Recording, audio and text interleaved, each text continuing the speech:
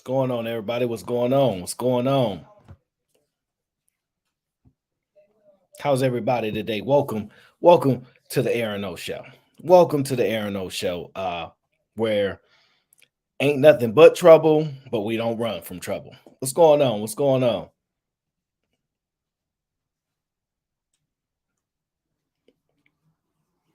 How's everybody today? What's the word? What's the word? Okay, I see I got my guy Nick up in here. What up, Nick? Miss Jill, what's going on? Stephen Hall, what up? JB, sometimes you gotta starve. You don't get no food. You don't get no food. I'm not late. We're not gonna keep having this conversation. I am perceived as a black man, which gives me the perceived rights to show up 15 minutes late to each stream. Come on now. Give me that 15 minutes that y'all give all the other perceived or so-called black person. Okay. I need all that. I need all that. What's going on, Kojak? I need all of that. All of that perceived. Yep, I take it. What's going on, CC? Ronald, what up? Yeah, so y'all don't be saying nothing when black people show up late to the job, take the P test and fail it, and then say, man, why they even P test in the first place? Man, see, y'all want to blame that on me. Yeah, y'all want to blame that on me. I told y'all, stop messing up y'all pee or steal somebody else's pee. Don't get caught. Drink extra water. You know how to manipulate the game, but no. You want them to change their company rules. Let you smoke on their job. But get mad at me because I'm on black people time. Resler, what up? What's going on?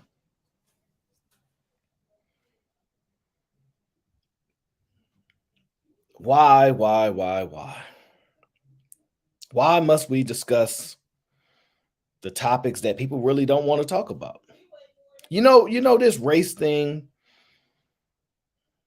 is very difficult for people to discuss. It's extremely traumatic for a lot of people. People lie too much. People not honest enough.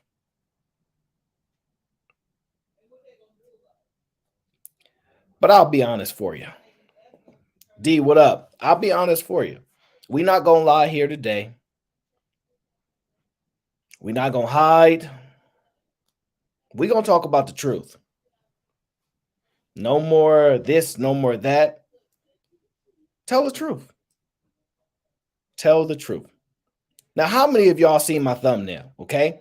If y'all think it was a good thumbnail, now you on my last channel, I ain't do no thumbnails. All right. Y'all was on my line. Oh, what is it? Now I try to do thumbnails and y'all don't even care.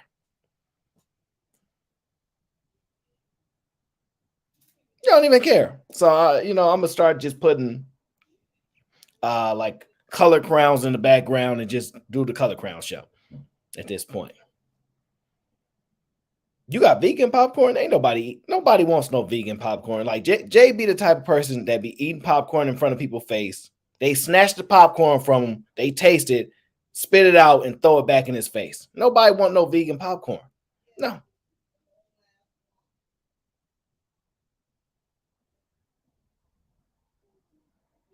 CC, listen, you don't have to listen. Nobody has to defend me at all. Don't do it. Don't get involved. Don't have conversations. Don't try to change nobody's mind. Let people be who they are. Let people be who they are. It's not our goal to change people's minds. People are who they want to be. We're not on that. I'm not looking to change nobody's mind, convince anybody of anything. Be who you want to be. If you think you know me, if you think you don't, if you want to assume, that's your life.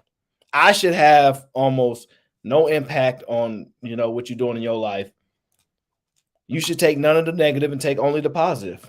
You know how they say, chew the meat, spit out the bone. If something that I says does not benefit you, then don't listen to it. And if something that I says is beneficial for you, then go ahead and listen to it. If that's something you think is better for you. But listen, what we do over here is we focus on us. We don't focus on nobody else. We ain't worried about nobody else.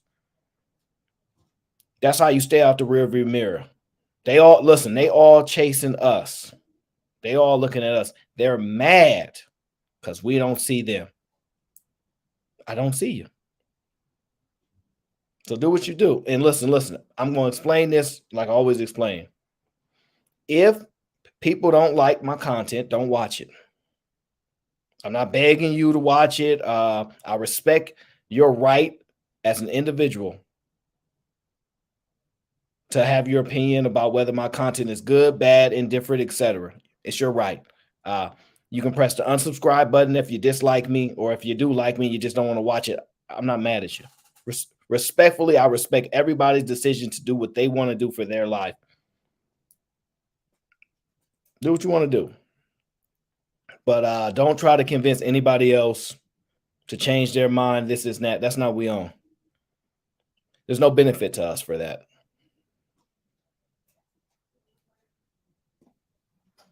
It's no benefit. But I appreciate everybody. But we're going to have to talk about white guilt is the conversation today. We briefly discussed this on a different panel on the dynamics of race relations, how it's perceived, how it's received, etc. Right? See, I did the thumbnail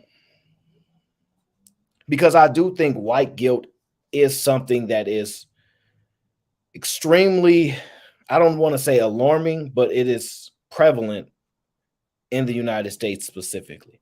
It may reach beyond that, but specific to the states here, it's prevalent, right? And also, Black victimhood is prevalent, in my opinion. In my opinion, I think it's prevalent.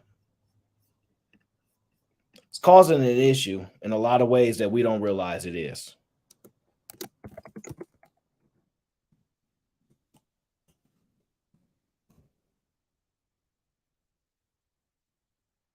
Causing a real issue. It's our job to combat these issues, right? Some people are what we call blackety blacks. When they're upset, when a person that shares their skin tone, shares their background, shares their ethnicity, etc., disagrees with the group thinking, right? You're going against the group. If they separate us as a group, they can defeat us, right? Well, I just happen to be somebody that disagrees a lot. I do. I disagree with a lot of things, and I don't have the ability to just go along with the get along, right? If I don't agree with the group thinking, I'm going to have my individual thoughts on it. You may not like them, and you don't have to. But I have them. And today we're going to find out if y'all honest about whether y'all dealing with them or not, right? Let's just be honest. How many of you guys, in your humble opinion,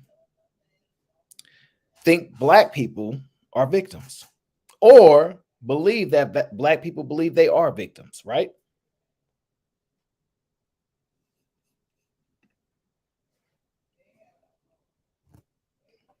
You know, growing up a lot, I'm sure a lot of y'all hear a lot of this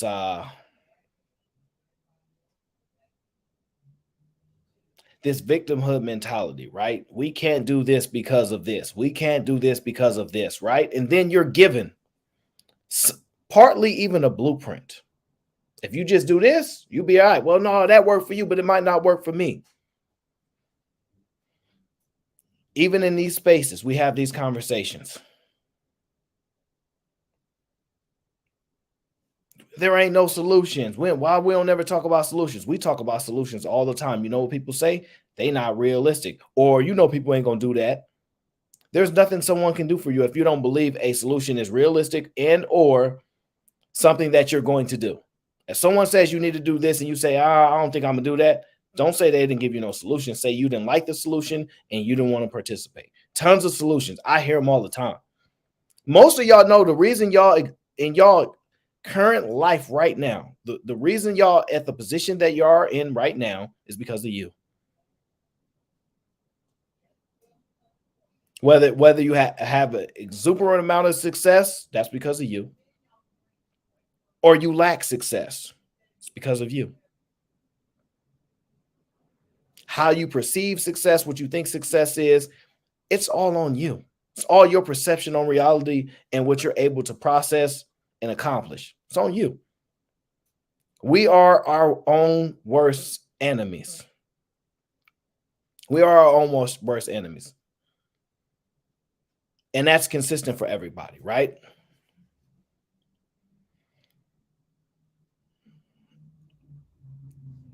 The strongest thing, the most important thing you can do, in my humble opinion, is take control over your life by only blaming yourself. Just say it's my fault. Even when you don't think it's your fault, take the blame anyway. When you remove all the blame from everybody else, you gain control over your life. When you say it's my fault, it's my fault. Yeah, it's my fault. Even when you like, man, I saw you trip, but that's my fault. I should have warned you. I should have warned you that you was going to trip over there. I should have saw that coming. That's my fault. Take the ownership. It's more empowering than anything you'll ever know.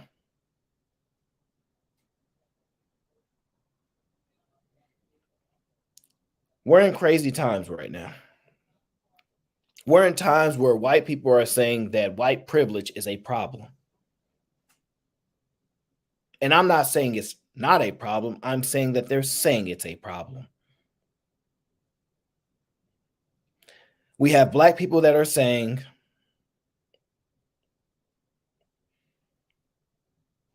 you owe us. You owe us. For what y'all did to us, y'all owe us. Or in systemic racism. Y'all know what y'all doing to us. Stop doing it, right? All these things, right? You got black people that are saying, we know what y'all doing to us, but feel powerless to stop it. Then you'll have black people that know exactly what they need to do and won't do it. You have people waiting on the sideline saying, well, once everybody gets together, once we all move as a group, then I'll join the group. Nobody want to lead. Nobody want to die alone. Nobody want to die for a cause that they can't guarantee is going to succeed. Well, I hate to tell you, there shall be no progress unless you individually decide to take that step ahead by yourself. I know we all want to wait. I know we all want to wait and say, once everybody else get going, once everybody else get in the group, I protest with y'all. I rock out with y'all. What's the word? What we doing? We waiting on somebody else.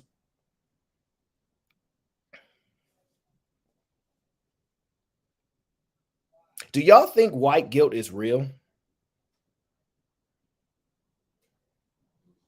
Do you think white people actually feel guilty? Like, do you guys think white guilt is an actual a real thing that people actually experience?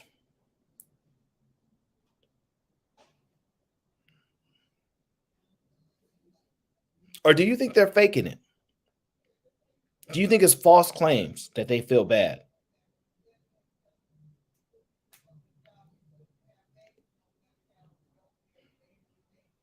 How can we measure it? How do we know? Do you really know what's in somebody's hearts? Do you just watch their actions? Do you say you might feel guilty, but or you lying? Sarah M, are you familiar with what white guilt is?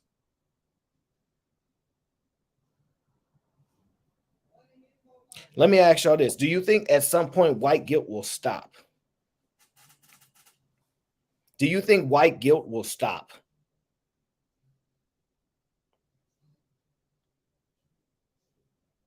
I want you guys to think about these things, right? Do you think white guilt is beneficial for black people? Do you think white guilt is beneficial for any people? How does it help?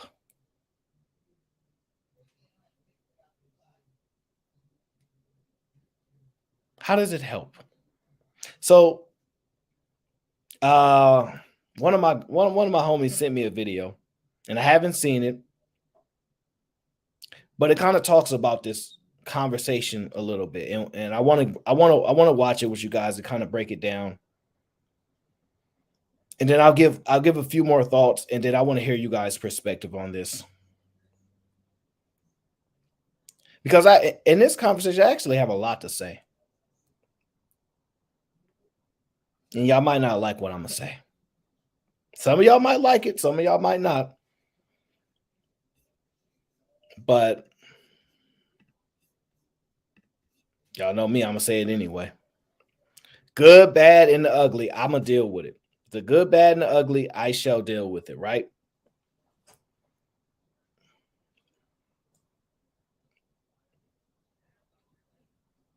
So I'm gonna play the video. We're gonna reconvene. I'm gonna give you some more thoughts, and we'll go from there. Black victim, white guilt. Black victim, white guilt.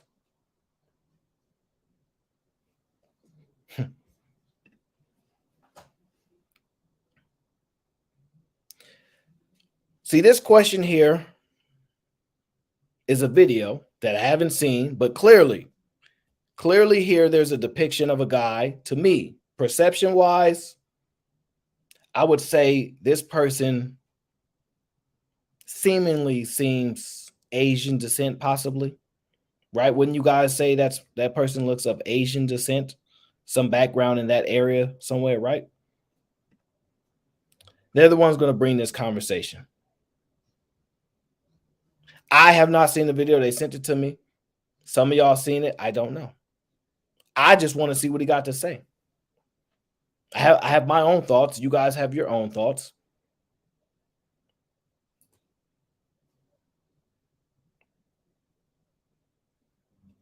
I wonder what he said, because it got a couple of y'all riled up. Let's play it. Let's see what he said that's so irritating by some people in the chat. What we're doing to white people. There's been something going on for a while now that we're being told not to notice. More to the point, that we're asking white people not only to ignore, but to accept the rising tide of racial hatred against white people. In the past decade, there has been a noticeable cultural shift in what constitutes acceptable speech as it relates to white people. Back when I was a kid, in the early 2000s, the mainstream American culture preached about respecting each other's differences and not seeing color. Nowadays, we say that not seeing color is racism, that you must see color. But the more I see how things are unfolding, the more I'm convinced that this is wrong. Back then, saying something offhanded about white people were seen as not appropriate, just as it would be to say something offhanded about people of any other race. But that soon gave way to our current times, in which there exists virtually no limit to what racial minorities can and do say about white people. Well, so far I agree. So far, basically what he's saying is that anybody that's not white can say whatever the hell they want about a white person. But white people can't respond. Any race, whether it's Asian, whether it's Latino, whatever case it is, they can say whatever they want about white people. But white people are not allowed to respond. They're not allowed to say the same words. And we've actually had that conversation where if a white person had said this, you guys would consider that racist as opposed to somebody else that didn't say it. What are you guys ultimately hoping will happen? It's a really good question. What are you guys hoping that would happen? Because I see this all the time. Personally, I see it all the time. I'm like, I hear people make snide comments. Oh, they a white person. So I see it all the time. I guess they are deserving of that in some people's eyes.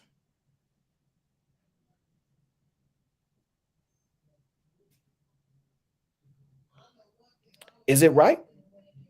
Is it wrong? I believe this is the natural outgrowth of a perverse ideology that teaches us that every societal ill, is the fault of white people, and that whatever prejudice acts we may inflict upon them does not constitute discrimination because we don't have the power to discriminate. And alarmingly, this is particularly pronounced in the younger generation. But is it true? Do we not have the power to discriminate? Well, let's see. First, let's take a look at the racial hatred at the interpersonal level. In today's society, it has become somewhat fashionable to think things and say things about and to white people that would not be acceptable if it was said about any other race. And we're being taught that this double standard is not wrong, that it is rather a form of empowerment. They'll attribute negative experiences that they've had with white people to their whiteness. You had an argument in line at the grocery store with a white person? They were acting entitled because they were white. A white driver cut you off when you were driving? They need to check their white privilege. Your actions, your conduct, and your existence, in other words, boil down to your whiteness. And ashamedly, at one point in time, this was how I used to think as well.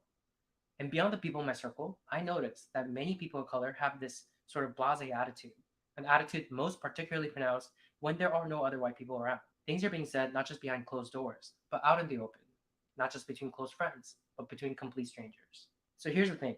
This is something that I've experienced countless times, so I know that there are other people who are experiencing it too.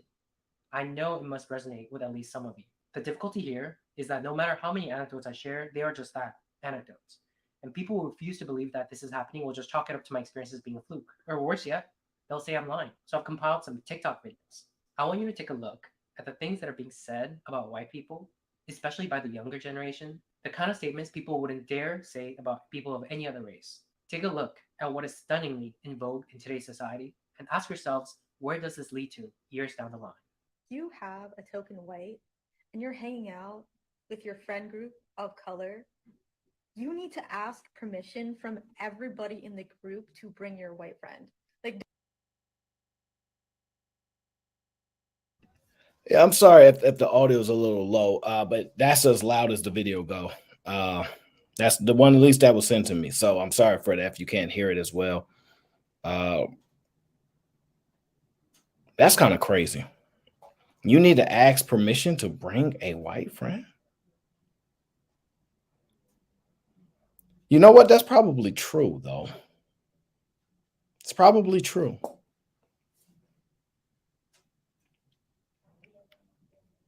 And the reason why it's kind of crazy is because white people have to deal with it from every single group, every single race. Since white people so-called conquered the world, they got to deal with the disdain and hatred from every single group.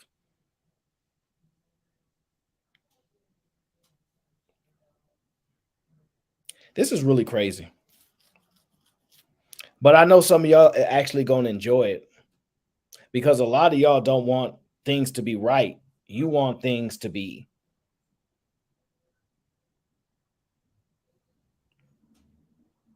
You don't want things to be right. What you want is for them to feel what you felt. That's what y'all want. Like I often say, people don't want equality. They want their lick back. This is what I often see. I don't think about this kind of stuff personally. If I bring a friend of a different, I don't say I'm bringing my white friend. I don't know. But that is what happens. Even don't just bring them. I might not be in the mood to deal with white shenanigans that day. That's all I'm saying. And another thing, it feeds into their ego. Like don't let them think they're a good white person. Accomplices ask, how can they support Black and Indigenous people of color? And sometimes I really don't know what to say, but here's one easy way. Just don't have babies. Women can single-handedly cause the white genocide that they are so afraid of. With 2.25 billion Asian women and 500 million white men, baby, it'll only take 2 generations. In 2 generations, there will no longer be any blonde-haired. These are some things I noticed about white American culture. You know what's so crazy is as I sit back and listen to these people say these things, I know that they mean them. But the thing that I noticed was we've been saying they're no longer going to be the majority for a while now. They're no longer going to be the majority for a good amount of time now. We've been saying that, right? But listen to also the inverse of the conversation. We're dying off. We need to have more babies. They're trying to get rid of the black race. But yet here, there's somewhat, I wouldn't say promoting, but there's alluding to the point that we can find a way to breed them out. We can find a way to breed them out.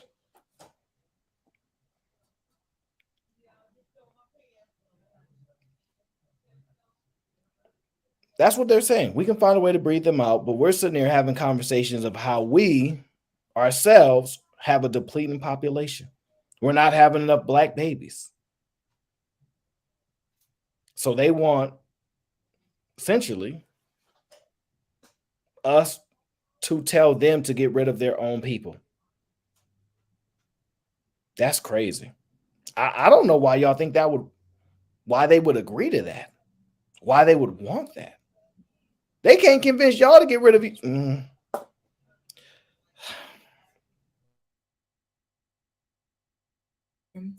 Being grounded is a punishment to them. That's what they call punishment.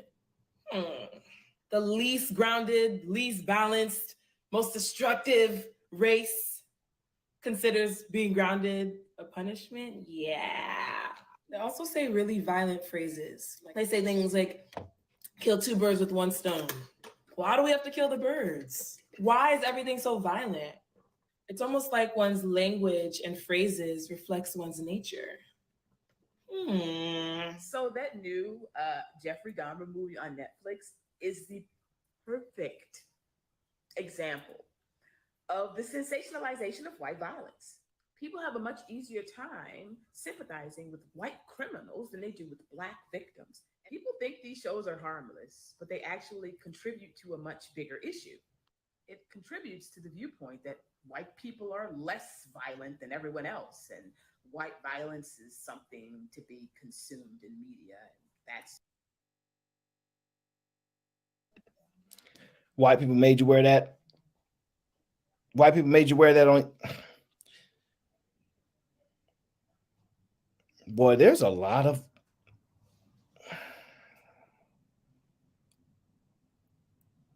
Do you understand that nobody has an acceptance of white violence?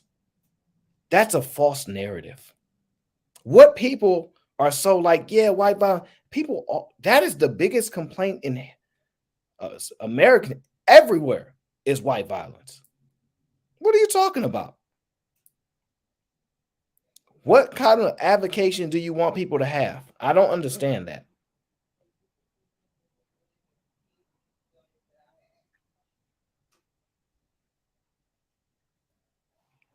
She don't really know nothing about what she's talking about, clearly, because she's clearly wrong. Nobody's sensationalizing white violence. You know what they sensationalize? Rap music. The violence in rap music. That's actually what's sensationalized. That's actually what's the most desired, the most promoted, the most defended. It's the most defended. It's the most destructive thing for black people, yet y'all won't get rid of it. When the judge says we should be able to use your lyrics to put you in jail, I say yes. Lock them up. So that your children don't have to hear those type of influences anymore. You know what y'all say? No, that's freedom of speech. Y'all don't want them to stop doing that. Y'all don't want them.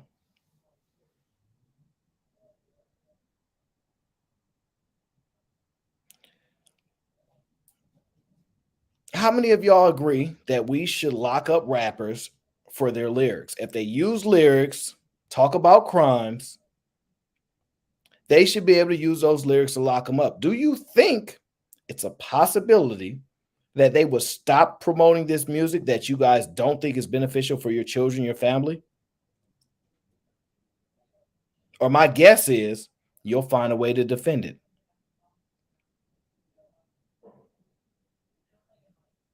See, y'all one of those, well, they did it, so it's our turn to do it now type of people. Y'all don't have a defense that it's wrong. Your position is, well, if they did it, let us get our turn to do it too. And then we'll stop after 100, 200 years after what they did, we do to them. Ultimately, that's what y'all saying. Because I don't know how any of y'all would be against them locking people up for their music. Now, I'm not saying just rap music. Any lyrics, any music should be able to be used against somebody. But I'm guessing y'all defend it. Or y'all won't have no music to listen to anymore. What is with Caucasian people and like their inability to like read a fucking room? Like, y'all act like you don't understand shit because y'all be the first ones during a conversation about the Holocaust to get so mad when Black people be like, you do realize that the original Jewish people were Black, right? White people do not need to explain to anybody about us all bleeding red because, baby, you all are the people that need to learn that lesson. Clearly, history shows that you all are the people that like to pillage and eradicate, enslave and oppress, attempt to suppress greatness because you all simply don't have it. Right? Here go y'all come.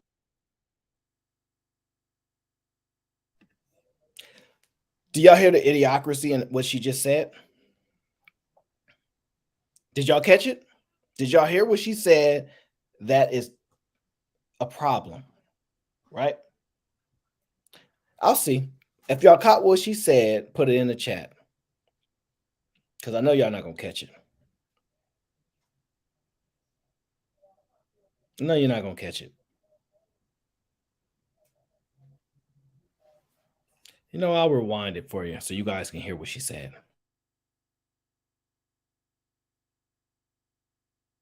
Learn that lesson. Clearly, history shows that you all are the people that like to pillage and eradicate, enslave and oppress, attempt to suppress greatness because you all simply don't have it. Right? Here go y'all.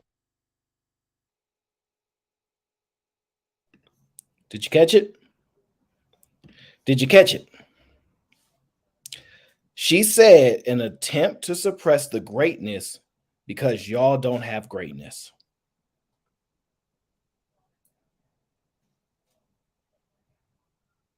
Now, I'm not saying she's wrong, right? I'm not saying she's wrong, but I'm just wondering, do you think they should believe that they don't have greatness? Do you think they should believe that about who they are? When you don't want to believe that about who you are. It's actually illogical. It really, really is. Because we could argue, I mean, since you lost, since you participated in the war and you lost and you became enslaved, doesn't matter whatever you think is great, you are owned.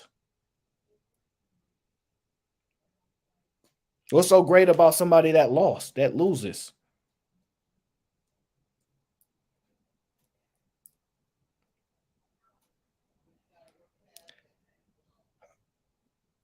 Y'all don't like it, but you're going to have to accept the fact that you lost. You don't like it. And they don't necessarily have to explain nothing.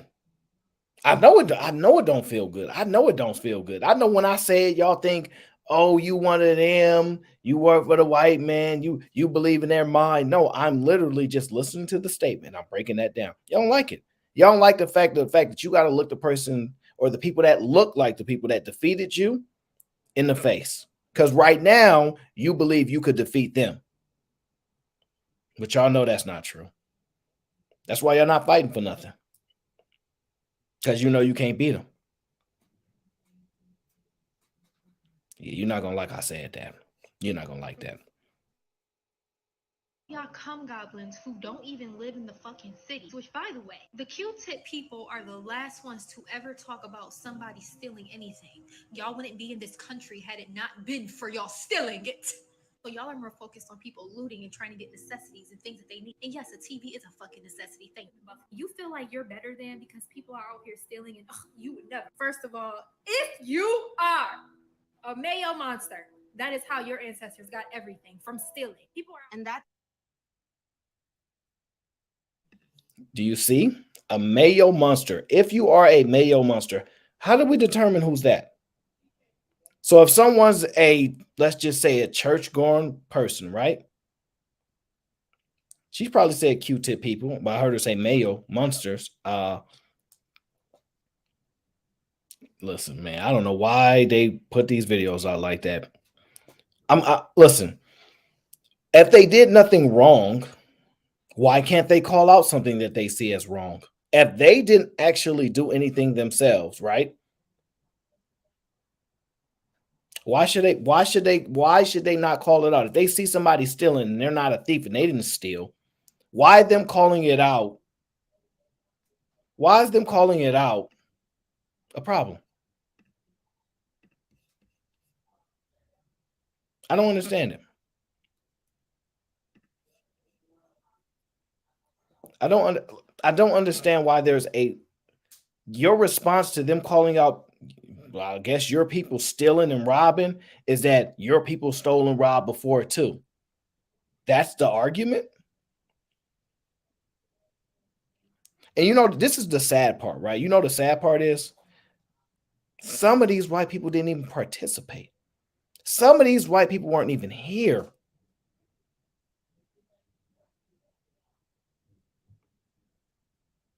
There are a lot of white people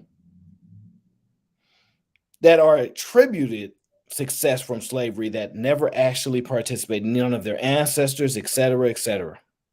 Yet y'all gonna say they was involved anyway, because y'all really don't know. And let me tell you why this is a problem. It used to be black people whining. Oh boy, the white man said it is every single race. The part of this video that y'all trying to see is that it's every single group. Everyone is against him.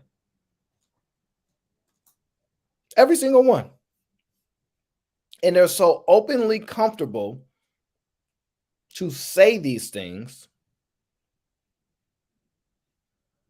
that they wouldn't want said about them. I don't mind you saying whatever you want to say, but you wouldn't want it said about you, yet you'll do it. Y'all don't like the truth. that's a behavior that's very common among white women. You may have not intended that, but there are many white women who act exactly like you. If you can find it in your heart this holiday season to donate to the Discriminated White Fund, you'd be helping millions. Nothing says high protein like cicadas and cheese. Make sure you. And nothing says caucasity like that right there. What caucasity looks like. Roaming Asian grocery stores like it's an amusement park. Explain to me why white people don't wear shoes outdoor, but wear shoes inside. Why does that matter? Why does that matter? Why white people don't want to wear shoes outside, but they wear it inside? Who cares?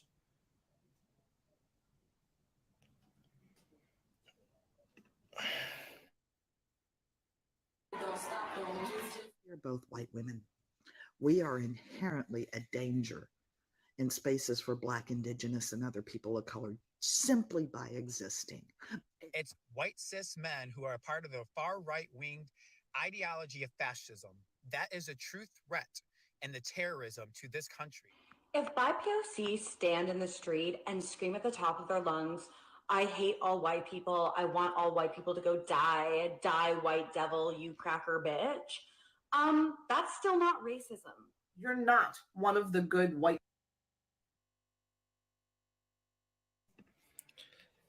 Okay, let's just say she's right.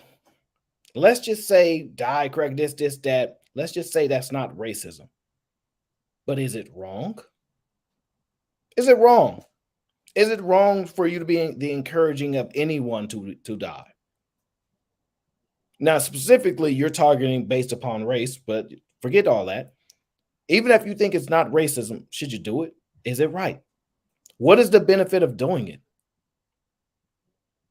What's the benefit of doing it?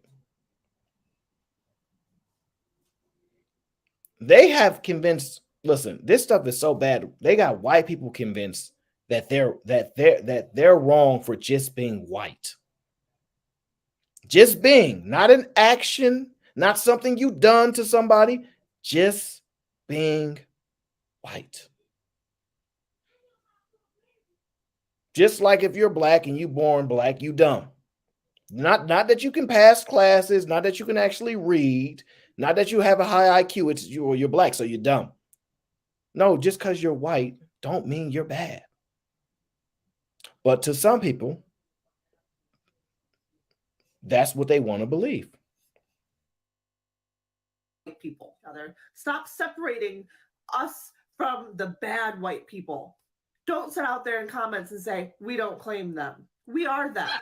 We are the ones shooting up schools. We are the ones raping people, the ones enslaving people. And I'll say it. I hate being white. Which means I'm one of the good ones. All white people are inherently racist. Yeah. Can you be racist against white people? Based off of the definition of racism, yes, but it's not gonna hurt them and hurt their opportunities like it does people of color. While technically you can, it's not like an issue. You can't oppress the oppressor.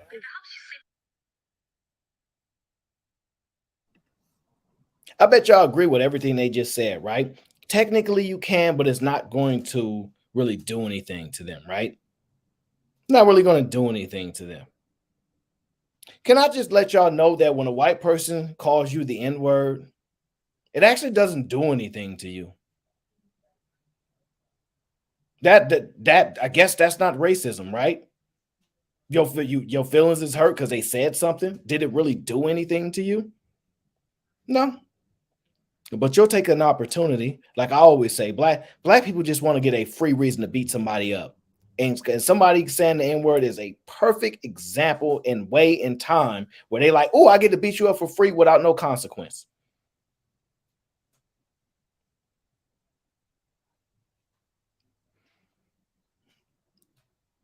Most white people have no power.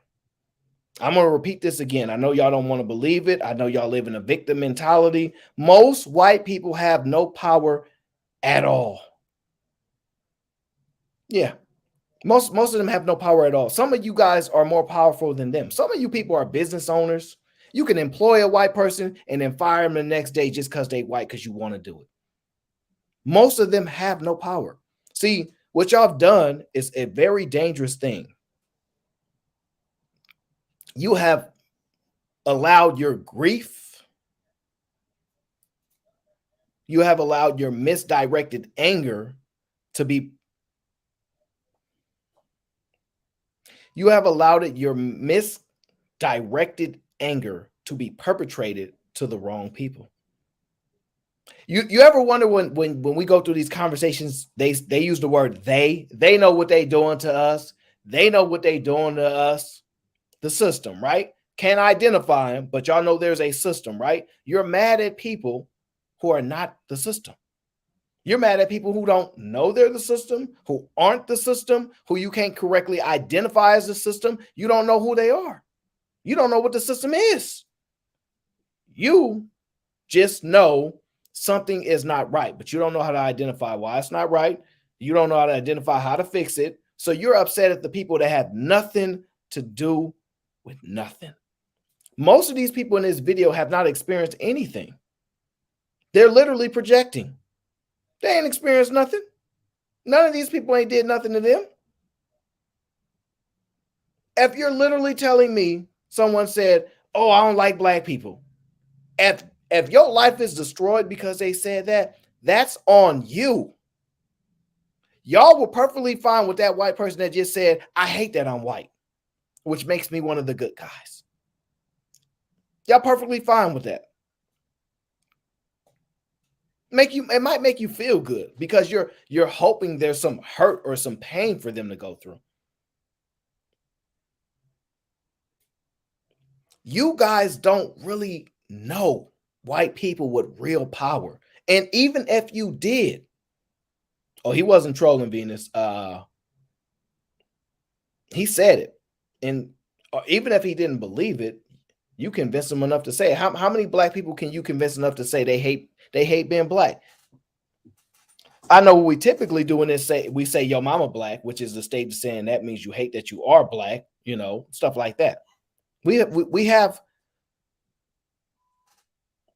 okay, well, Bianca, I guess he wasn't serious then. We could say none of us are serious then at that point.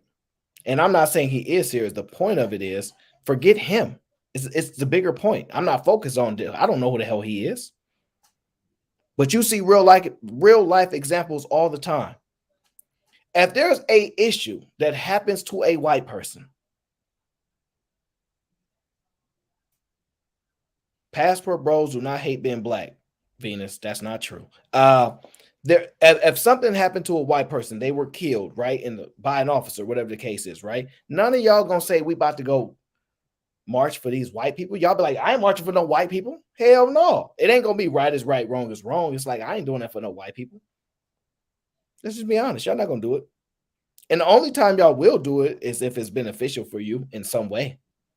If you're gaining something from it, as opposed to just the fact of being on the side of right and wrong.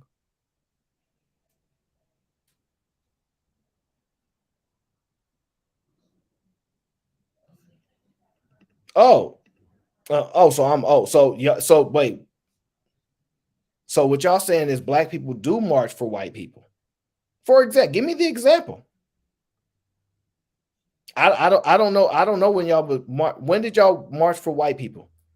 Let me know. Because y'all seem to be really offended by that. Like y'all, yeah, we do march for white people. What's their name? What was the cause? What was the reason?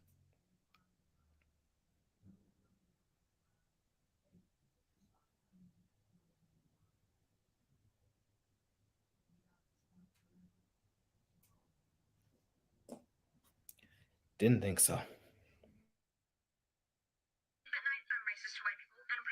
do people not understand that you can't be racist to white people? It's impossible. The system is not set up that way. You can insult white people, but it is not racism. Me calling a white person a tub of mayonnaise and like a flower looking ass, that's not racist. You went all the way to Africa to physically take black people from their homes, shove them in on boats where a lot of them got diseases and died, told them where they could sit on a bus, told them which schools they could go to, which water fountains they could use, which bathrooms they could use, and that's sugarcoating it. Those are just terms. I'm not even describing all the disgusting things that happen, and they don't even want revenge.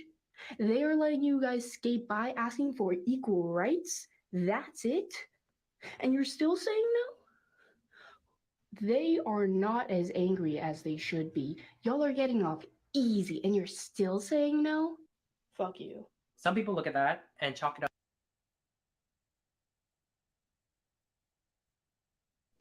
Now I want to ask y'all about that. You think she's right? You think she's right? I think she's wrong. I think she's very much wrong. See, what black people found out was that actually black people were sold by other people to them.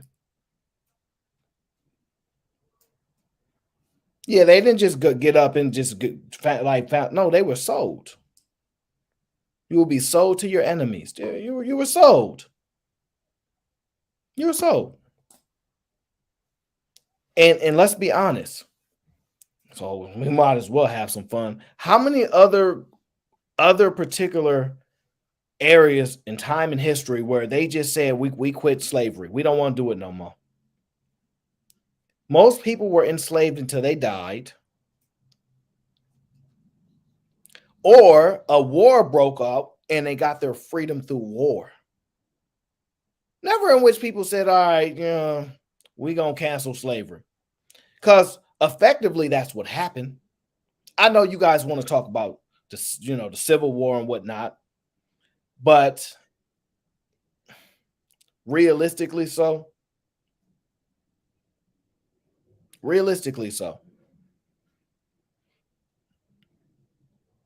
If we had to fight for our own freedom, we have a bigger leg to stand on. If we were the ones that got our freedom through war, through violence, then we would have a bigger leg to stand on. We would have freed ourselves. But see, most of the issues that we have with this inferiority complex is we didn't. We were lucky that there was an issue between them. The South, the North, there was an issue between them, right? Oh, and we're the benefit to that freedom. Whether you like it or not, that's the benefit to that freedom. Couldn't do it on their own. And I know you don't like it. I'm not saying I like it, but didn't do it on their own. So at the end of the day, that she's just lost. And if you don't, let's talk about it. If you don't think black people want revenge, you're wrong. If you don't think black people want revenge, you're wrong. You're 100% wrong. They absolutely do. They absolutely do. There are very few, far in between black people that don't actually want any revenge. If you actually talk to them, they want problems. They're waiting for somebody to start an actual war or something like that so they can start to enact some of this anger that they have. A lot of black people want revenge.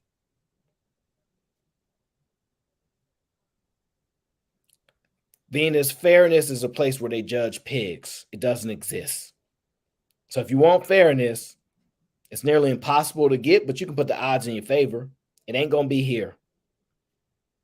Hate to tell you, you're not going to get fairness. Y'all only want fairness from white people. Y'all want fairness from the Asians, from the Hispanics, but y'all swear y'all want fairness from the white people, in which they've done the most for you. More than any other group, while black people were enslaved, other groups from all across other countries just sat there and watched.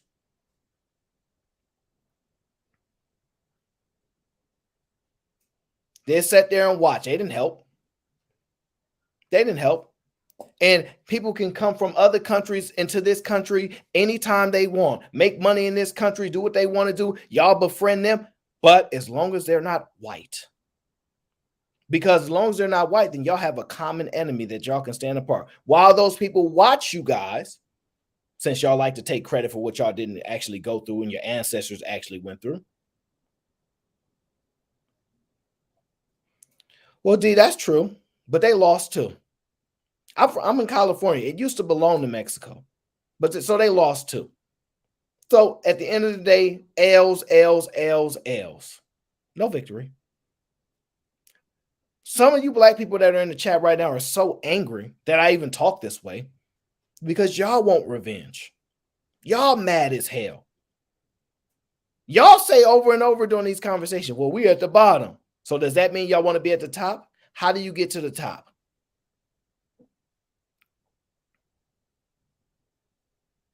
Y'all have this conversation and we'll say we ain't got no money, right? Economically, we at the bottom, we ain't got no money. Well, even when we talk about black people with money, you know what y'all say? They still ain't going to accept you. Just because you got money don't mean they're going to accept you. So why would you guys then conflate with money with being at the top? Do you see how that's probably weird? Probably inconsistent?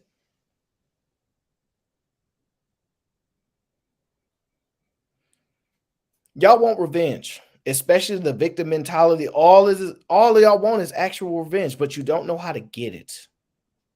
You don't know how to get revenge. Y'all look, I don't know if they want revenge financially, physically, whatever the case is. They don't know how to get it either way.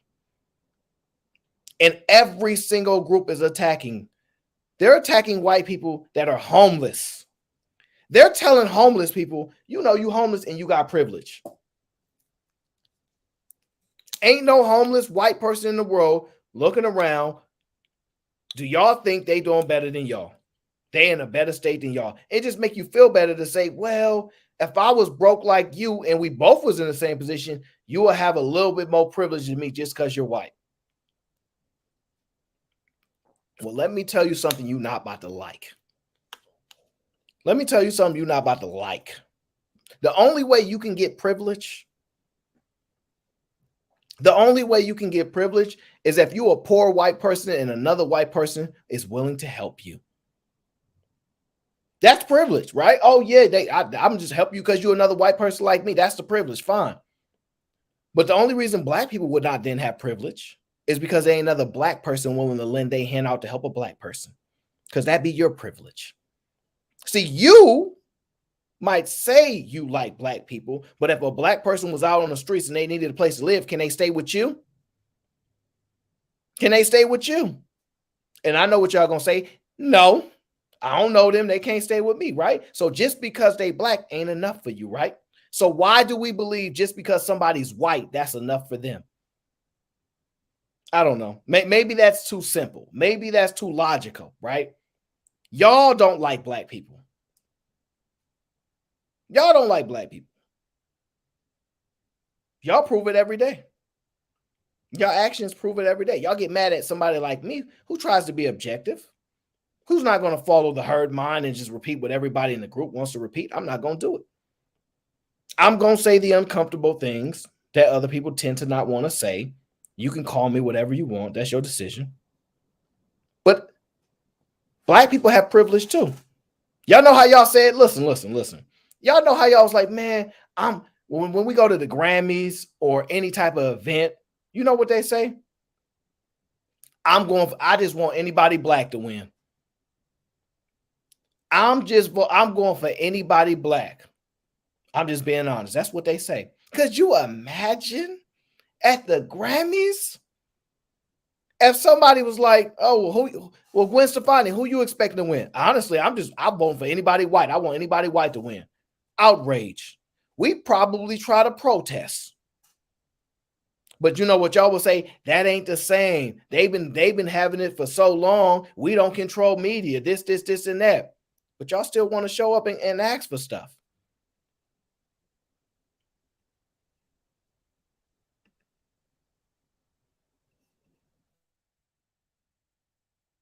Up to the grumblings of the powerless. That's the idea that when you have a power disparity, the less powerful sort of has this general society given leeway to complain about the more powerful. The villagers complaining about their king doesn't have the same ring as the king making snide and crude comments about the villagers. But that's not what's going on here. Because although certain segments of our society refuse to believe this, even as evidence mount before our very eyes, in one side of the political aisle, people of color actually have greater power than white people. That is the truth that is not being acknowledged by the people that need to hear it, because this gets in the way of them wielding that power in the way they want, malignantly. I've heard from somewhere that politics is downstream of culture, and I think that is certainly correct.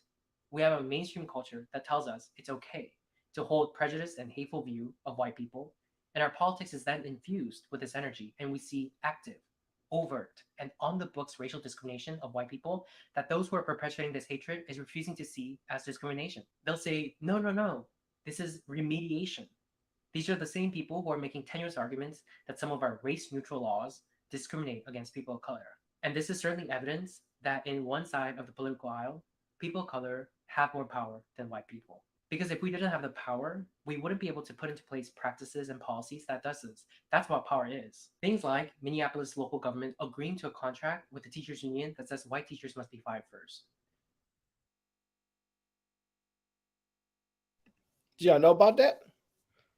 You notice they agreed that white teachers should be fired first. And let me guess, y'all have no problem with that, right? Y'all have no problem with that, right? How many of you have a problem with that? None of you. Some of y'all gonna say it's their turn. They should be fired first.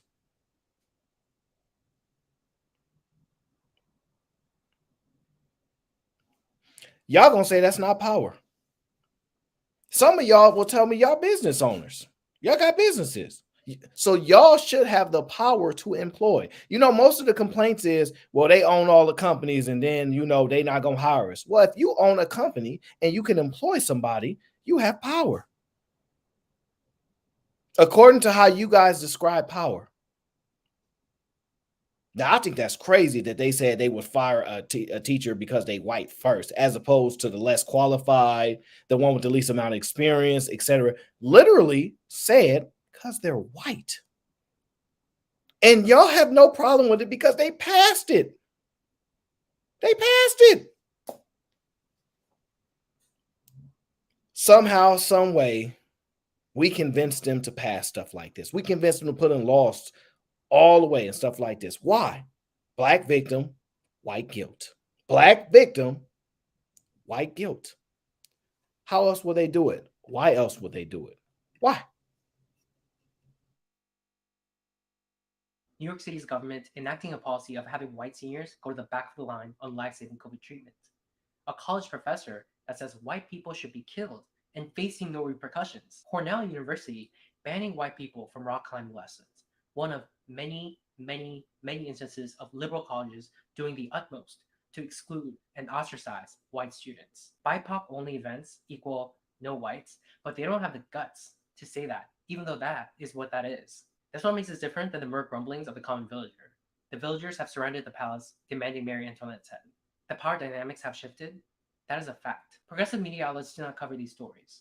Some people out there have no idea that this is going on. But worse, some others out there know but agree with what's going on. And for those people to convince themselves that this is not racial discrimination, they play mind tricks and word games. They use phrases and talking points like punching up. You can't be racist to white people. You can't oppress the oppressor, meaning I'm acting oppressively, but I've designated you as the oppressor, so everything goes. Or Ibram X. Kendi's infamous words, the only way to remedy past discrimination is current discrimination. Or when people say things like, what we're doing to white people is not racism because racism is prejudice plus power and we don't have the power. They use all this mind-bending apparatus to delude themselves into believing what they're doing faces no moral quandary. But in the back of their minds, perhaps in their subconscious minds, is racial revenge. Racial revenge, right? That's what I said. Some of y'all literally in the chat talking about right now. Wham, wham, wham, stop whining. They paid them off, etc., right? Why can't y'all just admit that y'all want revenge?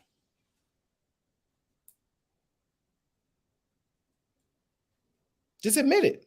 We have all these conversations about tell the truth, right? Tell the truth. Men, stop lying to women. Y'all can't even be honest that y'all want revenge. Y'all don't actually want equality or fairness. None of that. You want to be above white people. Can I just say the truth? Y'all want to be above white people. Here's the problem. If you think you below them, you can never be above them. I'll repeat that again for people who do not understand. If you think you below a white person, you can never be above them. You can never be above somebody that you think you below. Especially if you don't have a mechanism or any plan of action to get above them. If you below a white person, how do you then get above them? We talked about money. Y'all said it ain't all about money.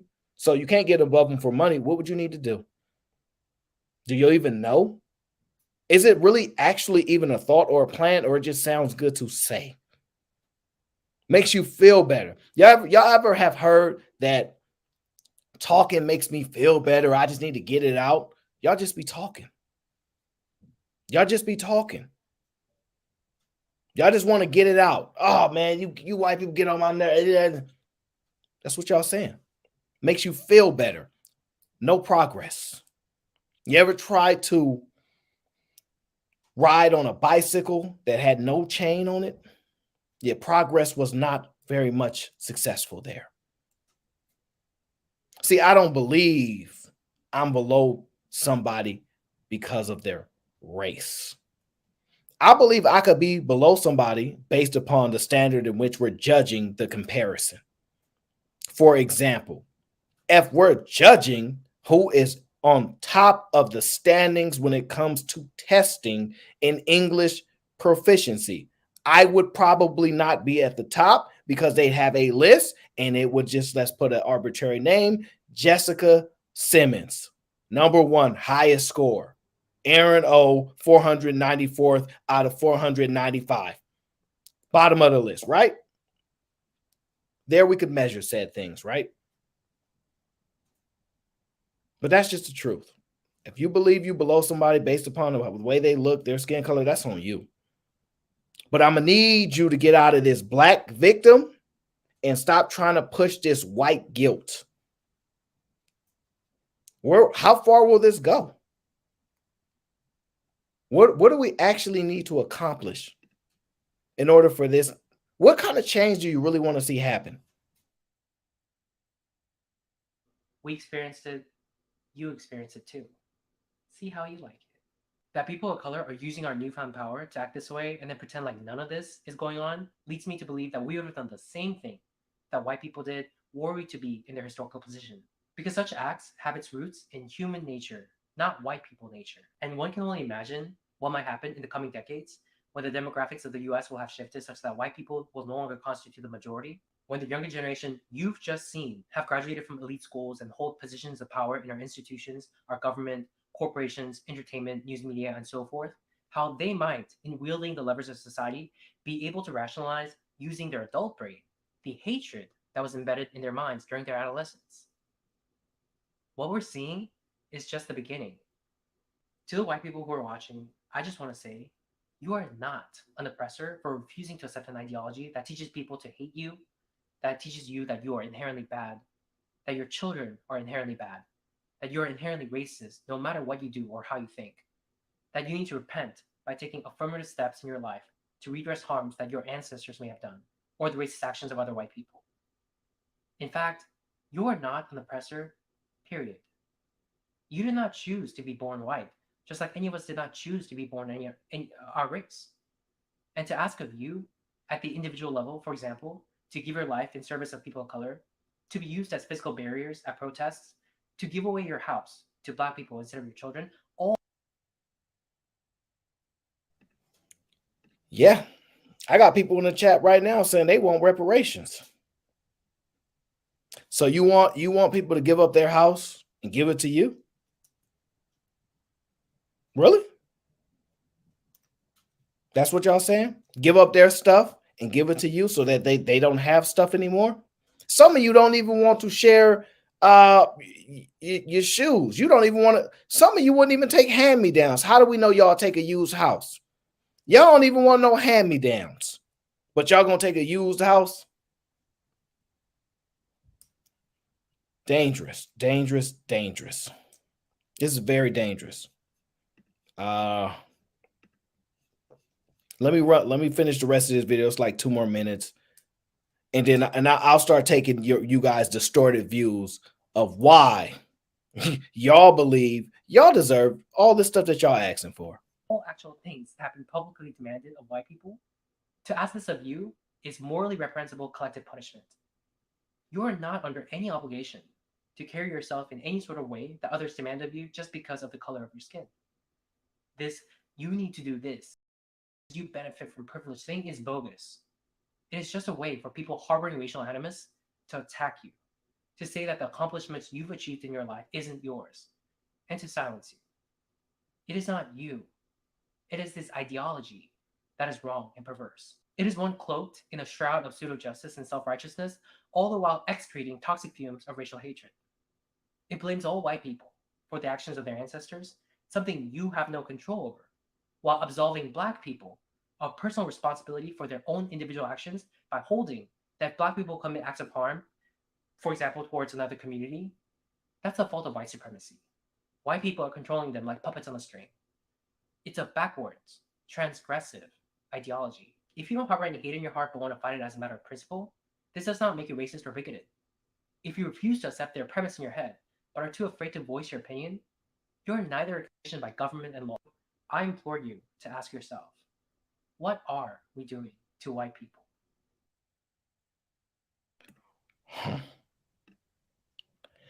That's the end of that video. I think it's an interesting video. I have a lot of thoughts on it. I want to ask you this. Hey, Venus, how you doing? Hey, Trigger Master. You know how to trigger the people. I am What's triggered, up, sir. Venus? I am triggered, okay? What's up, Venus? Oh my Hey, gosh. Jonathan. I'm not trying to trigger You anybody. are. It's all right, though. I don't think conventionally like everybody else think. I'm not trying to trigger nobody, but I might disagree with a perspective. And that's it. Like when I asked, are Black people victims, right? The majority of people said no, right? So if we're not victims, right, why are we asking for help? If we're not victims, why are we asking for help? Why are we They're afraid saying to compete.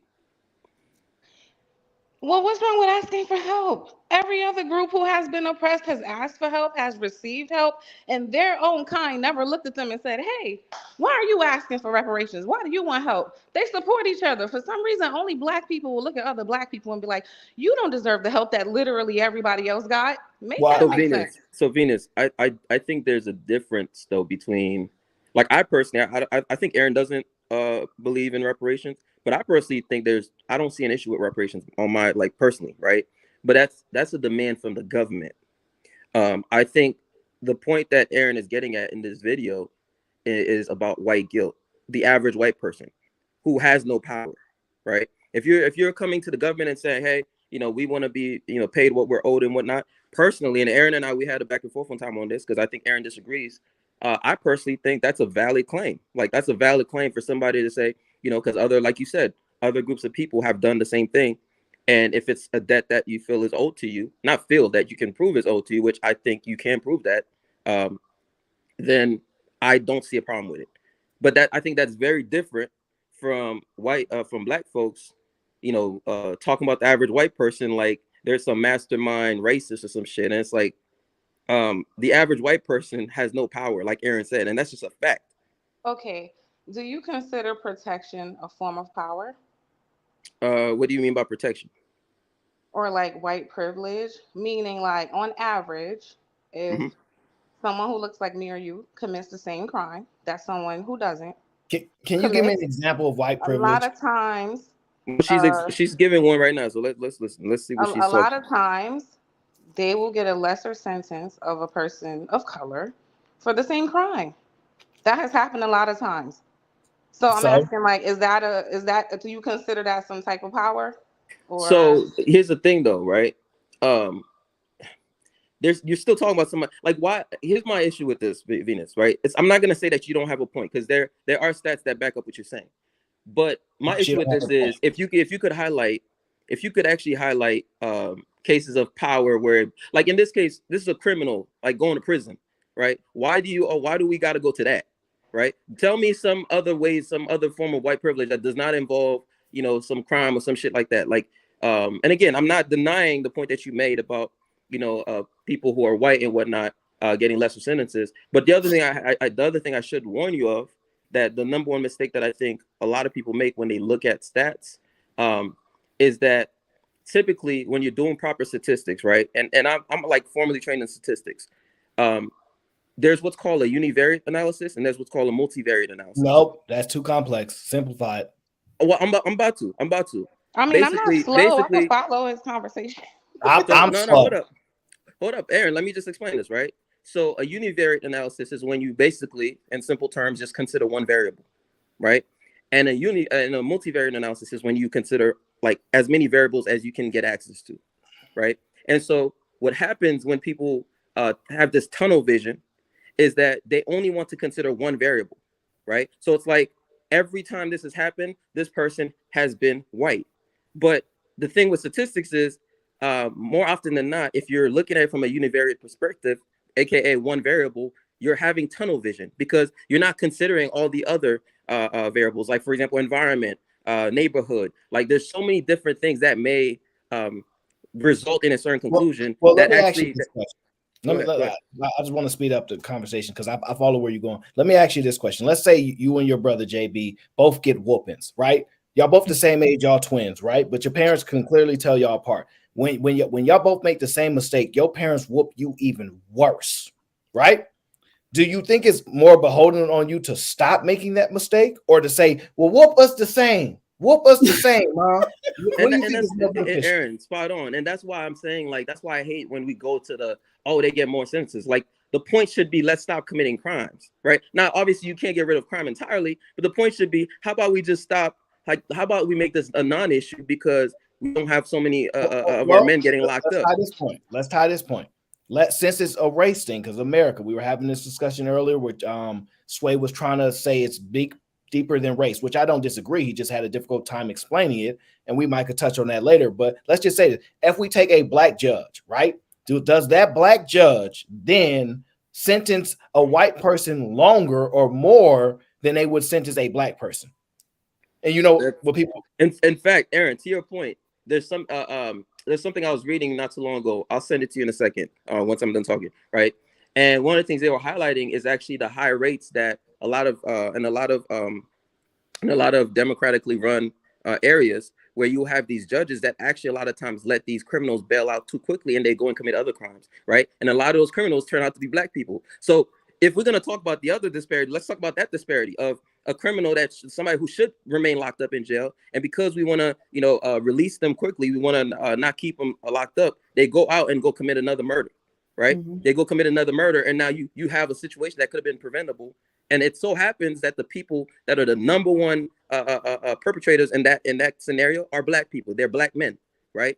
They're black men that are getting released too early and going and committing home invasions, murders, etc. So I'm just saying, to your point, it's like it's so easy to just look at everything from one variable. If your life, if everything is race lens, I'm gonna think race. You're obsessed with race. You're gonna find a way to fit everything into that confirmation bias. Wait, so we have demonstrated that black men are being allowed bond or bail and then going out and committing crimes more than other groups of people? Just because where I am, it's a Democratic city, and it's like they can get bail and bond for, they can kill somebody and then they'll let them bond out.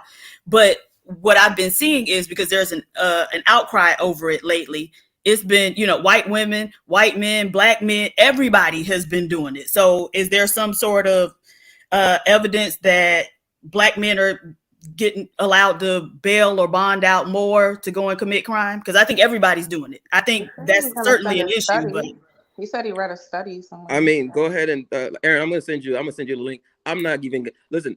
PhD was not actually trying to have a conversation. She's trying to push a narrative, so I'm not even trying to. I'll send you the. No. Link, I'm Aaron. asking the question. If there's a study, then there's a study. I will send you the link, Aaron, and then you can verify it for yourself. I'm gonna send it to you in a second.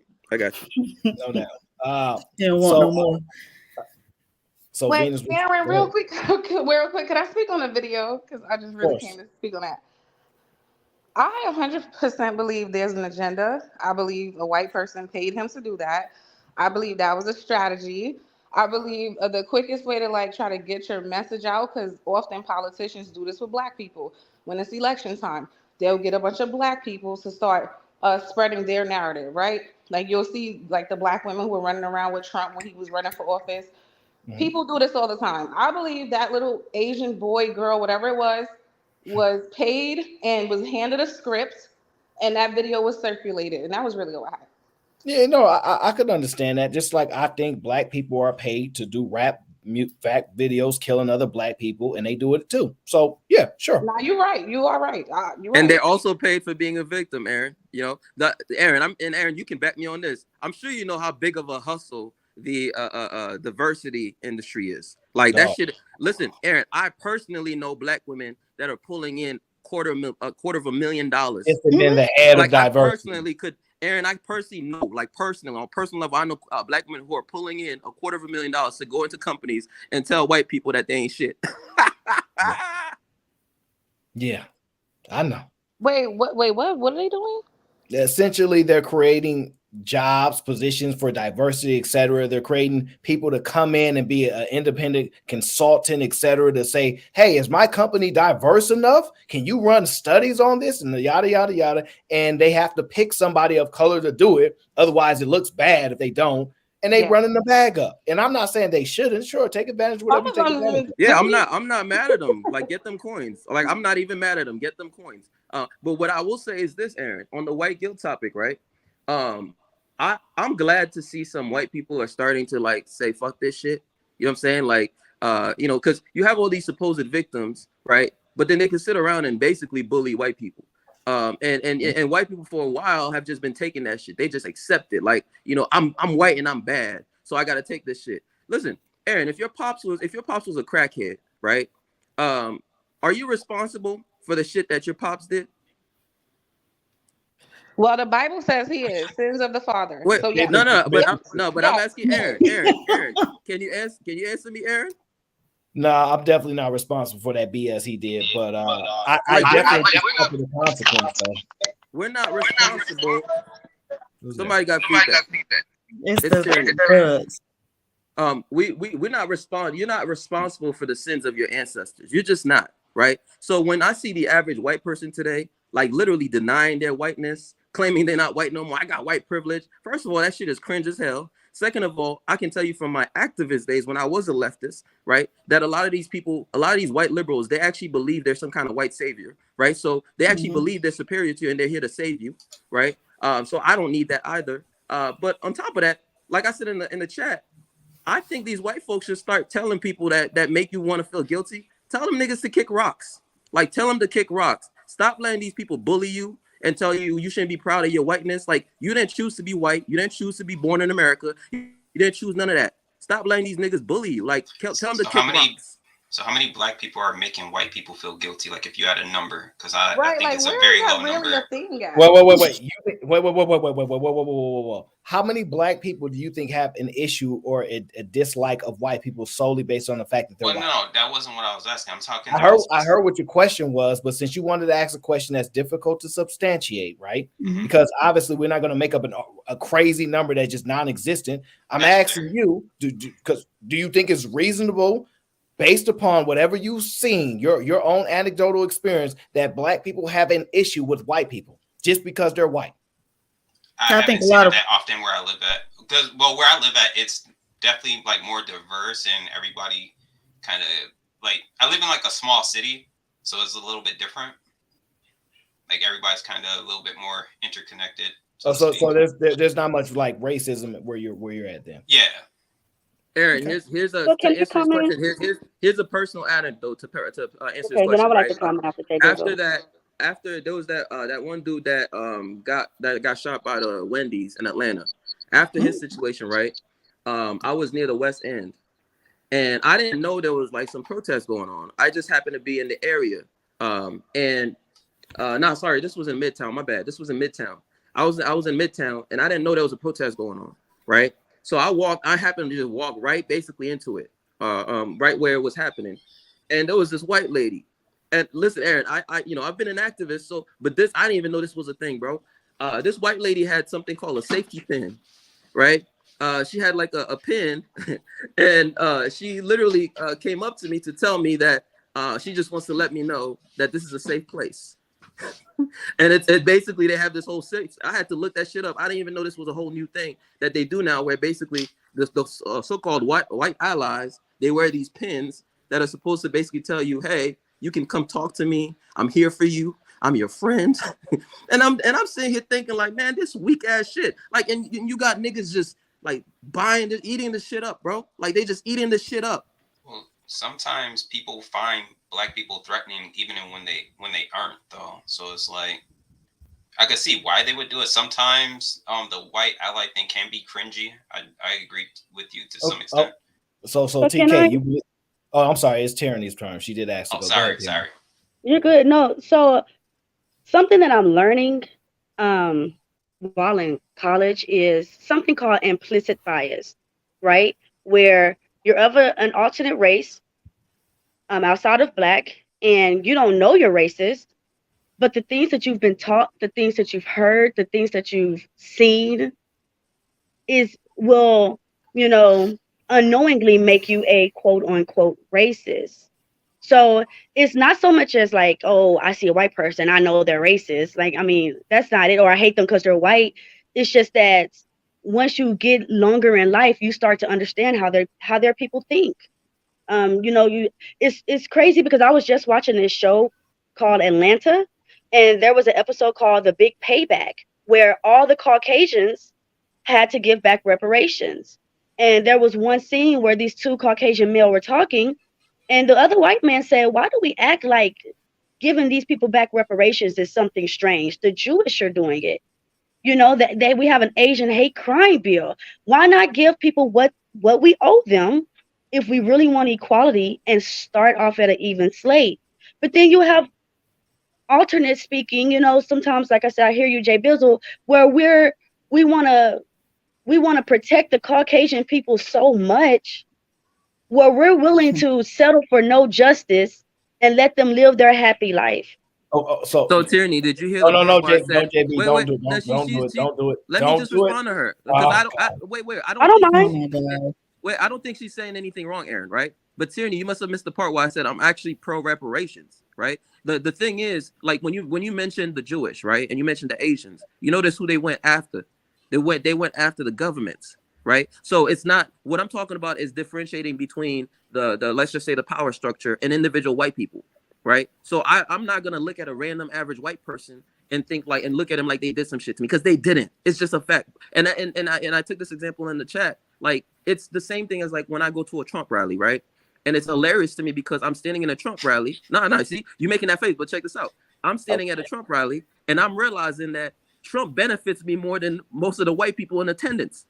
Like, in terms of, I forget what he says and all the shit that gets y'all niggas in y'all feelings, right? In terms of actual policies, in terms of actual shit, Trump benefits me and my pockets and my family more than he benefits the average white person in attendance, and that's a fact. Trump himself is beneficial. When he was in Because you're a office, business gas was, owner. That's why. yeah, exactly. Gas was lower, food, but like there's no comparison between Trump and the president that we have now. But when it comes down to it, Trump will choose his own over us, right? Clearly. So I think we need to start choosing us. Stop looking at individual Caucasians. Okay, when you say it comes down to it, right? I know y'all say that, but it never comes down to it. So, like, he's not picking no homeless person on the streets to be like, hey, rock out with me. He picking his homies, his family, and that's it. That's why we talk about families. When we talk about the richest families, we talk about people that actually have groups.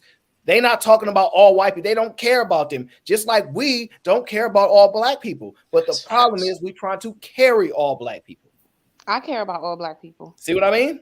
I do. So would you let a homeless black go find a homeless black man, black woman, or black man and move them in and say, hey, I want to change your life. I care about you. I just bought a homeless man breakfast today because he caught me coming out of Dunkin' Donuts. I always help homeless people. And so wait. You helped them with what you felt comfortable in. So white people are saying we feel comfortable giving you affirmative action, and you know what you're gonna say? That's not enough. And so He said thank you. He ain't say that. Since black people need more help, it's going to have to come from black people first. So I'm going to ask y'all again: are black people victims?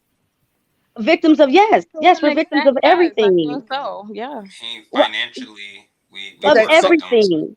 Okay, all right. So y'all walk right into the process. So let me ask y'all this now. So y'all have said white people have damn near colonized the whole world, right? So a lot of people got disdain for white people, right?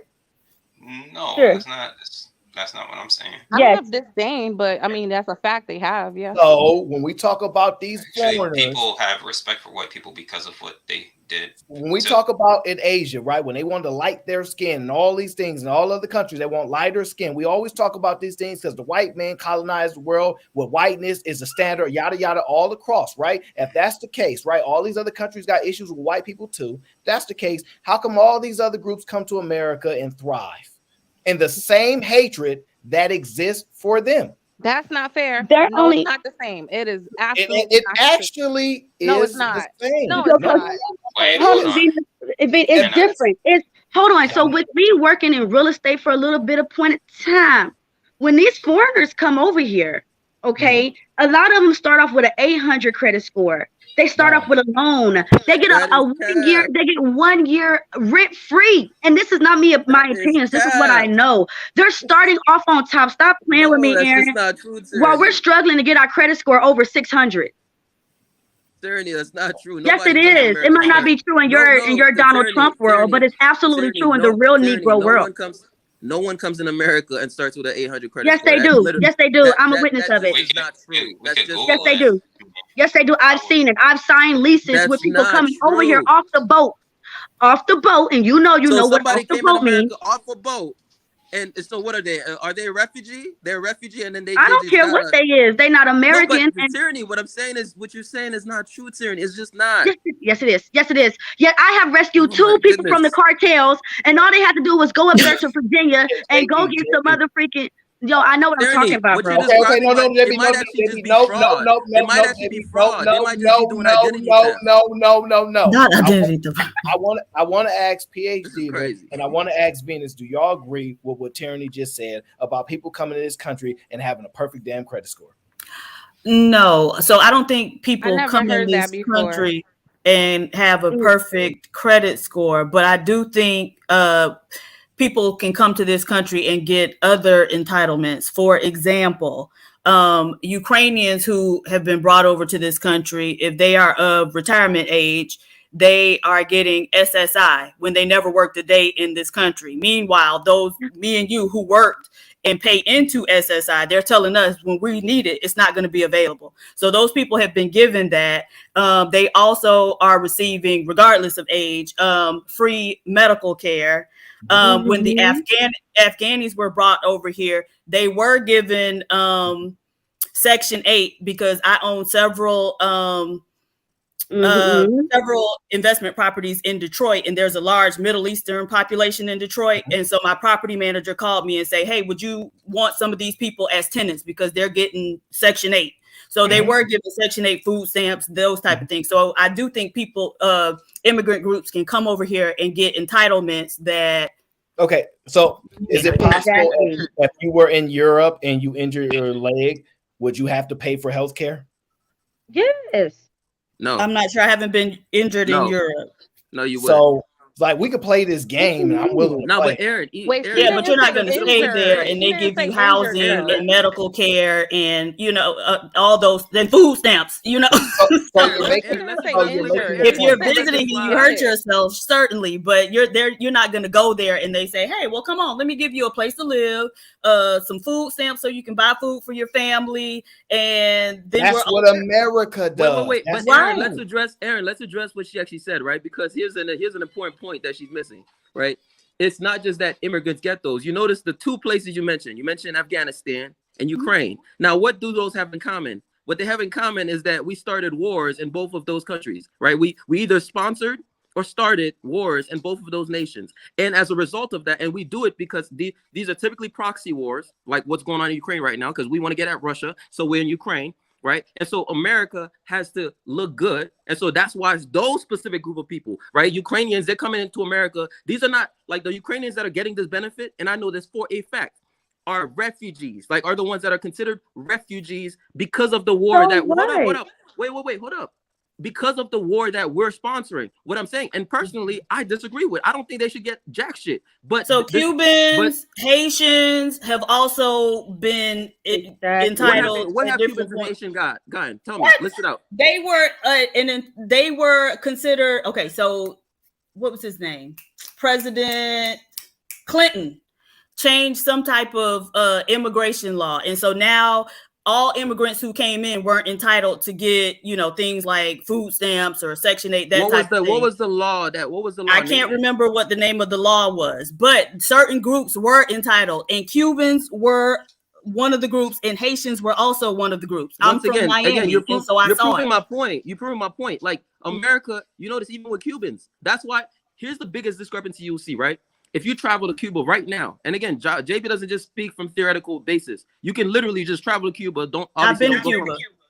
Okay, bet. Okay, if you've actually been to Cuba, you'll notice there's a drastic difference between the Cuban that's in Florida, right, and the Cuban that's in Cuba, because the Cuban that's in Cuba is actually pro their socialist communist country. Most Cubans in Cuba do not have anything against it, and that's just a fact. That's not Jonathan's opinion.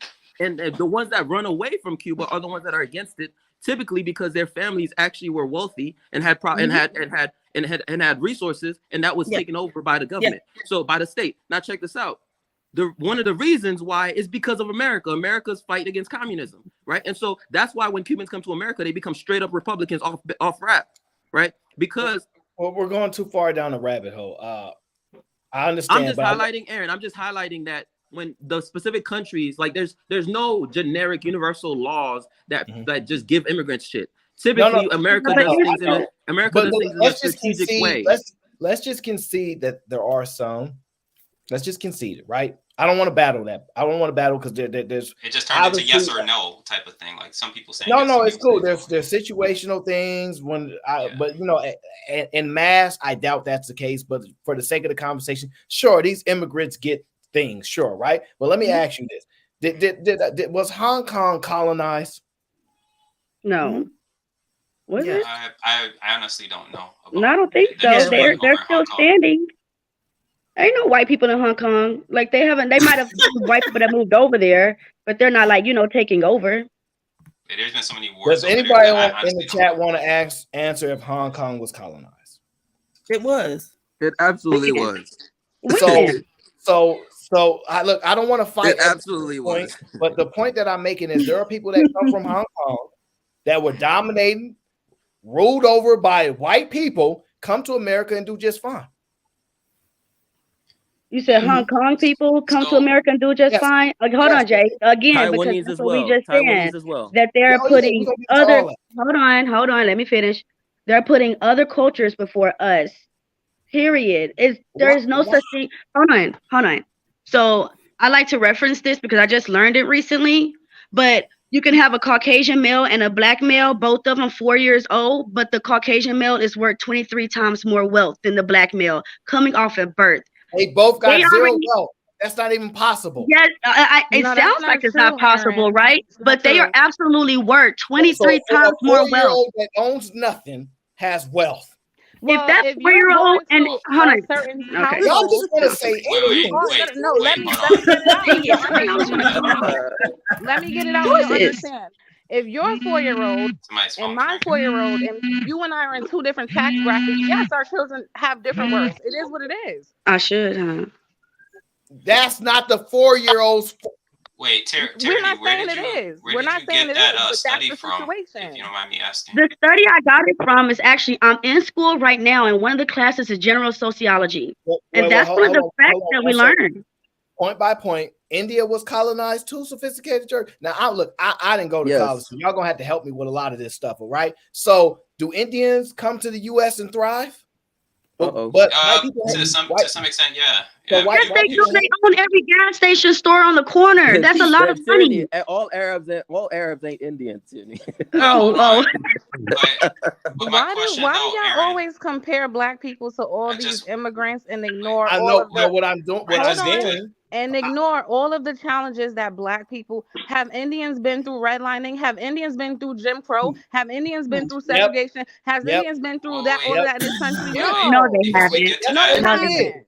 Yes, they did. They all every group of people have gone through stuff, been enslaved before, not No, been not going through stuff. No, not going through stuff. Here? Have they going through what we going through here? Specifics, right? Let me provide some specifics. I'll So, let for y'all talk example, first. let me provide some specifics, right? So, well, actually, before I start, I do want to, I want to give Tierney a shout out, right? Because I'm gonna be honest, Tierney always comes up here as the angry black woman, right?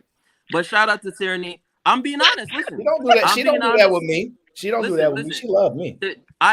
Tierney, I actually genuinely appreciate that you came up here and didn't make yourself look like a fool. For real. Like I'm being genuine right now. Like I genuinely appreciate that you didn't do that. So shout out to you. But all right, specific examples, right? Aaron, even when we talk about Wait, was immigrants. that a shot at us? What was that? Say what? Oh no! I No, said, no, was I'm that just a shot at no, us? no, Like, no, we it's not. Every acting black a woman fool? ain't the same, Venus. And she It's thought it was not a a sneak shot. I'm diss at talking to first. Tierney. I'm talking to Tierney directly. But here's specific examples, right? So even on immigration, when people talk about immigration, the thing I find so hilarious, like, yeah, I mean, I've had people tell me, oh, we black people are the reason you're here, right? Which is silly, because if you actually know history, you'll know the first what's considered the first significant immigration law in America was actually the Chinese Exclusion Act, right? And it literally specifically discriminated against Chinese people. In fact, you had Chinese people who had been had already been living in America for a long time, right? And they traveled back to China, and a lot of them found themselves not able to come back into America after that law was passed, right? So Chinese dealt with some significant, in fact, Chinese and then as a result of that, a lot of Asians dealt with significant discrimination in America, right?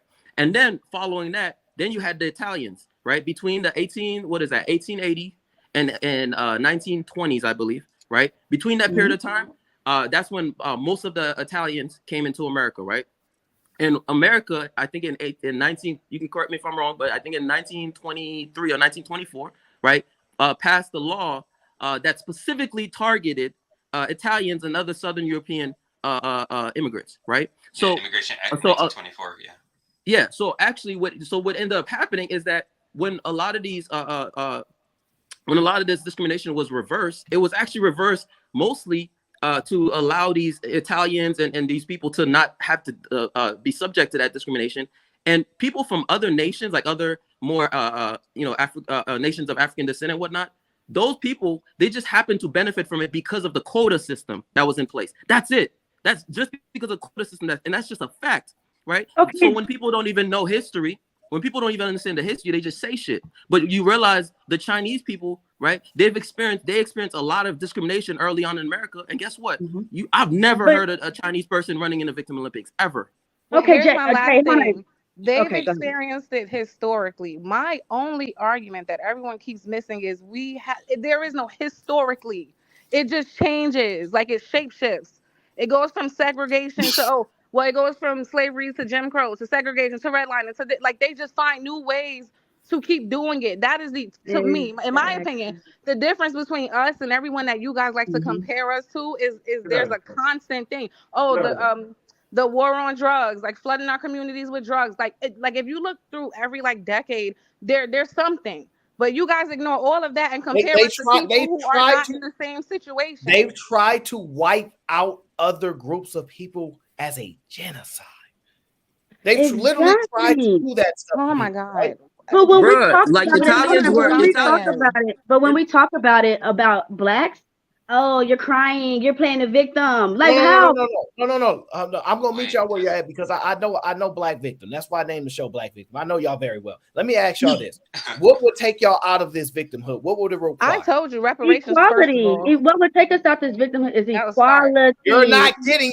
Okay, where does equality exist? Okay, equality first starts where does with equality finances. exist? That's where we will never be on a track on the same level unless our money is right. We are having conversations all the time, and I hear just because you got a little money, they ain't gonna accept you. You still not one of them. So how does that economically make a difference? That's not true. Money talks in any Economic situation. and acceptance are two different things. So people being able to put their children through school, people being able to live in safer conditions, people being able to pass down generational wealth. You keep saying acceptance. It's not about acceptance. It is about acceptance. No, it's not. But it's owed to us. It's owed to us. Why are we talking about something like it's not ours? Okay. I don't argue the reparations because I'm gonna get paid, so I don't mind. Like, see, that's not the thing. I'm not hoping for it, like I ain't leaning on it, but I'll take it. Okay, the point that I'm making is very, very simple, right? This is the point that I'm making, very, very simple. So if they give Black people reparations, this will be the end of these conversations. We're gonna be like, they gave us the reparations, everything good now? No, I said first of all. No, I have a list. Okay. Hit me with the list. There is a list. Everybody, Venus can give us that list. Go ahead, Venus. Yeah, I gotta hear it. She's probably going to look for the list right now. It's too much. It's too much. I'm not even gonna get into it. But reparations would be a good start. Okay. Reparations and discrimination. I mean, the moment that you discriminate against me, okay, you fired. I mean, I think we need a law, an anti-Black hate crime, like the anti-Asian hate crime that Kamala Harris was right there smiling, signing it for. We need an anti-Black hate crime bill. Hey, Tierney, can I ask you a question? Yeah. Do you know what the largest single mass lynching in American history, like mass lynching? Do you know who was the victim of that? The Italians. What do you mean? I'm the victims are getting lynched on a tree, getting hung on a tree? Is that what you're asking me? And are you about to tell me it's another race? Then you live in a false reality if you say it's Black. Tierney, hold up, right? This was in March 14, 1891, right? And it was Italians. And here's the reason I'm bringing this up. Obviously, I'm not trying to say that what Black people went through in America is the same as Italians. But what I'm saying is that Italians, when they first came to America, they weren't even considered white. Like they were not considered white. They were considered the N-words of white people, right? That's a fact, right? And they were discriminated against. In fact, that's why a lot of Italians had to live with the so-called N-words, right? A lot of Italians that only happened for a little bit time. We just got hung last year on a tree, and it was said as a suicide. We're still hung every year. What are you talking about? Exactly. Italians got hung in the 1800s. A long time ago. Exactly. Come on now. Honestly, I wouldn't want to use that. No, hold on. Why didn't you beat them up? Beat who up? Whoever is all going around doing all this damage to Black people, won't you fight back? Because we got family. A lot of us couldn't fight back because who's gonna raise our kids? No, think about that. It's more than just yourself you got to think about. And I feel like that's why a lot of our ancestors didn't move around, because who's going to take care of our children? The government, according to what's going on. Well, look how they're doing now. Look at the government raising our kids now. They're dead on the streets. A lot of them are gay, and we're poor and homeless and poverty. Oh, geez. All right, Tierney. God damn. Come on. I mean, we gotta stop patting the Caucasians on the back individually, sure, but as a whole, they know they did wrong. Okay, so let me ask y'all this. So Hey, Tierney, Cam said you're right. Cam said you're right. So they did this to a whole bunch of other groups. So they must have hated those other groups to colonize them, right? They must have hated them, right? For them to colonize them, they must have hated them, right? And then they said, hey, you know what? We got this country that the blacks that we hate so much help us build out. You know what? Come to our country and thrive so we can show the blacks that they still not better than y'all. That's what you're saying they actually effectively do. Y'all know that's what y'all saying, right? They thrive, but they're never going to get better than them. It's a culture thing. Most cultures are more docile than black people. That's the reason why they bring them over and market them as like the lesser of white people, but closer to being white than us. No, y'all just think that stuff. No, that's white. I mean, I can show you articles that a lot of stuff. I don't know how you do it. I don't know how you do it. Aaron doesn't turn a blind eye. Aaron is biased as well because he was raised. His other half of the family is Caucasian, so he's going to see them as equal and fair. He didn't grow up like us. Aaron, you didn't grow up like us. You grew up with rich Valley boys. Can I ask Aaron a few questions real quick? Well, my first question is: do you not believe that Asians are more passive as far as being like, as far as being abused in the system than black people? What do you mean by passive? Can I use a different word? Can I use a different word? You believe in the model minority? Okay, there. You're gonna have to substantiate what you're saying. I don't comprehend. That makes sense already. So the model minority was a term that they created for people who come over, and there's literally a blueprint of how you're supposed to act in order to separate yourself from other cultures that they deem lower class. So you see these people that are acting a certain way. In order to be accepted, you do these behaviors in order to be accepted more in the eyes of the other classes. So you do things in order to, they call that the model minority. It's a real term. Sure, there's model minorities. I don't want to dispute nothing you just said. I don't see it. I want to stick to the point of the conversation.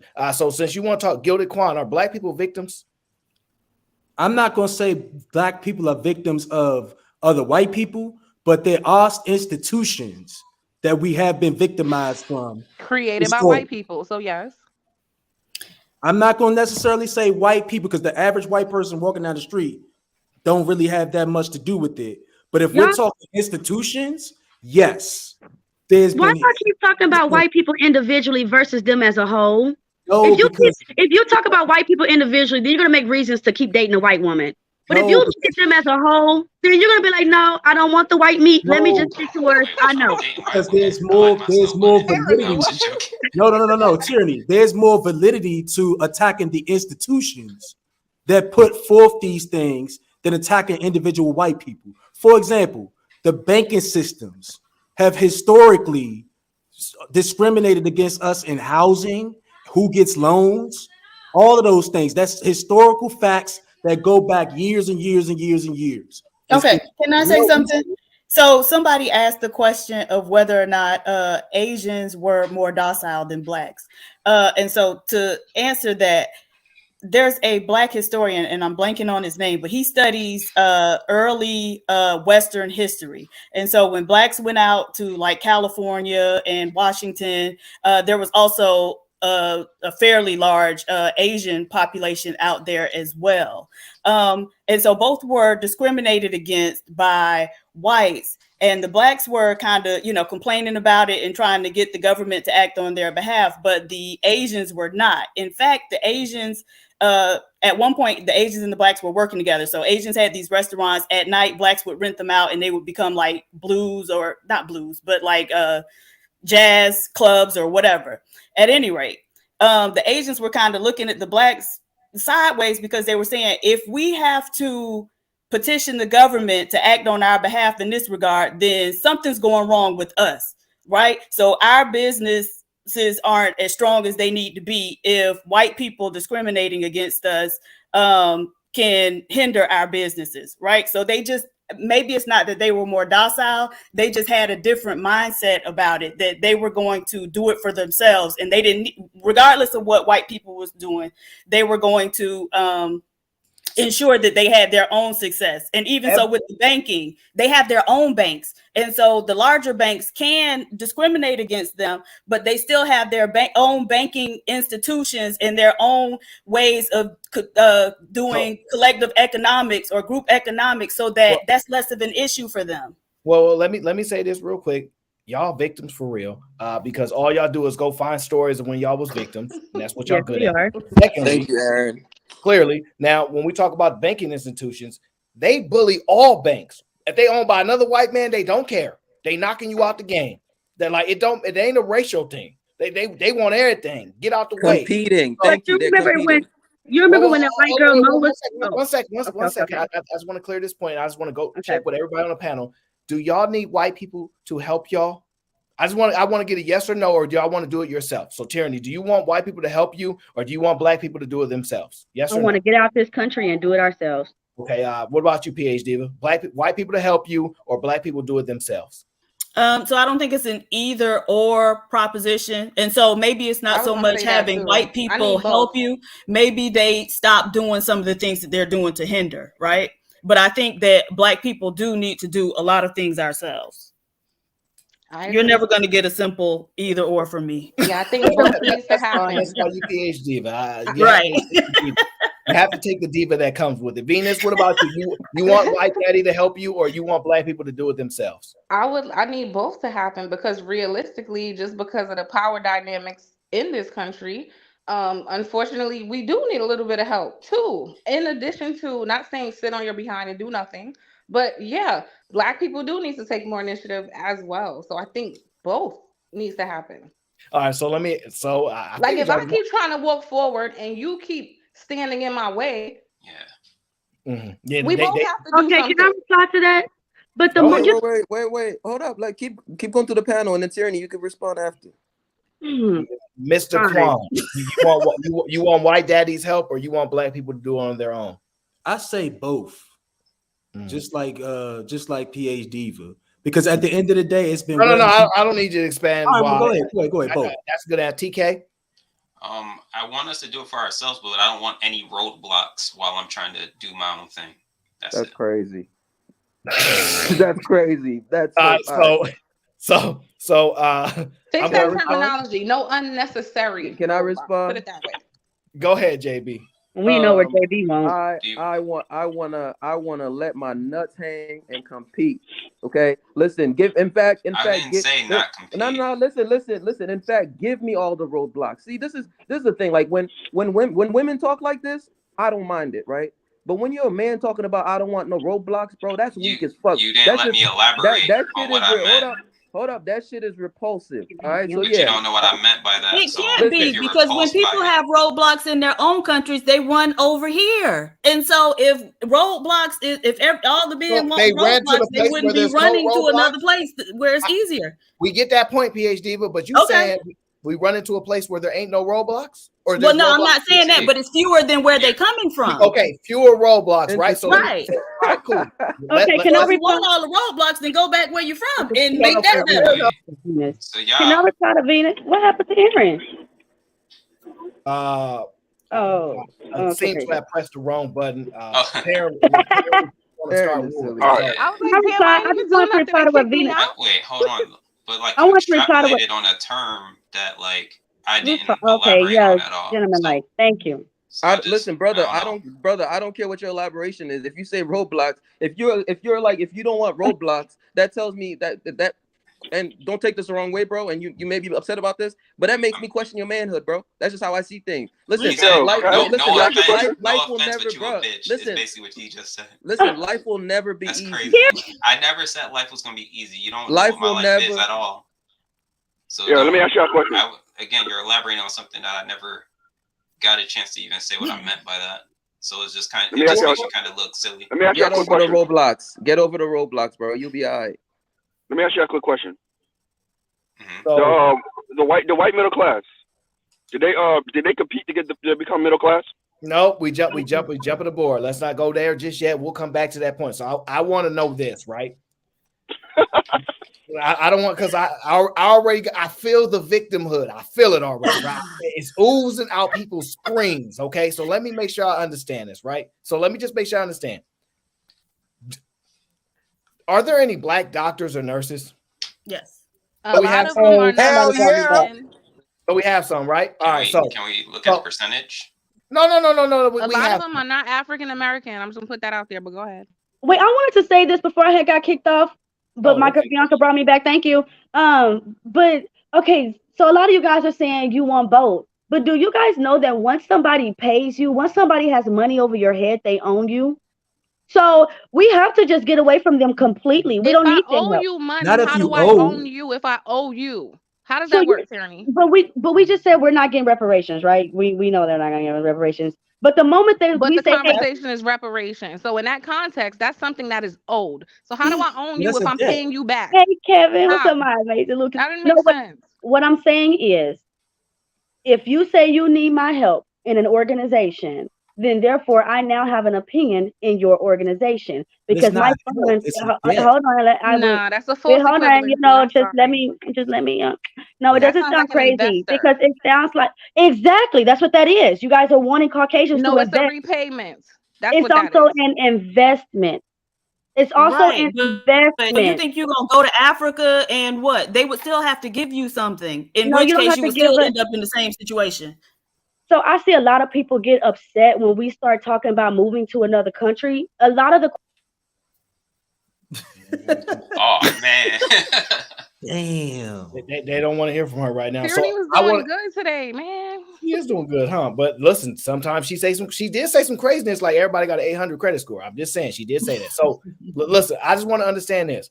They say every other group got their own grocery stores, got their own hospitals, and all these things.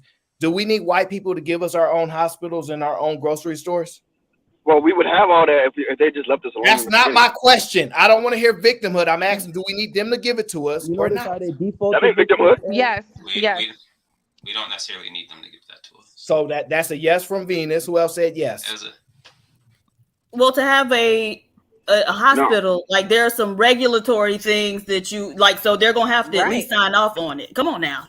So, No, I'm gonna we ask don't, y'all. we don't need, Hold on. you don't need anybody's help. Outside of regular. Oh, somebody sniped Ern. No, ain't nobody snipe me. That's Sherelle over there wanting to play with Sherelle, stop it, Sherelle, Sherelle. where you at? I'm trying to understand this. What did the Asians do to get the white people to give them hospitals? What did they do? Well, they have a totally different type of model. So they have like Chinese medicine. So it's not necessarily like a hospital, right? So you're Black hospital. And plus, can we be honest? A lot of them come with government backing. Like we're not always getting the poorest immigrants that come into America. They do get chosen and put into programs where exactly. Like let's not pretend that's not a thing here. Quan, you know what? Okay, bet. Let's do this. Quan, you know about H-1B visas? Somewhat. I still need to do a little bit more reading about that, but somewhat. All right, bet. So I know a lot about them. You know why? Because I work in I'm in software engineering, and we have a whole lot of Indians and Russians and Ukrainians, right? A lot of, like who are on H-1B visas, right? And this narrative that they always come here with, everything and whatnot, is so false. Like these people, they actually are at the mercy of the company that sponsors them, right? There is no government protection for them, and I know this firsthand because I work with these people. Okay, they're to the point where even right now, for example, that you have these mass layoffs in tech, right? You have these mass layoffs in tech, and a lot of these people, they're the most affected because the sponsorship of the company that sponsored them is the only way they can maintain their status, right? So why am I bringing this up? Because even the people with H-1B visas who have no backing, no support, other than the company that sponsored them, right? They managed to go from that status and they do what they got to do to go from an H-1B visa to eventually become a permanent resident, right? And guess what? Those people then they start companies. A lot of these companies, if you look up Y Combinator, for example, one of the top accelerators for tech companies, right? A lot of these founders of these companies were originally on H-1B visas, and now they founders of these billion-dollar companies. They came to America with nothing, and at the mercy of a company, not even the government. They're not coming back with nothing. Yeah, they're not coming with Yeah, that's not nothing. Yes, they are. I work with these people. I'm telling you. No, listen, JP, If you're being objective, then you're coming with They don't come with nothing. I went to grad school with these people. They don't come with nothing. I went to grad school with these people. They don't come with nothing. A company They come out here with nothing. See, here's that's cap. No, you're cap, bro. I not only work with them, I've literally hired these people. What are you talking about? They come to America. I work with them too. I went to grad school with these people. I know these people personally. No, they don't come with nothing. Every single one of these people I know H1B was rich. This is what I'm saying. Work Hold is something though. They are rich families. No, they don't. That's a bachelor's degree. That's not all of them. Yeah, all of them don't have rich families. Hold up. How about that? You don't need a rich family if you're sponsored. Right. No. I'm saying the mere fact that they guarantee work. Sponsorship is something. They're not guaranteed work. That's not how H-1B visas work. That's what I'm saying. Y'all niggas just make shit up. Like I'm saying, I'm telling you something. I have just said they were being sponsored. You said they're being sponsored. You said that, JB. Okay. Did you guys hear what I said? They're sponsored by. No, let me talk. L, I know you love running in the Victim Olympics, but let me just finish my point. Then you can go all right, let me just finish my point. Then you can go on your rant, right? Let JB go. Check this out. They come to America. In fact, I'm gonna type a name in the back chat. You can you can Google her on LinkedIn. I mean, you could find her LinkedIn, message her, and ask her about me. All right. This is a chick from Russia. She was in Russia. She had nothing. I worked with her. She came to America and now she works at Amazon. Right? She works at Amazon now. She had to work her way up. She came to listen. I'm telling you this from experience. This is what I'm saying. Y'all love to just create shit just because it doesn't match your narrative. A lot of these people, I work with them. They come to America with virtually nothing. In fact, a lot of times they even have to leave their family behind. All they have half the time is the skill set. That's their thing. They have a skill set. So, for example, if you're an engineer, they have the engineering skill set.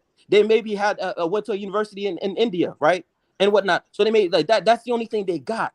But when they come to America, this idea that they just come, that's why I took this example in particular, because I know a lot about it. They have nothing, and I'm saying this from experience. Being sponsored is not JB. Sponsored by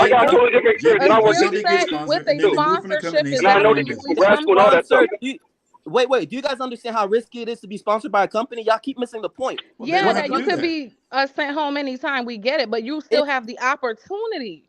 This is what we're trying to say. That's not nothing. Y'all are you're acting like it's not. You're acting like the sponsorship is nothing. It's absolutely something. When I say sponsored, by the way, hold up. When I say sponsored, it's not like the company's giving them money. When you're sponsorship, I'm saying sponsorship from. It doesn't matter. They're getting help. Are you listening, is somebody bro? helping It's you not out, help. giving you a leg up. That's what it is. Bro, this is what I'm saying. It's not help. Are you listening? There's sponsor. When I say sponsorship, I'm saying sponsorship from a strictly immigration purpose. When you sponsor somebody, and again, I know a lot about this, bro. When you sponsor somebody, right? When a company sponsors the person, what they're essentially telling the government is that we're willing to take responsibility for this person. In fact, the reason they have to rely on that is because they have nothing.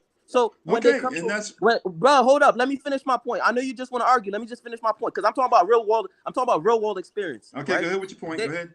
They come to America with nothing. The company doesn't just give them free money. The company that's sponsoring them doesn't give them free money. The government doesn't give them anything free. They have to work for it. And as they work for it, they're trying to change their status. But at any point in time, they can get sent back home. If the company fires them for any reason, if anything happens, they get deported, sent back home immediately. Okay, yeah, and that's these fine, people still go through that. They still go through that and build up and end up building huge companies. I've seen it happen. Okay, so you just explained the process. Literally, look, man. Are you telling me they come in broke? Are you telling me majority of them come in broke? Bro. All right, you right.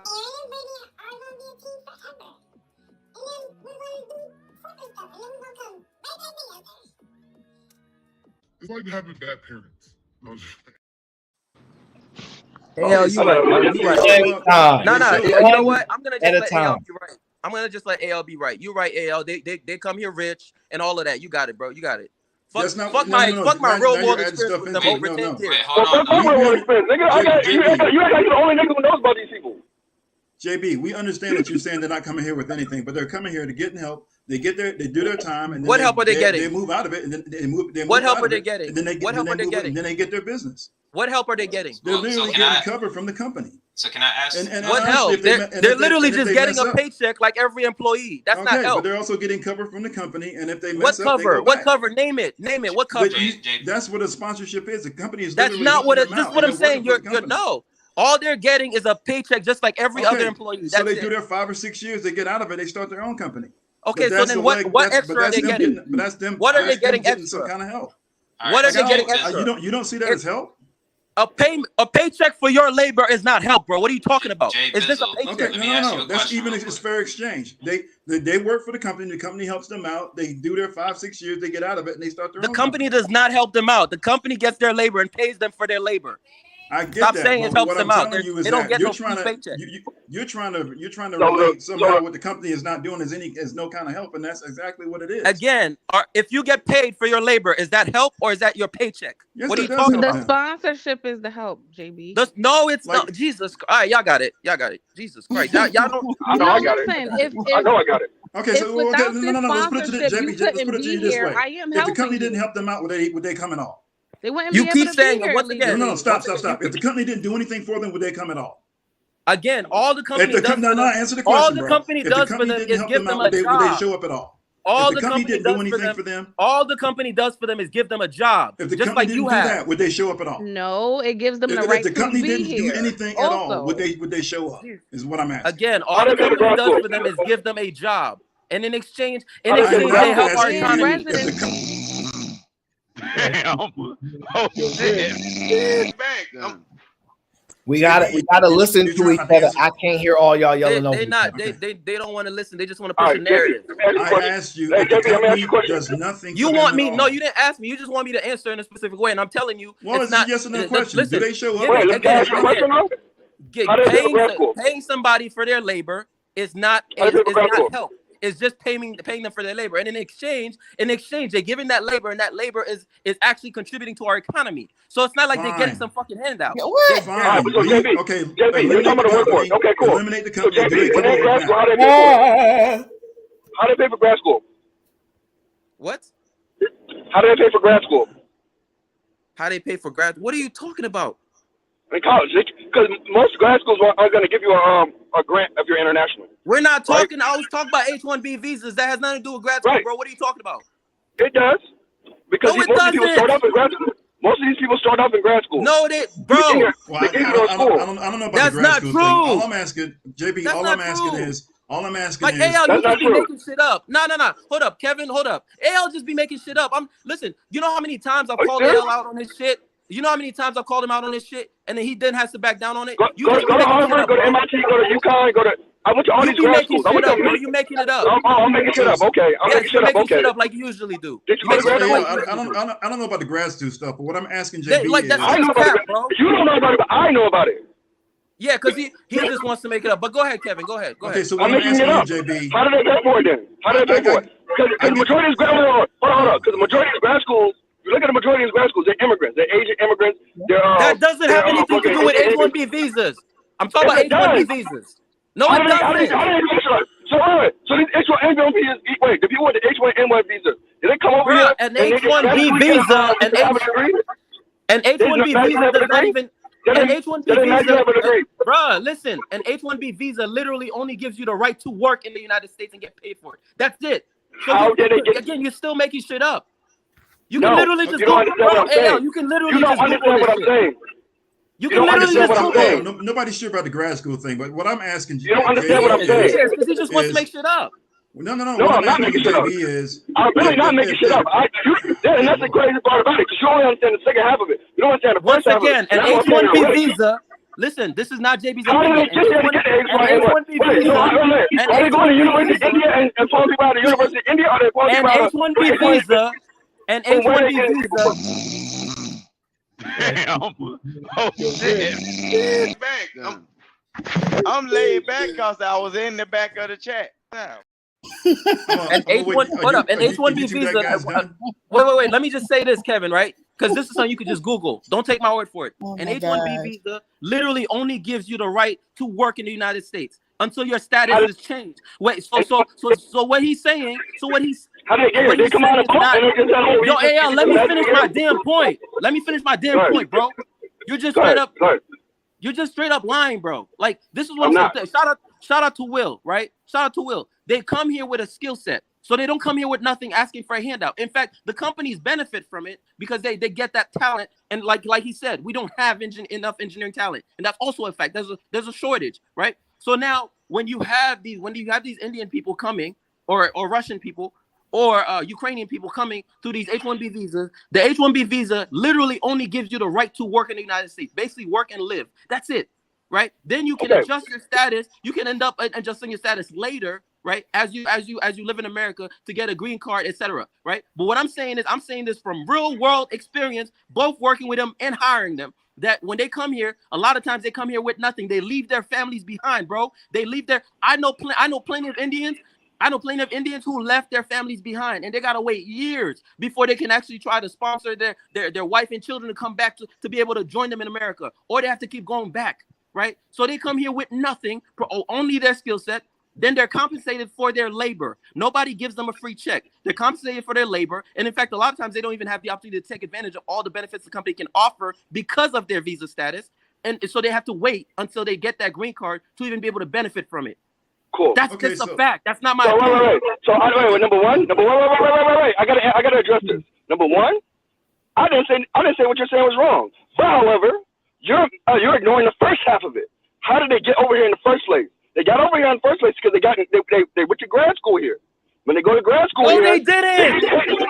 Yes, they do. What are you talking about? Go to India. Wait, hold up. Go to any around the country. I let JB speak. I let JB speak. I gotta answer this. My basic question. You realize if they had a status before?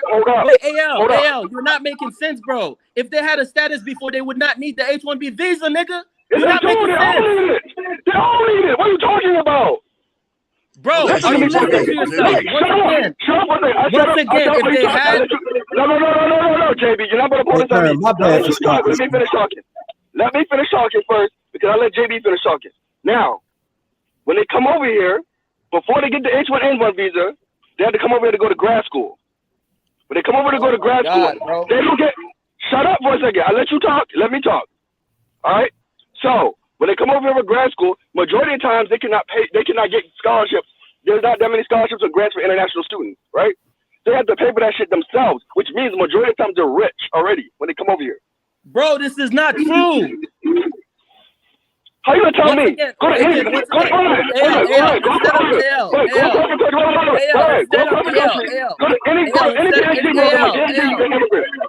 what I'm saying is what I'm saying is not even my opinion, bro. Just listen before you respond. Just fucking listen for a second, right? If they already had a status, if you understand how immigration works, I'm telling you because this is a fact. You can literally just fucking Google it, bro. If they already had a status in America, right? The H-1B visa is not the fucking status they would get. What you're saying is not even, it doesn't even make sense, bro. Stop saying it. You're talking about, bro, listen. What are you talking about? No, you're lying. You're lying. You're talking about, stop, bro. You're talking about a whole different, you're talking about a whole different group of people. You're talking about a whole different group of people. Can I ask JB a question? Because you two aren't getting getting anywhere. I'm not going to let that lie go. Okay, so bro, you got multiple people. You got multiple people in the chat telling you they just looked it up, bro. I keep telling you you're fucking wrong. Stop saying it. You're talking about a whole different group of people. They'll tell you the same thing. You're talking about a whole different group of people. People with H-1B visas don't come here, don't have a grad school degree from America. That's not. Damn. Oh shit. I'm laid back because We're gonna have to agree to disagree, gentlemen. So let's just chill out. Aaron, how do you agree? How do you agree to disagree on facts? I don't want to keep How doing do you it. agree to disagree Y'all on not facts, listening bro? to each other. It's not beneficial at this point. So calm down, gentlemen. Maybe we can reconvene that earlier point. But before the men go crazy, Is anything beneficial when people don't like your opinion? They can pay this to get you off. Well, that's a good question, patriarchy. It's a good question. I do have a question for JB since we're counting down now. So Because people paid to get JB. Somebody just paid because they didn't like what JB was saying, even though some of the stuff he's saying might have been true. But they can just pay to kick you off. Yeah, they ain't gotta like you. Right. So I find this to be very interesting that you're coming up with something that's like white guilt and black victimhood when you were pro both of those things 2 days ago. What do you mean pro both at the same time? You were talking about how white people did stuff first, and now it seems like you're Well, Jimmy, you missed the patriarchy now. Damn. So well, I do want to go ahead and close this out and ask JB a question. So we got the H-1B visa. We got a company where the person comes over, they work for the company, they're getting paid. So if the H-1B visa doesn't happen, the company doesn't happen, do those people come over on their own? No help, nothing. They could try to get into another immigration status. But if we're just talking about H-1B visa, then the obvious answer to your question is no. Like if they don't get sponsored by the company, yeah. Yeah, so you see why it looks like help. Even and you're right. I would agree with you where you're saying they're getting paid. It's an even exchange. They show up, they work, they get paid, and then they get some kind of whatever it is in between. They do their 5, 6 years, 7 years, how long it takes. They get out of it. They start their own business while they're getting their naturalization and they're getting their work permits and everything else. So I'm just telling you to everybody. Well, I'm not gonna say that. I'm gonna speak for everybody else. To me, it looks like help. That's all I'm saying. Because you just said if none of that happens, if the visa doesn't happen, if the company doesn't happen, none of that stuff happens, then they don't come over. So okay, so that's a form I get of help. wait. So I get your point, right? So here's what I'm highlighting though. What I'm highlighting is this: is that if you're just talking about them getting into the United States, right? Again, like if you want to get like I want to make this clear to people, right? If you want to get an H-1B visa sponsorship, like you have to first find a company that's willing to sponsor you, right? Mm-hmm. So there's no other way to come into America without first finding that company. And again, that because the process is actually very because there's a very specific process to go through, right? The company has to already have processes for that, and they have to have a need for that talent. And so when these people come in, what I'm trying to highlight is that a lot of times they do come in with some very specialized skill set, right? Whether even in software engineering, right? You have different domains in software engineering. You have distributed systems, database systems. You have all these different domains. So they'll come into the company, and because their skill set is good enough, right, that it can help the company, become more successful. The company's willing to take that step and sponsor them. But a lot of people have a misunderstanding of what sponsorship means. Like they get, and I just want to clarify this real quick. They don't get any extra checks or anything. They literally just get their regular paycheck, and they actually are not actually equal to the typical employees. For one, if they get fired, they get sent back. But two, there's actually certain benefits that a company offers.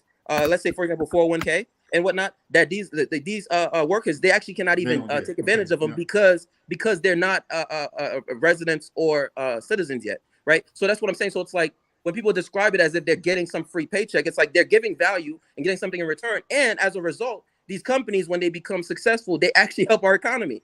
Right. If you look at the Fortune 500, if you look at the Fortune 500 companies, right, you'll realize a lot of these people have that kind of background. A lot of the people who run these I companies. agree with you. I'm not going to dispute anything that you're saying. It sounds like you know more about it than most of the people that are talking about it. All I'm telling you is that, and it goes to the bottom line question that I asked you. If the visa doesn't happen, and if the company doesn't, sponsor them, and I'm not, we can call it help or whatever. Let's just call it a sponsorship. And they're getting paid, and it's an even exchange between them and the company. All right, then if none of that happens, then they don't come. So that to everybody else, or at least to me, looks like it's help. That's all I'm saying. That's and again, there's nothing wrong with them actually taking advantage of that. I would argue that that's something that the United States government at the state, local, and federal level needs to be doing, is investing. When we say we don't have enough people to actually do our own engineering work and tech work and all this other stuff, that looks like an area that we need to shore up as a country, so that we don't have to pull in other people. We talk about people who don't have work and all this other stuff, And I would say you would, that needs to start at like 14, 15. So that way, by the time somebody's an adult on their way to college, or even if they don't need to go to college, they graduate and they go straight into these tech jobs. Wait, so Kevin, are you basically just preaching a pro-America, like a America First policy, essentially? Well, yeah, I would. If that's what you're saying, we're in agreement. We're in agreement. If that's what you're saying, we're in agreement. I fully agree with you on that. I'm just highlighting the reason I'm breaking it down is because people have these misunderstandings. And people just love to say, oh, these people get a handout, they get this, they get that, and they don't actually understand the process. But in terms of just being America first, I am in full agreement with you on that. I think we should. I do think we should stop, sending all these jobs overseas and whatnot, or having to bring people over to do these jobs. If we have Americans that can already do the job, right? The issue is that a lot of times we don't have that specialized talent. That's the issue. But if we have Americans that can do that job, we are in 100% agreement that they should get preferential treatment. 100%. Yeah, and we cultivate that talent where we have the deficiency. And then here's how Kevin's idea of immigration is supposed to work. You do everything you're supposed to do with the people who live here first. You get them up to speed, and then where you have a gap, now you bring in more people. But you got to take care of people who are already here first. That's how. Well, the thing is, the employers are allowed to pay those people less than they would have to pay an American. And so there's an incentive to bring those people in rather than to hire people who are already here. Yeah, but you see how that hurts Americans.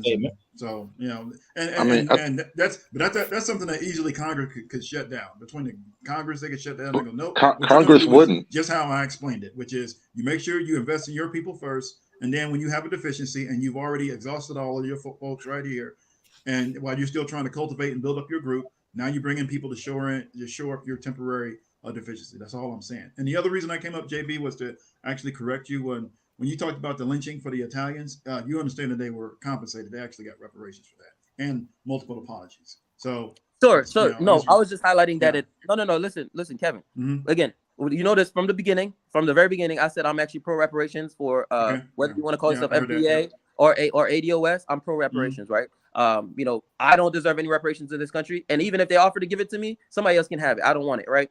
But I was highlighting that because, again, when we talk about discrimination, it just seems to me that people, like a lot of people don't know history. So they just assume like it's just black people, right? And they don't know, like, when you realize, like, for me, when I first found out about the Chinese Exclusion Act, it was mind blown for me, right? It was actually straight up mind blown. I never knew that we once had a law on the books that specifically like targeted Chinese people. Like, it blew my mind. But a lot of people don't even know that. Yeah, but to that point, Wait, can I say something, JB? Why every time it's like we assuming nothing happens to anybody else? We didn't say that, but why can't black people ever have their own issue? Constitution had to be ripped out and like, why can't we ever have our own issue? That's what I want to know, though. I don't like this idea that every time we talk about us, y'all act like nothing never happened to nobody. We're not talking about them. We talking about us. Yeah, and the other thing too is every other group, they go through what I refer to as a hazing period. Basically, they're checking them, and then what happens is they get compensated, and then they get absorbed. That's the difference. Right. Yeah, they get absorbed. I think you kind of misspoke about the Italian thing.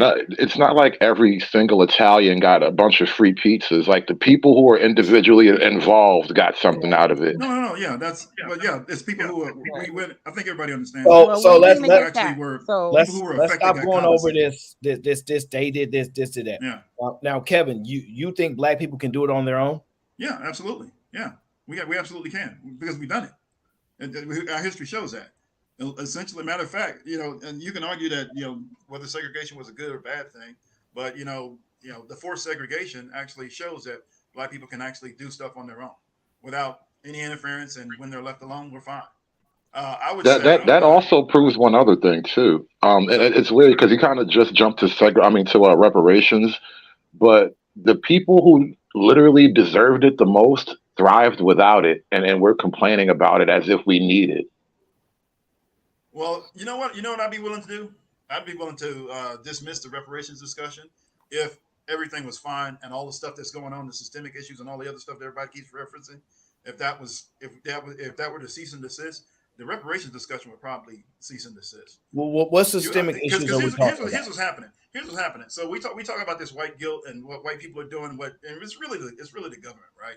But and it's some white people, because we know not all white people as a group are not just hard. That's why I said it's institutional. But you got people in that group that go, hey, you know what? All that equality stuff you guys are talking about, all that leaving y'all alone and all this other stuff. You got people in that group that go, no, I disagree. We're gonna keep screwing with y'all. We're gonna keep fucking with y'all. Yeah, but okay. You got people who are doing that, and you ain't gonna get them. You're not gonna get them any of them to actually have a job and say that. Like, so Well, so we're seeing it today. no, no, we're not. We're not seeing. We're not seeing anybody that employs people actually come out and say that and keep their job. No. That's not what I'm saying. But what I'm telling you is that you have people who literally believe in those systems, and they literally are doing everything they can to, perpetuate and sustain those systems. Hey, I understand that. I understand why they do it. If I were them, I wouldn't want to give them any advantages either. Exactly? Listen to what y'all saying. Oh yeah, if it was our turn, we do it to them. No. That's not what I said. I said never if I were said them, that, I wouldn't. That's literally what you're saying. It's like That's not to say I would. I heard the specific words, but I understand why they do it. I understand why they fight hard to maintain it and why to keep it. So hold on. So are you saying it's a natural position to defend what you have? Well, if you get it, with, on a fair and equal playing field and consistent with, there is doesn't no matter such how you thing got as it. fair and equal playing field. Why do we keep asking for things that don't exist? Right. And then how do you want fairness from the people that you say enslaved you? Like, I think you're in a losing position even on that note. Hey, conservative, I'm glad to see you now. If we could do something else, if we could do something else, then we would. But this is the system that we're stuck in. Because matter of fact, I suspect that a lot of black people will actually go someplace else and just kind of remove themselves from the problem. But they won't do it like everybody else has done. So y'all have all this faith in black people, right? Which I say you should stop, right? Because it's unfounded, right? Aaron, racist. No, I'm not. I'm pointing out what I see. Y'all saying black people can do this, they don't do it. You're saying that people are stopping them from doing it, so they should go somewhere else and do it, and they're not going to do that. And so I ask you this: give me an example of where all this equality and fair exists. Does black people know what they want? Well, let me give you a real world first ongoing example right now. You know about that farmer out in Colorado that's being messed with, right? His fences are getting cut down. His livestock is being poisoned. They're killing his sheep and stuff like that. Okay, so there's nobody else going through that. They're literally and you have the law enforcement, the sheriff department out there, literally allowing that to happen when really it's their job to stop it. Exactly. So they're supposed to do. You ever seen a Western, bro? Black people, y'all crazy. You ever seen a Western? That's not okay. I don't want. Like that's what they do over there with cows and stuff. Kevin, real quick. Are out there. That's not Hold on, wait. One sec. Hood conservative, you have background noise. I don't know if you have something playing in the background, but when you unmute, we hear the feedback. I don't know if you have a mic or something, but so can you try to do something to mitigate the background noise? So Kev, that's fine. You want to talk about a one-off person when you say nobody else is going through that to use as an example, probably not a good idea, but fair enough. Once again, where in the world is all this equality that black people say that they want exists anywhere else? Or they hoping America creates the first equality in existence? Look, the thing is that I'm not sure where black people are supposed to go, or black Americans are supposed to go. All right, because there's black people in other countries. So let's just say where they're supposed to go, so that way you don't have these same problems. I say we fix the problems where we are, and that's a problem that needs to be stopped. And they need to cease and desist right now. And the sheriff's department that's out there facilitating that needs to be dealt with, and they need to stop doing what. Wait. So it's the sheriff's department's job. Yeah. They're facilitating and allowing the people to harm this dude and all this other stuff. Like, I think that's what literally you're supposed to be able to call them if you need help, right? If somebody said without obstacles, that's an intentional obstacle. We're not talking about, and I do agree with JB where he said, look, I'm going to question you if you're not trying to actually fight through something and get through something. I'm just saying don't be throwing stuff in my way that doesn't need to be there. And we know you got to struggle, you got to work and grind and stuff. But what I'm talking about, just don't put stuff in somebody's way that doesn't. So why are they? You know what's crazy though? You know what's crazy though? Kevin, do you have any Russian friends? No, I used to work with a Russian though. There's some pretty hardcore. So if you talk to the average Russian person that immigrates to America, right? And again, I know a lot of these people, right? You know how hard it is for them to come in to America and fit in, precisely because everybody sees them as white, but they have these heavy accents, right? They find it hard for people to say their names. Like if you actually talk to them, you realize like, and I'm not comparing that to black people, but what I'm saying is like, even when I listen to this immigrant narrative, right? It's so silly because there's this assumption that these people just come here and they thrive, and it's like, bro, they struggle. Like if you talk to the average Russian person, right? It feels like an uphill battle for them to be able to come into America and fit in because everyone sees them as white, but then a lot of times they can't really speak English that well, right? And so they come here and they have this heavy accent, and Yeah, they he's can't right fit with in. that. It's hard for them to get a job if they don't come in through like a H-1B visa or something. It's hard for them to get a job. It's hard for them to communicate and whatnot. And it's like this narrative that they just come here and they like thrive just because they white. No, they got to go through some stuff. I don't disagree with that. I mean, and again, the guy that I worked with, they have a whole different type of personality too. They're white. They may be white or European, but they're a different group. They're a different group of white people.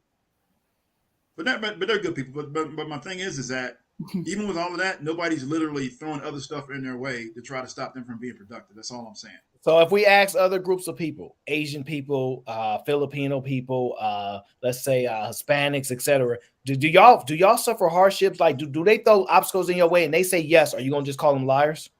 No, I'll listen to what it is they have to say. So they've said I this. am. I will definitely call them liars. But check this out. Here's what they cannot do, Aaron. Here's what they can't do. They cannot equate their experience to It black cannot be experience. compared to what black people go through. So And yes, plus, these absolutely other not. groups weren't Sorry. considered. Y'all not going through nothing if y'all still talking. If y'all still have a voice to whine and complain, What do you y'all not mean? going through nothing.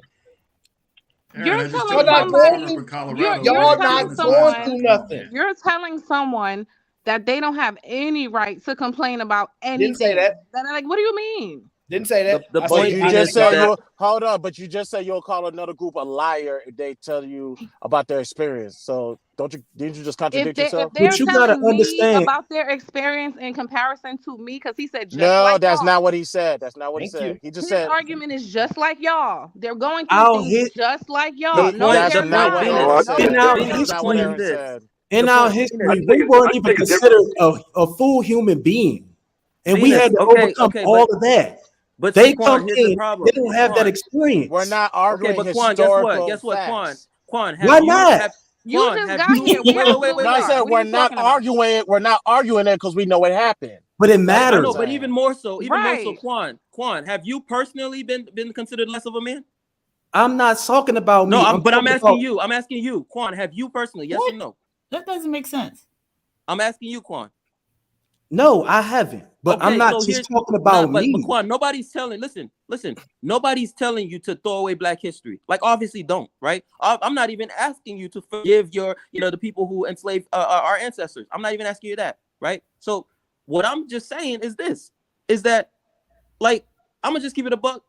When I listen to Black folks talk, like, just bitch and complain about how much they're victimized, it's like it always has to do with history, and no one's denying the history. But why is it that when I ask people, a lot of times I just ask people, okay, what We have just told you done? about the farmer right when now. I ask people, hold up. There's a When I farmer ask right people, now when I ask who's people, just trying what to have farm. wait, He can't hold up. even When do I that in peace. hold That's up, Who when I has ask not people, gone to eternal affairs when for I his ask problems? people, Next question. when I ask people, what have you Why should specifically he have experienced? to? Do you hear yourself? Do you hear When yourself? I ask people, Why hold up. should When he I have ask to? people, what specifically have you experienced, right? It's very hard for y'all to answer because y'all be lying. Y'all not personally experiencing shit. It's your ancestors experienced some stuff, experienced some really bad stuff, some cruelty. Got it. What have you experienced? What have you specifically? What is holding you back? What's holding you back from letting your nuts hang and going out there and competing? What's holding you back? And I especially hate hearing this shit from grown men. And this is why when I'm filtering through the men that I want to be around me, the men I want to have in my circle, right? I don't like weak Black men like this. When y'all just always bitching and moaning about how much you're a victim, that makes you weak, nigga. Because guess what? There's gonna be obstacles in life. All right, fight, compete, stop bitching. It's Okay, not so JB, wait. Let me start off by saying this, JB. I agree with you. Go ahead. I agree with you, but however, you also got to understand this though. In terms of when you say identify what has happened to you, racist, you got to understand there's been a shift from what racism has been, right, over the years. If you even listen to a famous example of that would be Lee Atwell, which was Reagan's campaign manager. He talked about specifically about how racism has evolved. Where, like, for example, if you guys ever heard of when he was talking about, it's called the Southern Strategy, where he talked about how in the 50s, yeah, you could say nigga, right, and everybody gonna say nothing, but you can't say that in the 70s and 80s, right? But now they change it to urban, right? Or they change it to words like people. They'll change the words where if you know certain demographics or certain types of areas, right? Well, you can't necessarily distinguish if it's racism or not, right? So racism now is more convert than overt. So therefore, when we talk about has anything racist ever happened to you, plenty shit probably could be racist that happened to you that you just don't even know about. Now, I also agree with you on the other hand that we shouldn't use that as an excuse. But I think it's a disingenuous argument to say what exactly is racism happen directly to you if you can't really identify Okay, it. so AL, so AL, what have you specifically experienced in America or by the white man? What have you? Tell me you. Don't tell me the history. Don't tell me about your ancestors. White man? Tell me about you, Aaron. Go ahead. Tell me about you. What have you specifically experienced? Well, Go ahead. What I specifically experienced, Are you fine with second and third hand experience, like not direct? Nope. I want to know what. I'm gonna honor the people that paid for me. No, I want to know what. Yeah, I you want to got know like what AL. yeah, Aaron, you got like $40. I want to know what AL. I want to know what AL specifically. Okay, not your daddy, not your grandfather, not your grandmama, not your great granddaddy. I want to know what you specifically. How has the white man held you back? Start listing some things out for me, brother. Go ahead. Well, number one, I don't say white man. I say the government. But I would say this. Nobody's quote unquote holding me back per se. However, but I will say some racist things I've experienced. I experienced racist ass cops in Southside Chicago. I'll say that. I experienced racist ass school system where we had books from when I was growing up in the 90s. We got books from the 70s and 80s, right? And we got fucking books falling the damn apart where fucking they talking about Martin Luther King is a fucking a new thing, right? Yeah, so I experienced that shit, right? I experienced shit where like fucking me and my grad advisor we bumped head to head about races and shit. So I mean those are just a couple of things I can think about off the top of my head. I mean, but that sounds like wow, man. Like how did you survive that, man? You got some therapy, bro? That sounds terrible. I mean, more of the things I will come with more personal things than that. But you know some of that thing, so I'm not gonna talk about that online. But when we talk about, I'm not even talking about me directly per se. I'm just talking about the story about what you're saying. I agree with you on one hand. That nothing should be your obstacle that holds you back and stop you from winning, right? Directly. On the other hand, I would also say that people may have experienced racism that they don't know exists because it's so convert in 2023. It's very convert today. So if you don't know it exists, hold on a second. So if you don't know it exists, then how do you know it exists? Well, all right, put it like this, right? If you could corral people in one area, right? Let's use the example of red light. Racism? Wait. Let me out. Hear me out. Let me finish. Yeah. Let me answer that first question, right?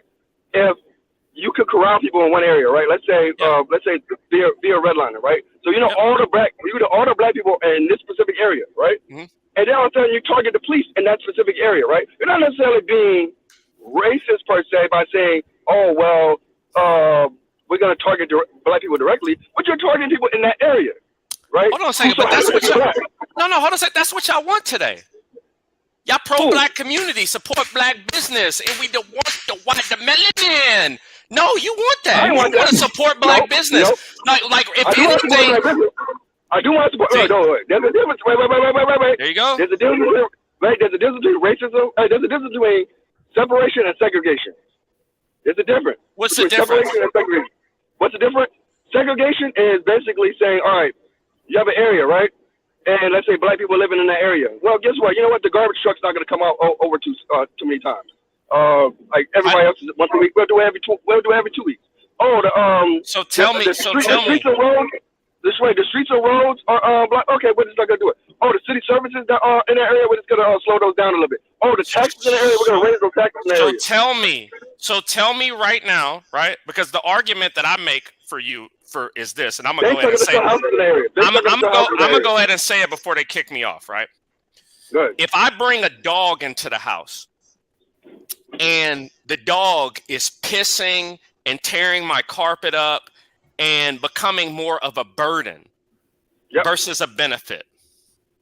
Mm-hmm. The argument I'm making to you is this. No other group of people would tolerate what you're doing today.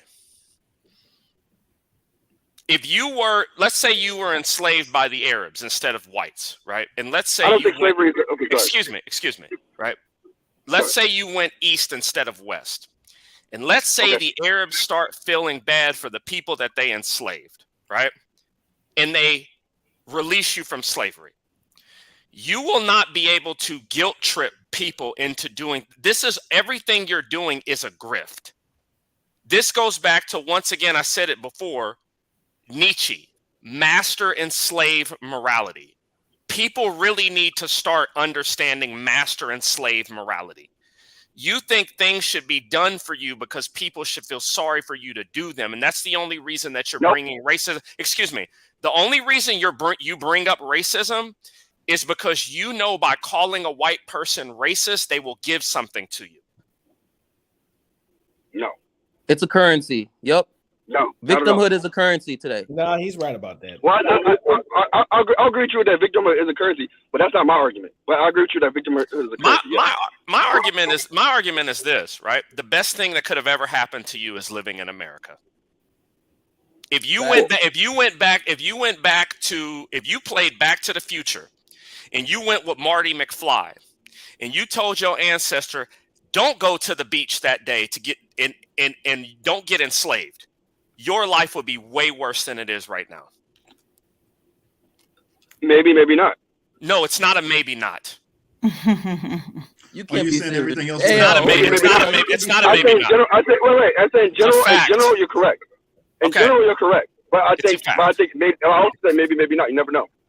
So Eric, no, I do know absolutely, because for me, if your race card could be just as employed on West Africans as it could be on white Americans, but I don't see y'all doing that to West Africa, and you're not doing it to West Africa because they don't care. They don't care about your sympathy. White sympathy is what you live off of in America. It's not your accomplishments anymore. You're moving from black accomplishment to white sympathy. And the people who can't accomplish anything, they grift, they live on white sympathy. Real quick. Okay, I think we're already two different things, but okay, cool. So I think the problem that I'm having just hearing some of this coming from an American viewpoint is black people have fought for things that American people stood for. You cannot claim Judeo-Christian values and then completely abandon them because your profit margin for economy is correct. It's not going to work, right? Oh, what? Anyway, it doesn't make sense. If you look at the people, if you look at those who fought for the civil rights, if you look at people who fought for the equality of black people, they were using the same religion that was taught to them to do so, the same book. Mind you, they had a slave Bible. So it's like white people try to do. See, this is the thing. Dang. That's crazy. Okay. I don't know. But like, this is the thing, right? I argue that most of us just want to be left alone. Yeah, I would support that.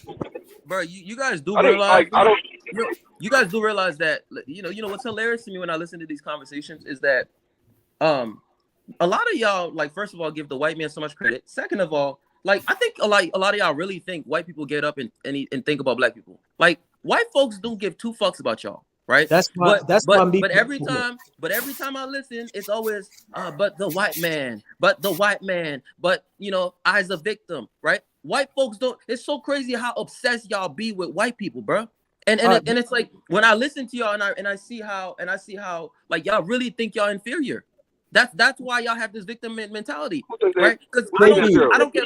Listen. I don't care. I don't care how you look, right? I don't look at anybody as superior to me, right? I'll match your intelligence. I'll match you in the hard work. I'll match you in the work ethic. I will match you, bro. I will match you. In fact, I'll do better than you.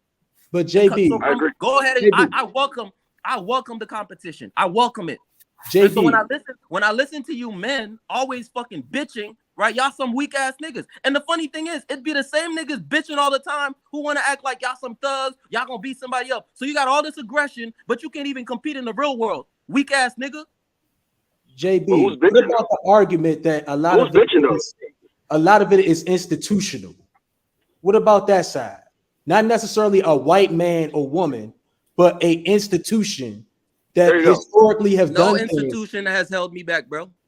JB, But that's JB, kind of So JB, you can't say, wait, JB, you can't sit there and say, JB, you can't sit there and say, me, I haven't been held back. I haven't been held back either. Like I said, I've experienced some things, but I So haven't then been held back. why you always whining about the white man then, AL? Because you always bitching about When it. have I ever whined about the white man? Every single time, bro. I never mentioned white people.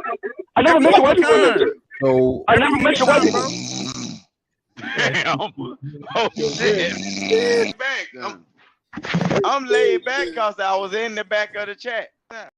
Guys, Whenever I mention white people. Hey, AL, you know what you should do, bro? Stop buying boxer briefs and buy the real boxers, bro, so your nuts can hang, bro. Whenever, like I said before, partially agree. I agree with you on the fact that nothing should hold you back. I agree with you on that wholeheartedly. But the simple fact that I call shit out that exists, that's not bitching and moaning. That's saying, hey, this shit exists. Like if somebody punch you in the fucking face right now, you're not gonna say, oh, they ain't punch me in the face. That shit don't exist. No, nigga, you gonna say that nigga punched me in the face, I'm gonna beat his ass. So yeah, I think you could. I don't understand why you actually could explain some institutional issues that exist right now.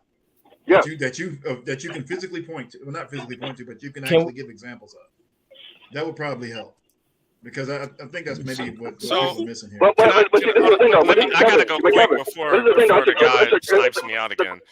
So when he says institutional, right? And I'm just going to give the people who know what I'm saying, I'm going to give you lessons. When they say institution, ask them to name the institution, right? When we look at government, what'd you say? I said the FHA. The FHA, stop. The federal government literally gives black people government contracts for just being black. Try another one. I'm talking about historically. No, like I said, you have to go to historically. You have to go to historically because I just debunked your stuff. It's like this is what I'm talking about. You want to go back because you can't deal with right now. You can't deal with right now. You can't deal with right now. It's about every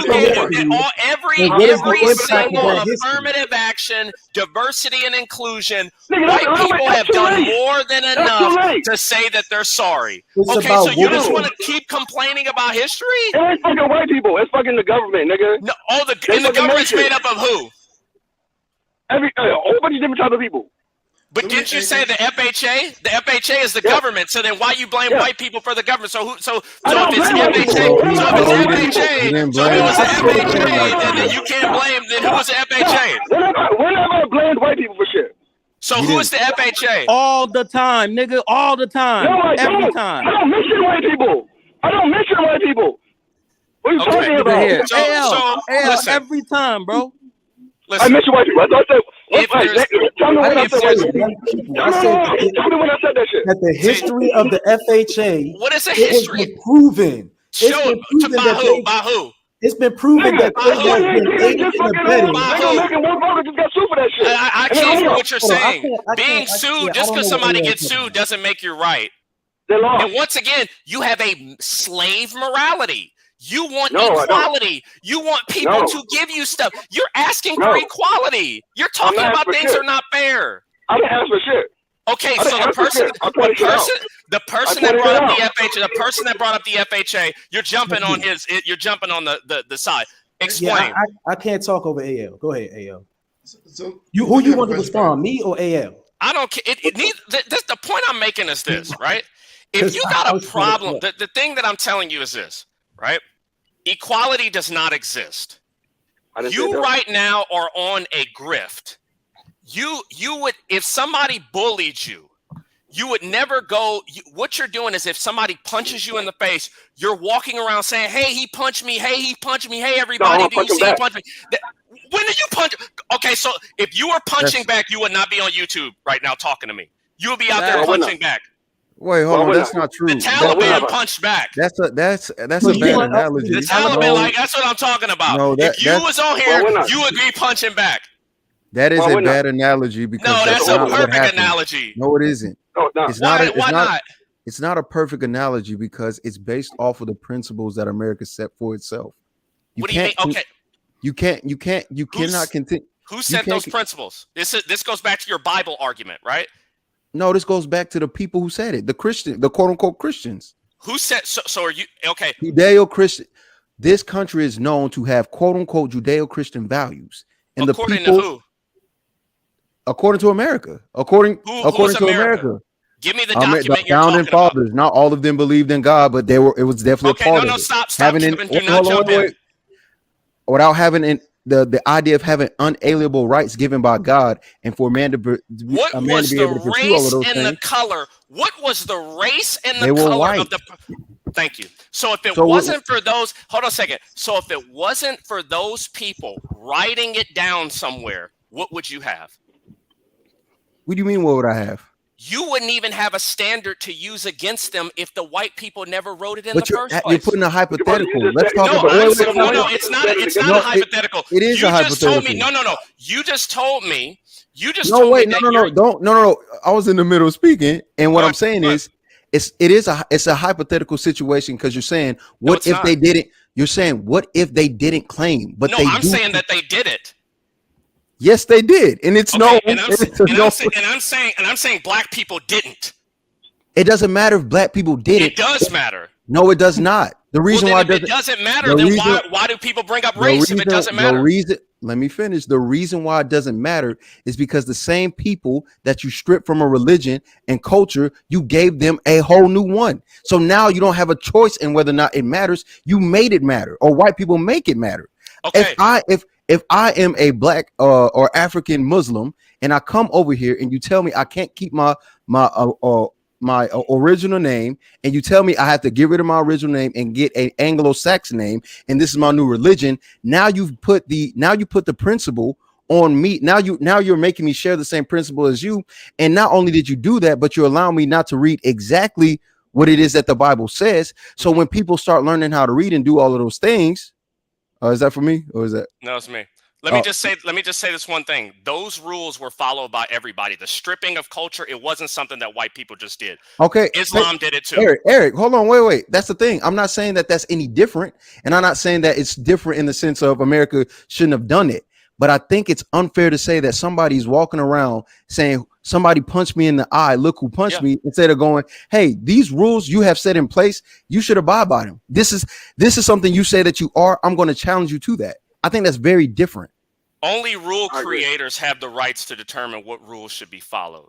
And if you're saying rule creators, if you're saying the rule creator is God, and that's something that you're standing on and you're making this a part of the nation, it's supposed to be a quote unquote Christian nation, then I can challenge you on it by its own own principle. And I would say based upon what they did was right, because if you're supposed to spread the word, and that's Christianity.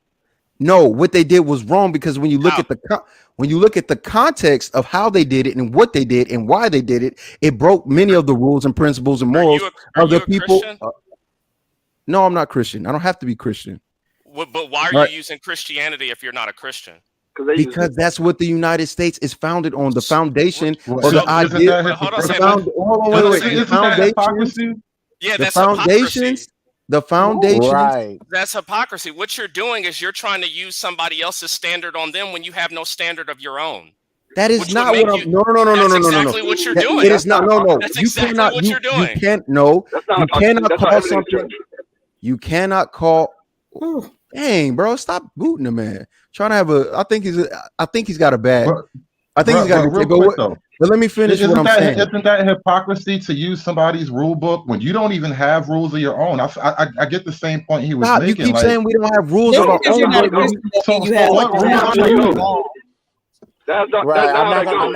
I'm not gonna call it hypocrisy, because Chicken may have his own different rules. It may not be a Christian. It's not. No. It's exclude me.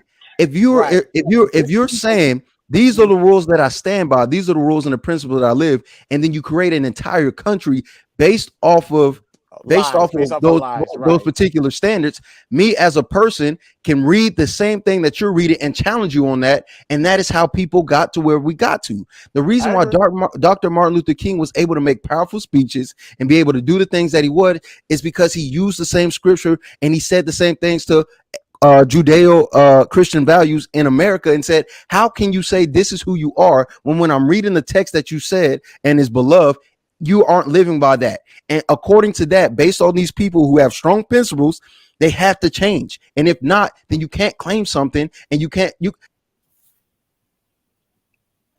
Yeah, not only that, What if they say no though? Hold on, but what if they just say no though? That's kind of the point, and I think that's where patriarchy was coming from. And but the reason, the other guy speaking but too, like, again, all right, if they say no, then what? They can't say no, and they didn't say no. That's the problem. Y'all saying, but they can, but no, they can, and I'm asking the question: if you then cannot say what? that they can. You're giving me a hypothetical situation that's just not true. he's right. They They did actually say took no a for a look at long themselves and decided, you know what, we should change. There's a reason why they changed, and it wasn't just due to this idea. It wasn't due to this idea. It wasn't due to this idea that they didn't stand or they couldn't understand what was going on. They understood, hey, morally, this is incorrect. Two, you know what? The world sees what's going on. We're acting like these things didn't get national, worldwide attention, and it did. One. All right, now you're back. Now you're back to relying. Now you're back to relying on shame, which is I don't like that. It's a position of weakness. You're trying to shame somebody into doing right by you. And then two. Hold on, go back, backtrack. You refuse. I said now you're just relying on shame. That's all that is a shaming technique. Oh, you treated me bad. Wait, no, let the man. But it's a weak position. It is a weak position. You got to be accountable to the standards you set. Why not just look at the we documents? can't all hear each other at the same time. The man said something. Hoodservative, you're saying I'm going back to using shame as a what now? I'm trying to understand your point. No, I was just saying that was a shame. That whole point was just shaming, and you're using shame, and it's a weak tactic, and that's why I kind of side with the other guys. Like, this is a weak position on the whole. You're still coming from a position of weakness. You're not establishing anything. You're asking for things to be done for you. Okay, so wait, everybody, please stop, please. When you're saying that, do you realize that is incorrect on every single level? As a matter of fact, they are asking for shame to be brought back for a lot of the culture and for a lot of the ways in culture we've lost it. You know, a lot of people in this space say we need to start shaming hoes again. Why is that? You can't say it's a weak position and then expect to use that same position to make changes in another aspect. That's so inconsistent. Hold on. I will make it consistent for you. You can't shame hoes unless you have power over them. Otherwise, you're just a fuck nigga. What? No, that's not true. You can. What do you mean? What you gonna really do? Wait a minute. What are you really gonna do? Stop. Men have literally without power. What are you really gonna do? Without power or leverage, what are you really gonna do? But talk shit. Conservative. Here's the disconnect. Hold up. Conservative. Here's the disconnect, right? You can shame them. You just cannot get any results. Or you can't influence them to change. But you can shame them. Like shame, you can still shame them. You just cannot influence them to change. That's the disconnect. Agreed. But ultimately, the linchpin is leverage. You got to have some kind of leverage, and without leverage, you're just like talking shit. You're begging. But there is leverage. I completely. That's so crazy to hear this. There's definitely leverage with shame. Why do you think? Why do you think that Russia? I disagree with that wholeheartedly. How can you disagree when that's literally how things have been changed? Yo. Damn. Oh shit. I'm laid back because I was in the back of the chat. And you want to sleep? Oh, you was awake? We thought you was asleep. Yo, fucking liar. That bitch dead. Y'all not listening to each other. Y'all screaming over each other. The points are getting flooded other. We got to hear each other. So let me just make a point real quick. I've been silent. Cheeky, I wasn't talking about you, brother. I've been silent. Let me just make a point real quick. Let me just make a point, and then add to it. Let me just make a point real quick, right? This is why, once again, I'm saying make a point real quick, listen, JB. I'm gonna make it quick, everybody. I promise. Nah, he's right though. He's right. I'm long-winded as hell. Listen, this is why I'm saying. If there's any white people listening, I'm gonna be the coon and the Uncle Tom to tell you this, okay? Stop letting these people shame you and make you feel guilty for being white. Tell them niggas to kick rocks. Whenever anybody trying to, like, it's so silly trying to make white people, the average white person today has not done a damn thing to you. Stop trying to make these people feel guilty. And like I said, any white person listening, listen to Coon Jonathan. Okay, Coon Jonathan is telling you, tell them niggas to kick rocks. Stop feeling guilty for being white. You ain't choose it. You didn't choose it. You were just born white. So tell them to kick rocks. But go ahead, Angry Man. Okay, so this is for Hood. So can you just, instead of, you guys are talking about religion, you're talking about shame, you're talking about guilt and all this other stuff. Why not just use the Constitution and just say, hey, hold that up. That's a legitimate document. That's a country supposed to be founded on. So I wanted to give. Well, the Constitution was in existence during Dang, slavery. Angry Man wasn't talking. That's crazy, right? I'm gonna pass the mic. Okay, all right, go ahead. Yo, so I want to give Cheeky some support. Y'all are incorrect when anytime people get on YouTube and they say, oh, well, just talking shit don't matter. That's bullshit. Because if just talking shit didn't matter, then they wouldn't break their neck to censor people on social media. Talking actually does work, especially if you have enough voices saying the same thing. So Cheeky is actually right in that aspect. So again, I think the point that I was making was being missed. It's shame. Shame is exactly how we've gotten things to change, from the Scarlet Letter all the way down to what's currently happening with Russia and Ukraine. The reason why they keep telling do not support Russia is because they're trying to shame and get these people. If you support them, you're wrong. I think that they sending tanks over there, bro. What are you doing? Oh my goodness. They sending tanks and bombs. Regardless of what's happening, what I'm saying is we are using shame is not a weak position. That's a terrible argument to make when a vast majority of things that have come into tuition and have changed have come through shame. The point that I'm trying to make here is we cannot keep saying that Black Americans are these quote unquote victims that just always asking for a handout. At some point in history, that may be true, but stop using slavery as the origin point of how that works. Black people didn't do anything besides use the principles and the principles and the standards that were set by white Americans through Judeo-Christian values and challenged it. And because they made a compelling argument and it reached a worldwide audience, it made sense for them to change because nobody wants to experience what's the argument now? What's the argument now? We can't live in our grandfather's shadow. So what's our argument? They had their war, but what's ours? That's a different conversation. Right, but what are we asking for if they got everything that Black people supposedly needed? Like, what more do we have to ask for now? What more is needed? For one thing, you can't. First of all, here's the thing: you're saying that was our grandfather's war and they fought their war. Well, here's the thing: you can't wage any type of war if you're not even at the level that your grandfathers were at. Now we're back to power acquisition, which I'm with, but I'm not talking about power acquisition. What do you mean level then? I'm talking about mentality. The men of today are not fit to fucking wage no kind of war because most men are complicit with a lot of the goofy shit that's going on. Most men do not have the right state of mind to actually push any type of agenda forward. That's a fact. So we can't, we're not like, it's worse than being in the shadow of our grandfathers because at least our grandfathers knew what the hell they wanted despite the oppression that they were dealing with and pushed forward. Then I would argue right there, and I accept that entire premise wholeheartedly. I would just say that acknowledging that our problems are not white, our problems are Black and internal. Our problems aren't white. I would never say that. What JB said was 100% correct. We got to stop trying to shame white people, even if we believe white people are doing something wrong or doing something goofy. Like, let's say white people are still being prejudiced and still being oppressive and blah, blah, blah, all of that crap, right? We got to stop believing that we can make a person, we got to stop trying to shame them into giving us what we want and doing what we need to get what we want. Because really, you're coming at it from a weak position. If you're begging for something or you're trying to get somebody to do something for you from the aspect of begging, that's a weaker position.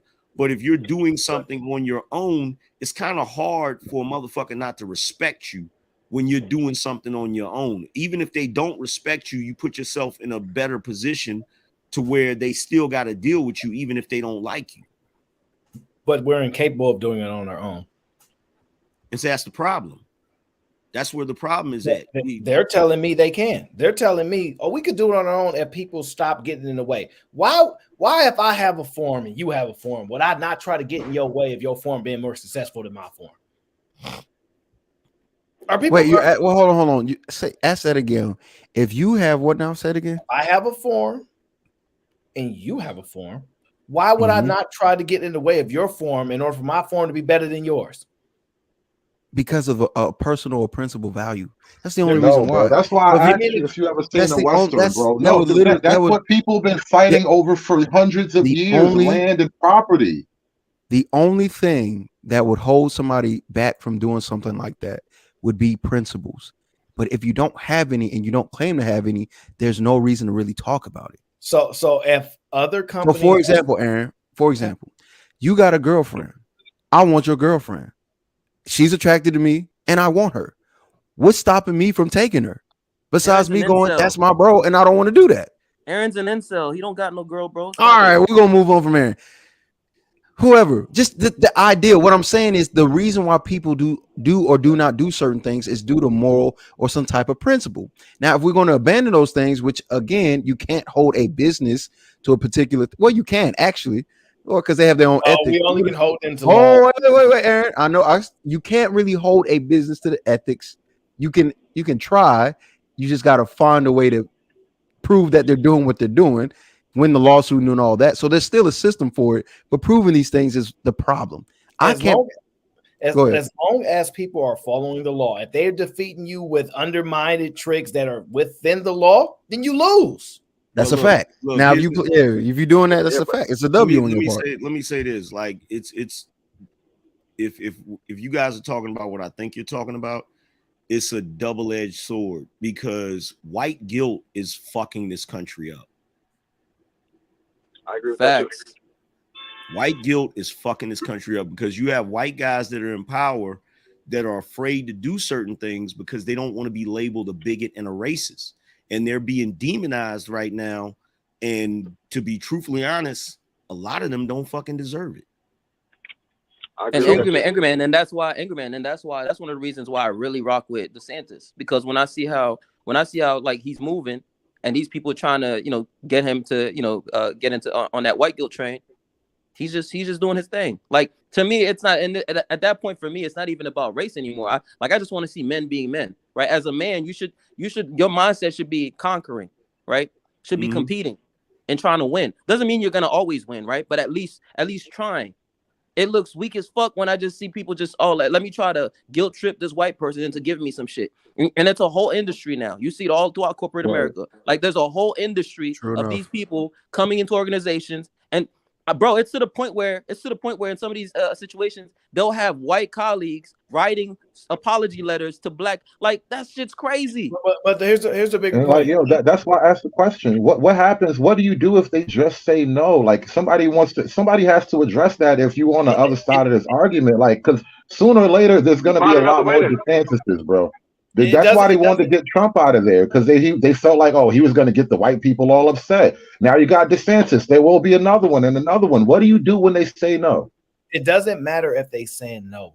They say no to all other races too. It's just in our head we say they're only picking on us, right? Here's the truth of the matter is we like to say they're stopping us, but right now there are blacks that have enough money to open a hospital in neighborhoods right now, multiple hospitals. They didn't do it. They can open grocery stores. They not doing it. It's always excuse making. They actually not stopping nobody from opening schools, hospitals, grocery stores, except nobody's stopping nobody. Yo, Aaron, you know what's crazy? Aaron, you know what's crazy? You heard what AL just said, right? Not the majority. Is that not what you just said, AL? No, I said Michael Jordan. Oh, my bad. I thought you said not the majority. My bad. Michael Jordan stopped. No. He's saying Michael Jordan has the funds to do the things you just said, but we don't see that. We don't even. No, he does do it. He built 2 hospitals. Yeah. So okay, I see what you're trying to say. So the point. Oh, go ahead, Ian. No, I was just gonna say, like, the problem is black people's new religion is racism. That's black people's new religion. And black people define themselves by the struggle. That's the problem. And I believe that black people are afraid that if they don't have the struggle to use as a crutch, then how do you define yourself? How do you define your race? How do you define your group? You feel what I'm saying? Because let's be honest, it's easy to remain in that state, but it's hard to come out of that state, and it's hard to maintain being out of that state. So you got a lot of black people that are on some lazy shit, and they don't want to do the things necessary because they know it's going to be hard work. So what they do is they fall back on the concept of racism. Well, the reason why I'm not doing this is because the white man ain't going to let me do X, Y, Z. Or the reason why I'm not doing this is because look at what white folks did to us. Like it's just ongoing. And the crazy thing about it is when you look at history, you look at black people during Reconstruction, during the Jim Crow era, if they used that as an excuse, they would have never built nothing. They would have never did nothing. Do you know what the issue is? This is what the issue is, AM. This is what the issue is.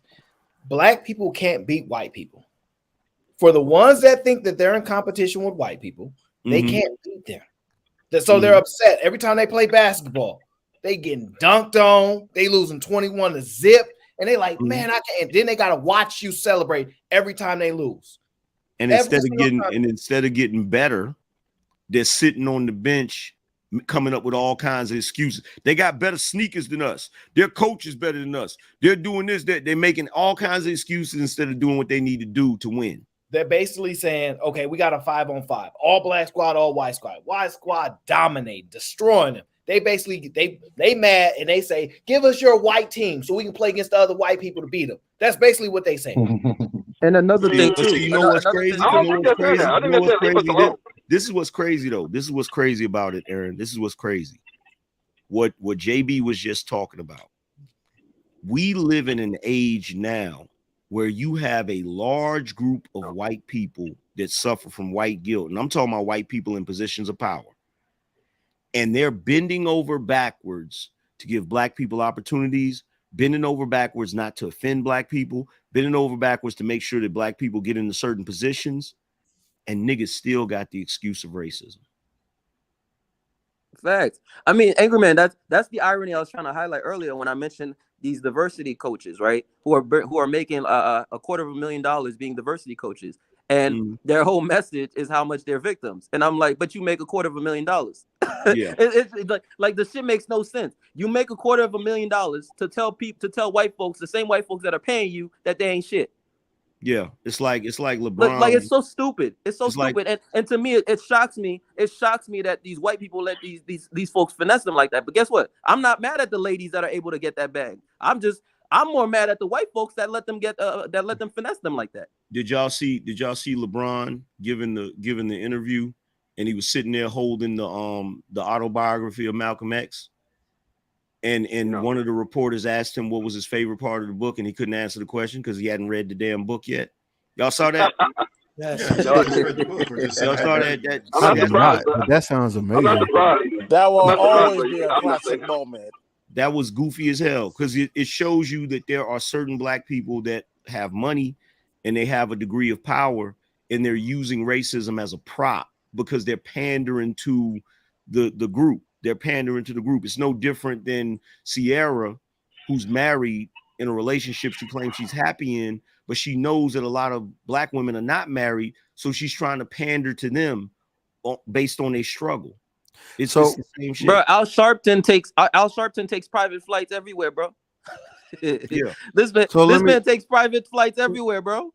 So I'm gonna ask this, right, just to get understanding. Are we saying that racism just doesn't exist, or that it's just significantly lower than before? No, it's way lower, and it's not a problem for most people. It exists, but it has no power. Racism exists, but racism didn't stop shit. Okay. If it didn't stop shit, then it can't stop shit. Because if racism really was that big of an hindrance to black people, And I'm not saying it wasn't fucked up, but if it was that big of a hindrance for black people's progression, we wouldn't be where the fuck we're at right now. And I think you're partially right. Racism. Here's what I'll say.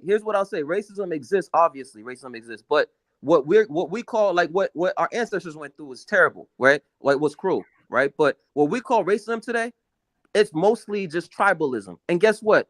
Every group of people on the planet of Earth, okay, since the beginning of time, have always engaged in tribalism. That's a literal fact, right? Whatever form of tribalism, whether it's even at a familial level, like when you hear about nepotism, that's a form of tribalism. When you have all these little villages that function in one way and they don't welcome other villages, that's a form of tribalism. When you have people that only hire their friends, that's a form of tribalism, right?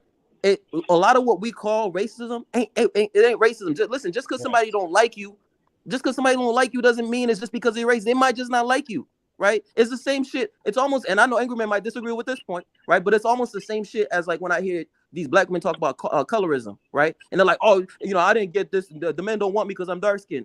Nah, maybe you just got a bitch ass attitude. No, I don't disagree with that. Maybe you actually just ugly. Like, just because you dark skinned, maybe you actually just ugly. Maybe you just have a stink ass attitude, right? Maybe that's what it is. So it's not just because you black. JB, that's where the problem comes in with me when it comes to colorism, because I agree with you wholeheartedly. What annoys the shit out of me is that if I call a dark-skinned person ugly, they automatically attach it to their dark skin. And it's like, no, I'm talking about your features, not your skin tone. You know what I'm saying? Words. That's Exactly. featurism. Well, hold on. So most people actually never experience impacting racism, right? They may experience somebody saying, I'm gonna tell you what it is. Okay. So most people experience somebody saying something that they perceive as racist. Oh, we don't mess with you black folks, or they say the N-word, right? And you will say, oh, that's racist, right? But it's not actually impactful, right? It's actually one of those things that, because we're so indoctrinated what racism is, when we expect it to happen, we think it's gonna kill us. Like, it's like one of those shots with the big old needle, and they like, and you about to cry, they about to give you the shot. You're like, no, and they give you the shot and you don't even feel it. That's what that is. In order for you to actually experience like impacting racism, it has to be somebody with the power, the literal power to enact that racism. Racism is when you walk into a fucking diner and the white people in there tell you can't eat here, and they pull out a damn gun and blow you away, and nobody goes to jail. That's real racism right there. That's part of racism. I think racism is the fact that the neighborhood. I think racism is the neighborhoods we live in, right? The fact that and the schools we live. That's not racism. Bro, you know the problem with that argument.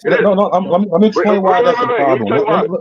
Listen, no, the systemic argument is essentially a ghost story. You can't point your finger to any one individual. You can't point your finger to any specific chain of events, but you say, listen, I had a bad outcome in this place, and therefore racism. Like, you're looking for a ghost. Like, you need to actually blame. Well, if you have somebody to blame, then you can now make a case, but that's not the case with the so-called institutional racism argument. If you have a case, lay it out. You don't understand history. You don't understand history. No, I don't want history. I want you to lay out a case of institutional racism. We talking about I want you to point to an institution. Why is it trying to say? Why is it so far-fetched?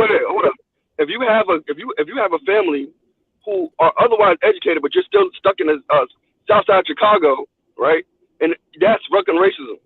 That was racism. Move out of Chicago. You educated. What kind of education is that? You can't move out of Chicago. Bro.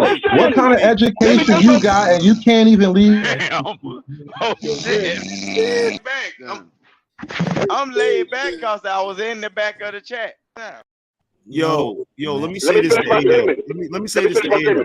AL, hold on. First of all, the institutional racism argument is asinine. I'm gonna tell you why it's asinine. Because the very same institutions that caused racism is also the same institutions that gave you the right to vote, same institutions that gave you opportunities, same institutions that gave you numerous programs that actually help Black people. That's why that argument is always going to be a asinine argument, bro. So two things. Wait. So two things can't be true at the same time. No, that's not a flawed argument. That's not a It's flawed flawed. argument. It's not flawed. What it Because that is didn't happen. Oh, go ahead, Shiki. Go ahead. We can't say that that's a flawed argument just because people finally figured out how to use a system to benefit them, because the same people who were once ostracized or pushed out or not even allowed weren't able to make those laws. But at some point they were able to make produce some type of economic pressure. Hold on. Let me say this. Because y'all don't seem to understand. We understand the concept, and this is what Patriarch was talking about earlier when he was talking about white people. We understand who created the Constitution. We understand who created most of the laws for most of the history of this country, right? Are you honestly going to sit here and tell me that you can't say that's a flawed argument when at the end of the day, the buck stops with white people? If they didn't want you to have certain programs, they wouldn't have allowed it. That's the point. They wouldn't have allowed it. But that's not how. So when you're talking about institutional racism, I get what you're saying, but at the same time, and this is the reason why it's always been so difficult for Black people to prove institutional racism. And this is why whenever you get into a debate with somebody white that's an intellectual, he's going to tear your ass up, because he's going to bring up all of the programs that come from those institutions that actually help you. And again, the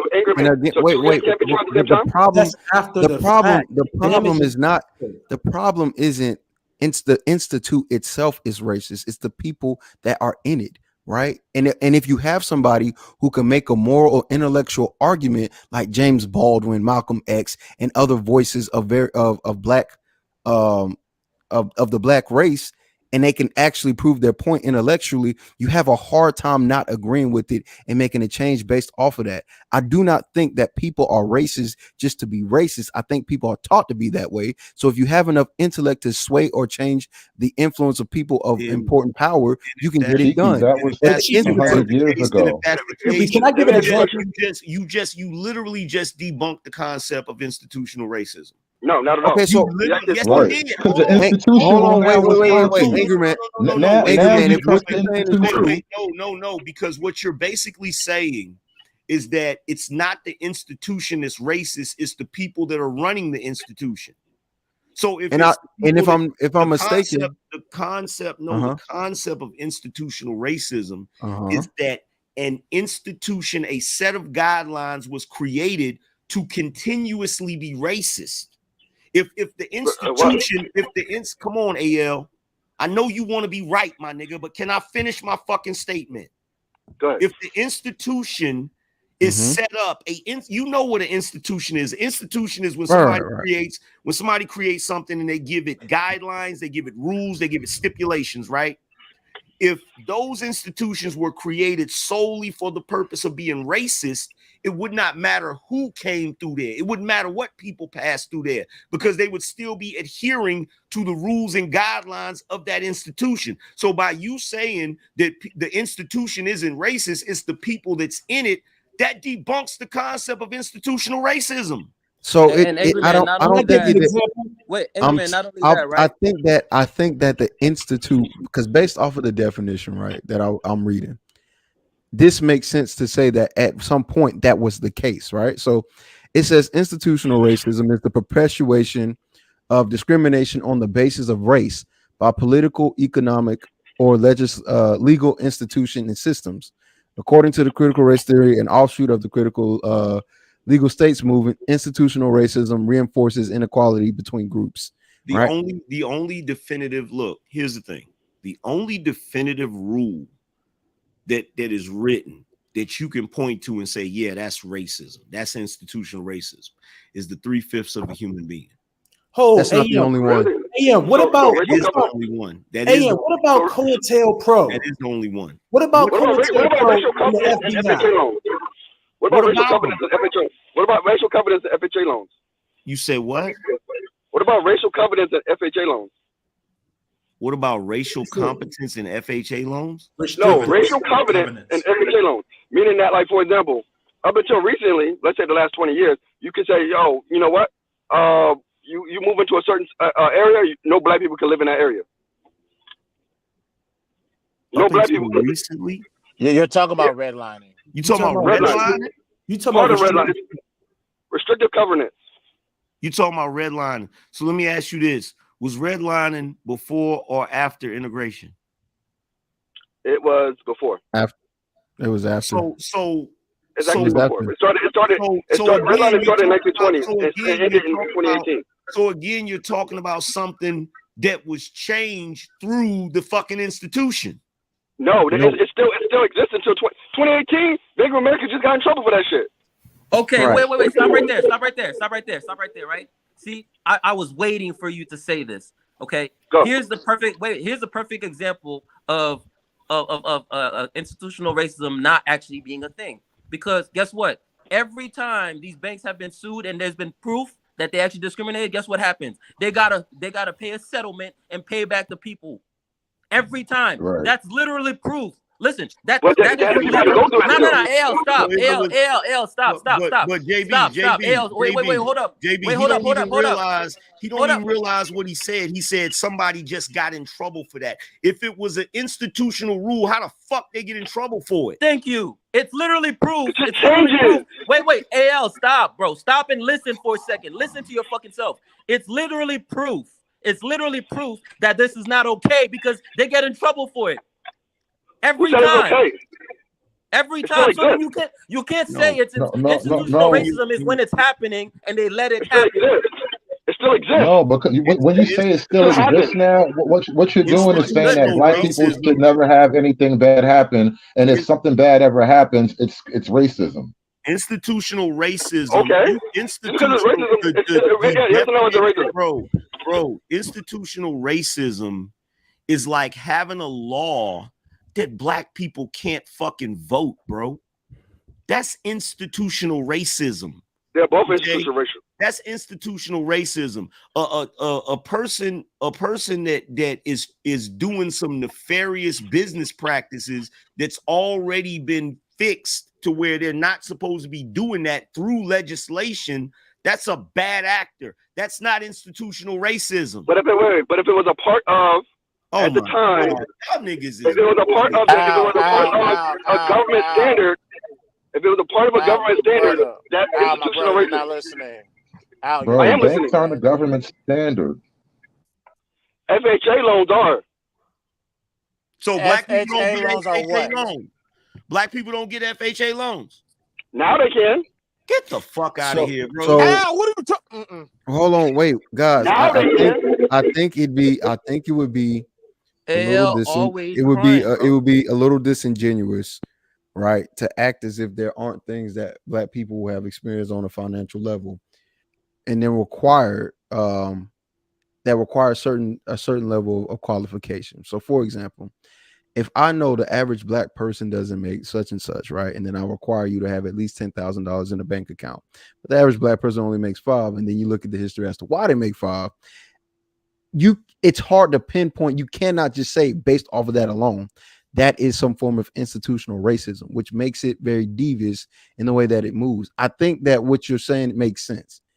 That type of deviousness is what I'm referring to when I say that's not an institutional. So, and that's why I agree with you, right? So, I understand what you're saying makes sense. Listen, by number, you're cutting out way more white people who are at that same level than you are black people when it comes to just raw numbers.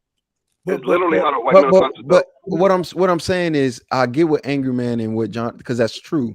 You can't call the institute itself racist and then expect for a positive outcome while using the same institute. And that's what makes it a logical fallacy, because it just won't make sense that way. But I will say the people within it and the people that comprise of it, if that's the overwhelming majority, what else can you say? What else can you say besides this is?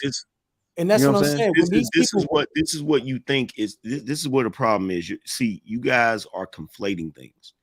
The reason why you think it's institutional, I'm not talking about you, Cheeky. I'm talking about AL and Quan. The reason why you think it's institutional racism is because America has people that are in these ridiculous positions of power, right?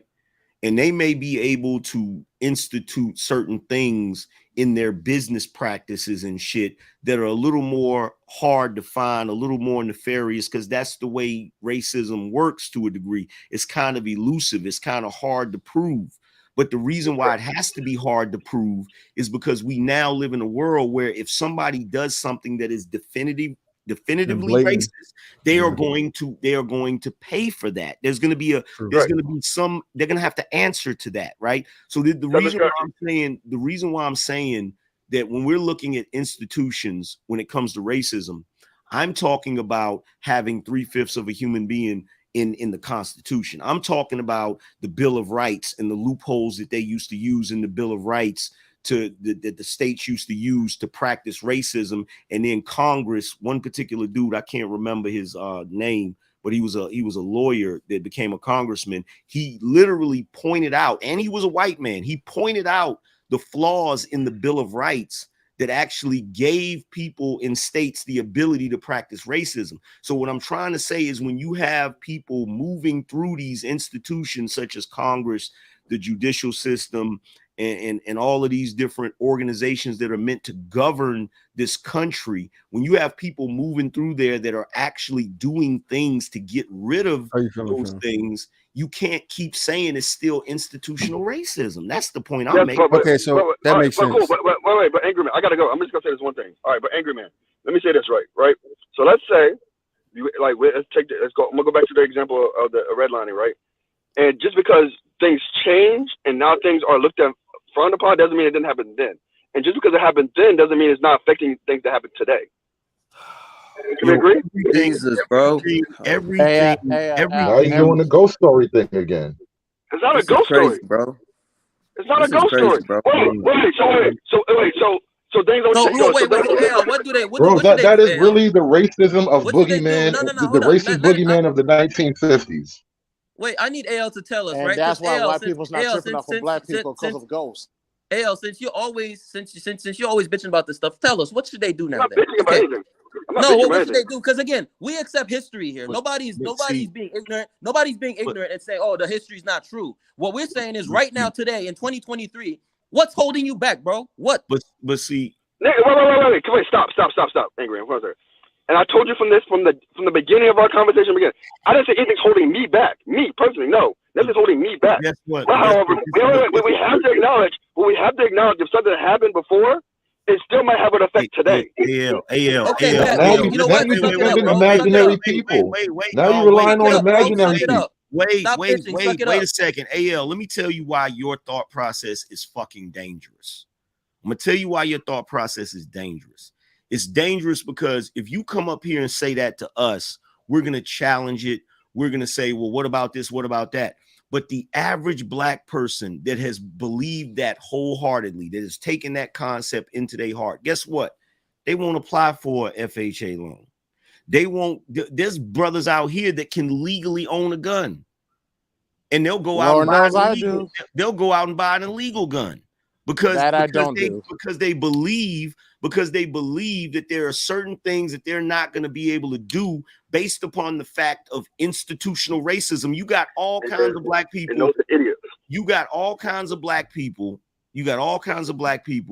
That literally will not exercise rights that they have right now and take advantage of opportunities they have right now because they think that they're going to go there and some white person is going to deny them. And then Anchor Man, let me respond to that. I gotta go after this. This is my last thing I gotta say. And those people are idiots because guess what? I said before, things can change, yes. And I'm not arguing that things today aren't different. What I'm saying is we have to acknowledge the fact that if certain things have happened in the past, they don't just go away just because things change right now. Yeah, and see, this is where the problem comes in. The problem comes in, you're saying that they're idiots, right? No, what it is we have a society that operates on a bell curve. Most average people believe what they hear. Okay, they believe what they hear and don't investigate for themselves. So when you're sitting up here talking about this shit, You may not believe that, but because you're spewing that rhetoric out of your mouth, there's some black person that you're referring to as an idiot that just may not be in the know that's going to hear you say shit like that and not fucking do anything. Why do you think the majority of black people be in the positions they in? It's for a lack of fucking knowledge. It's because they don't know what they can do. And a lot of it is based on the premise that they live in a country that's so racist towards them that they're not going to be able to do anything. And they need to go find it out. Angry man, to your point, right? Angry man, to your point, right? When I was I gotta starting go. my first when I was starting my first company, Angry man, a bunch of black people told me, "Oh, you will never be able to raise money. You're a young black man. You know, they're not gonna give you no money, man. You know, just try to work it out." Like all these people were telling me basically be a defeatist, right? Guess what? The first person that said, "Hey, I'm gonna invest in you," her name is Barbara Clark. You could look her up. Her name is Barbara Clark, a white woman. A white woman. She heard my pitch. She heard my pitch, and she said, "I'm willing to invest." And matter of fact, she sent me money before we even signed paperwork. Yo, check this out, JB. So what I'm saying is, like, to your point, right? To your point, it's like these defeatist ass people, bro. Like, they make it worse every time. It's always, "Oh, but the white man, but the white man, but the white man." Nigga, go out and get it, bro. Go out and get it. Y'all sound weak as fuck, be like always bitching. Check this out, JB. Check this out.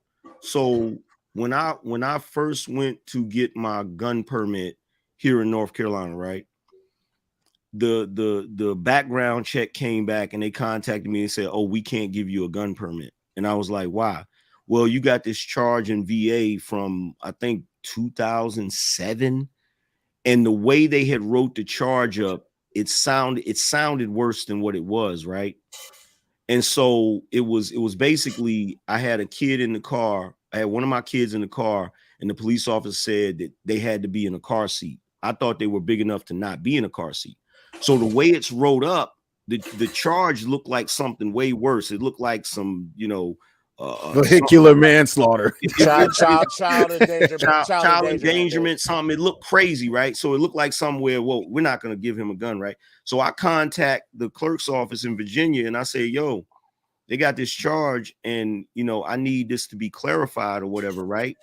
And so they're in VA telling me, "Oh, well, we don't have any records past 10 years, right?" Now, if I was the average black person, I would have sat there and just accepted that. But because I know my freaking rights, I said, "Well, no, you're supposed to keep your records. You can get rid of your physical records after 10 years, but you're supposed to keep them digital. You're supposed to keep them digital, right?"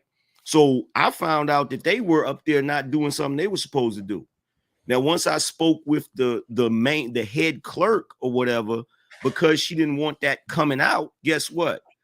Fucking the sheriff's office down here in Raleigh called me and they said, "Oh, you can come pick up your permits."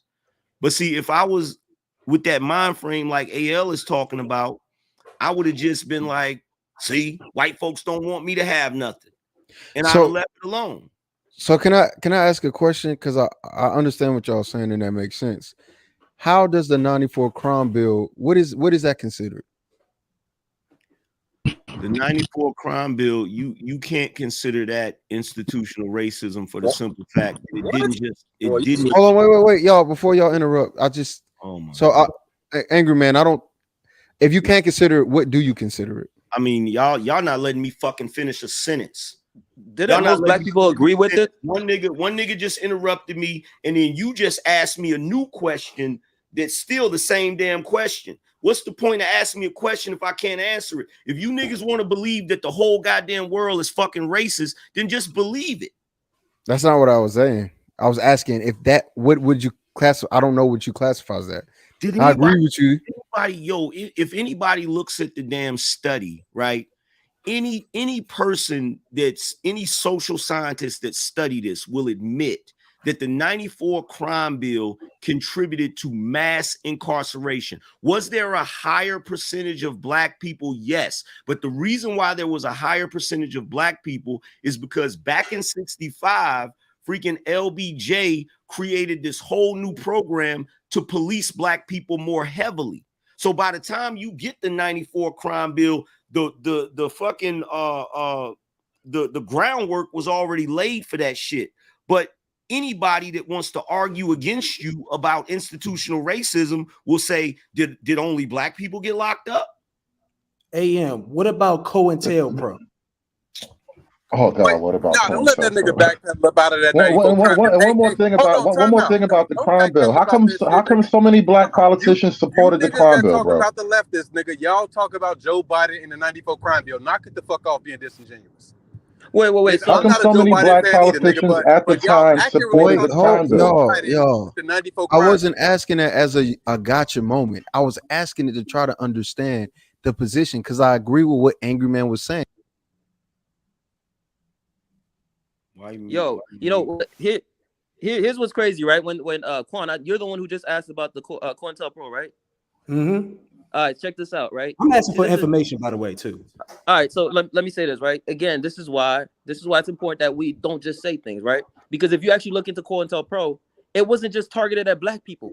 It was actually targeted at any groups that were deemed subversive to America. That's why they actually COINTELPRO specifically targeted white supremacists as well. It targeted Hispanic extremist groups. It targeted even a few women's movements. Go look it up. Don't just take my word for it. So let me ask this.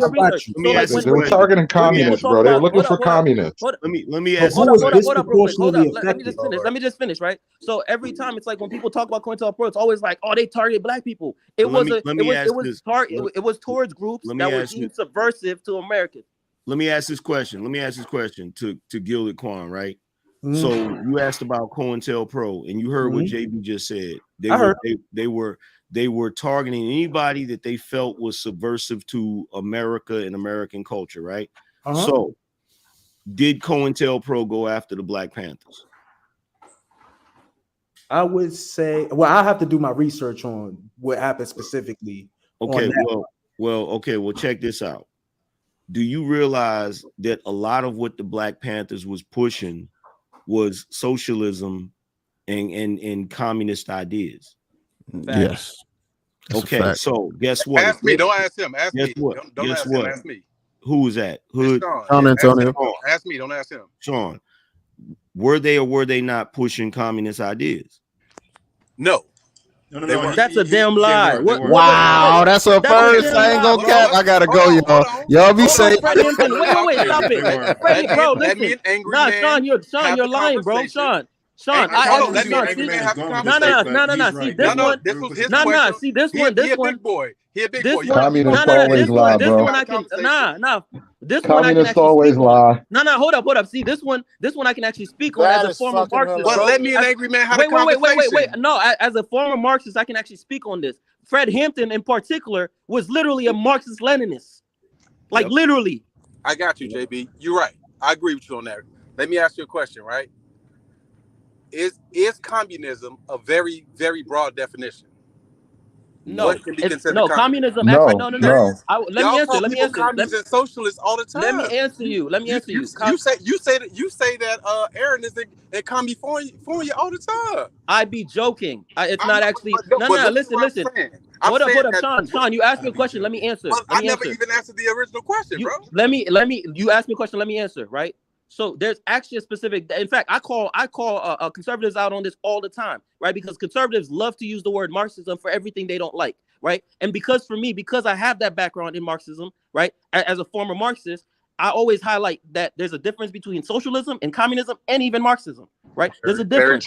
Very true. So I'm saying there is a specific definition. It's just that most people don't actually know the difference. I agree with you on that, JB. I'm listening. But the core of it, Damn, hold on, let me listen to JB. the core of socialism and communism is based in Marxism. Am I wrong? But hold on, that's it right there. No, that's why they're not different. Listen, it's all a continuism. You talk Marxism to lead to communism, so you can end up. I'm sorry, you talk Marxism so you can lead to socialism, which ends up in communism.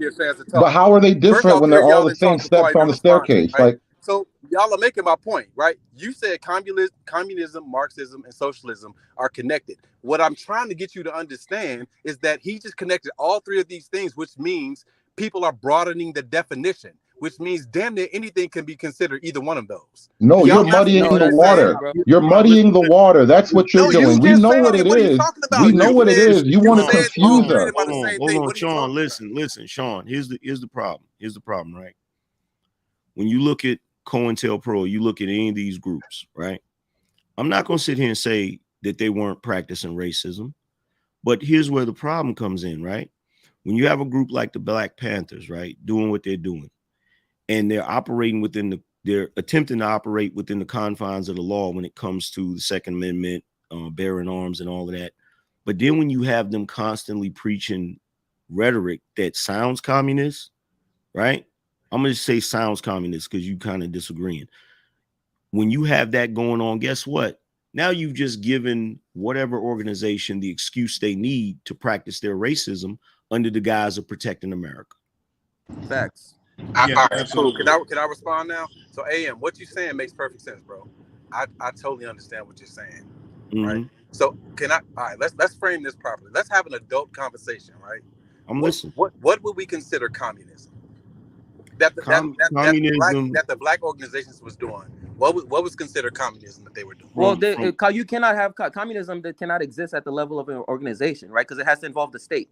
So we're really just talking about Marxist ideology, right? Okay, that's what were those things? Can we list those things? Let's really frame this conversation. But that's not. But Sean, that's beside Sean. The thing is, that's like I get what you're asking, right? It's not an invalid question, but that's beside the point that Ingerman was getting at, right? Because what Ingerman is highlighting. What Ingerman is highlighting is something that even when I was on the left, I used to say it, right? Because I used to realize, like, wait a minute, right? Like with Fred Hampton, they were able to assassinate this brother at 21 years old, right? And they were able to assassinate him. And guess what? They're able to use the idea that he's an extremist. And the sad thing is that, you know, and I'm saying this as a conservative, right? I actually, even as a conservative right now, right? I can look at Fred Hampton objectively and say, this man actually did some real shit for black people, right? Objectively. Like, he did some real shit. But you see a lot of the people that are actually pushing a lot of these narratives these days, they ain't doing shit but complaining and bitching, right? At least Fred Hampton, you know, started real programs, like did real shit, right? At least he did that.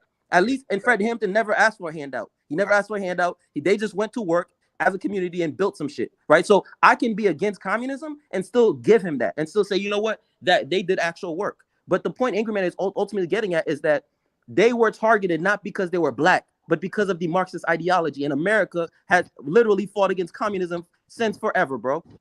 Okay, here's the catch on that. Because you asked where the Marxism was, real quick. Let me respond to nothing though.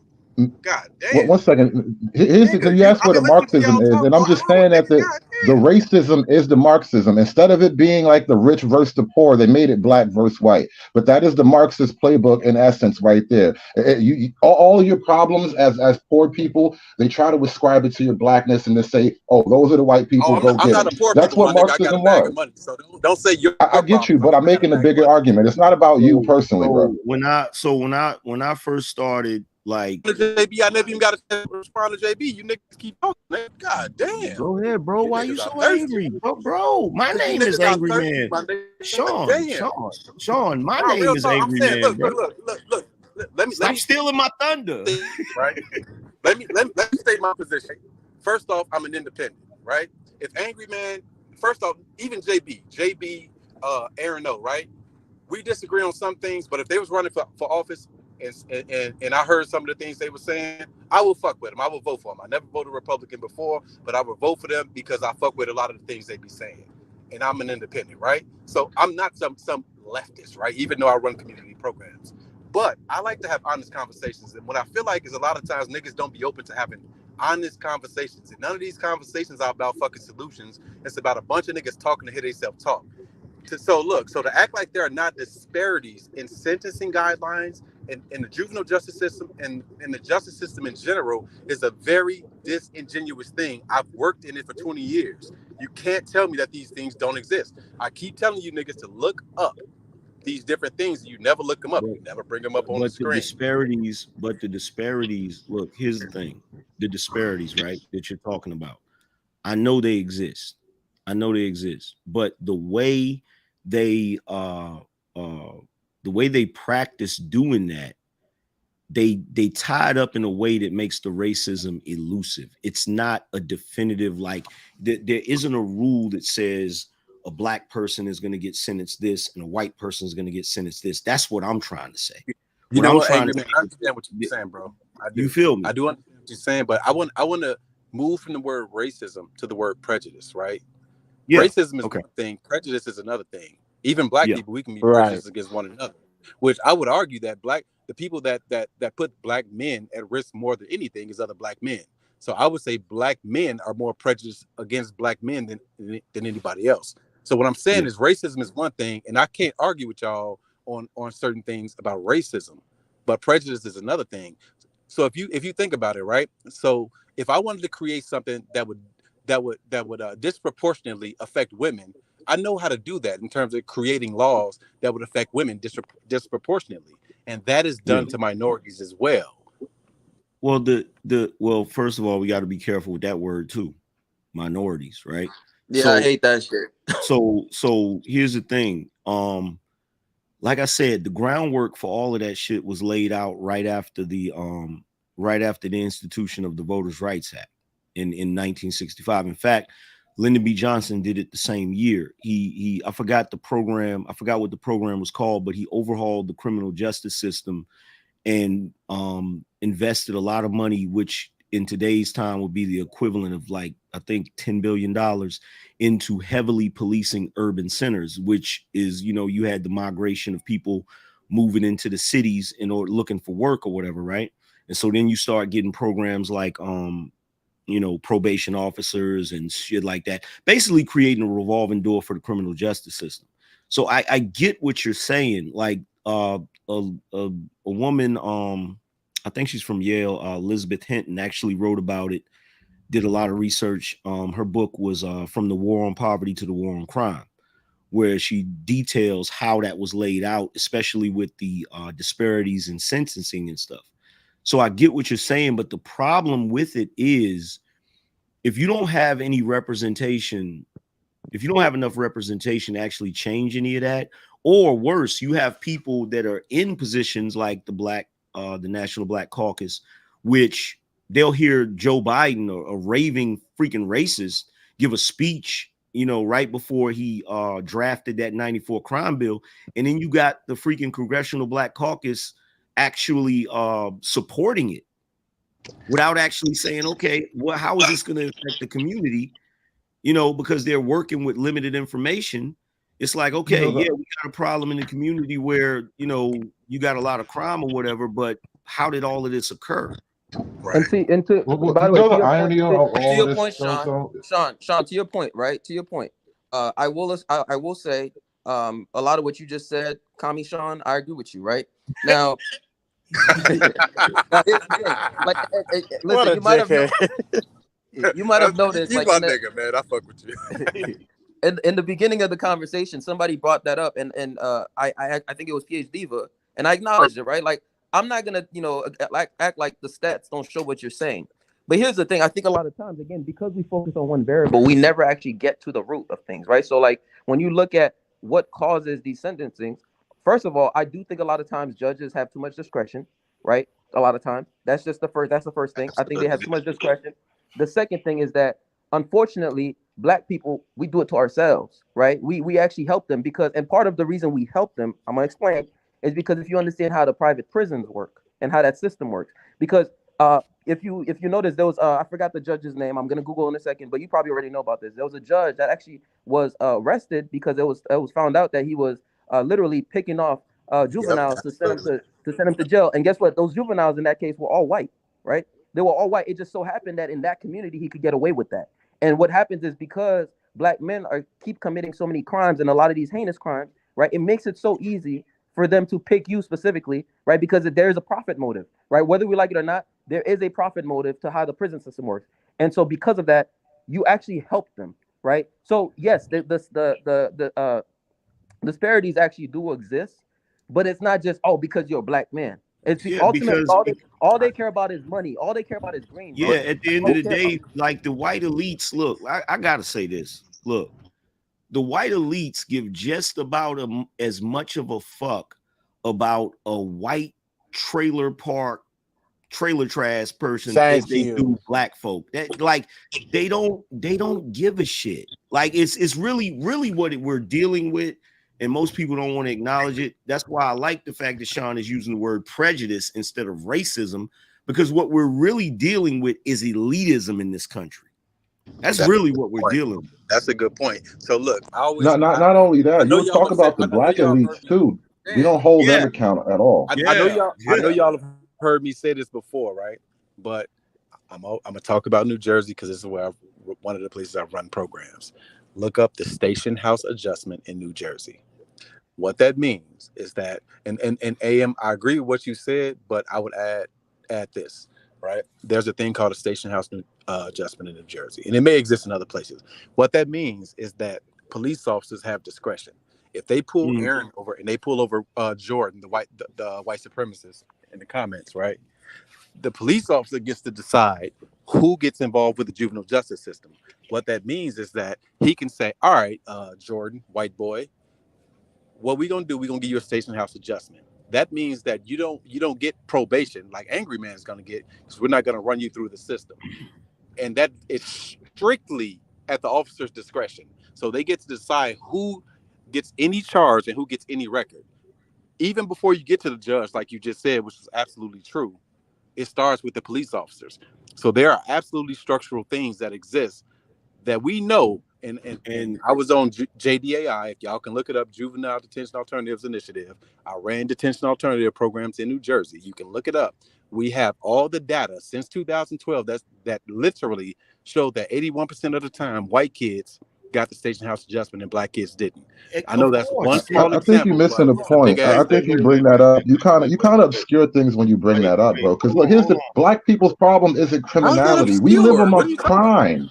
No, because listen. Here's what's happening, bro. You kind of making it as if the crime is way less of a problem than the few guys who get arrested and You they missed have a everything bad I just deal. said. I'm talking about if two people get stopped for the exact same thing, two people of different races are treated differently. That's not obscured at all. You just didn't understand what I said. Here's what the problem is. Look, here's what the problem is, Sean. I hear what you're saying, and I'm not saying that's not a thing. I know it's a thing.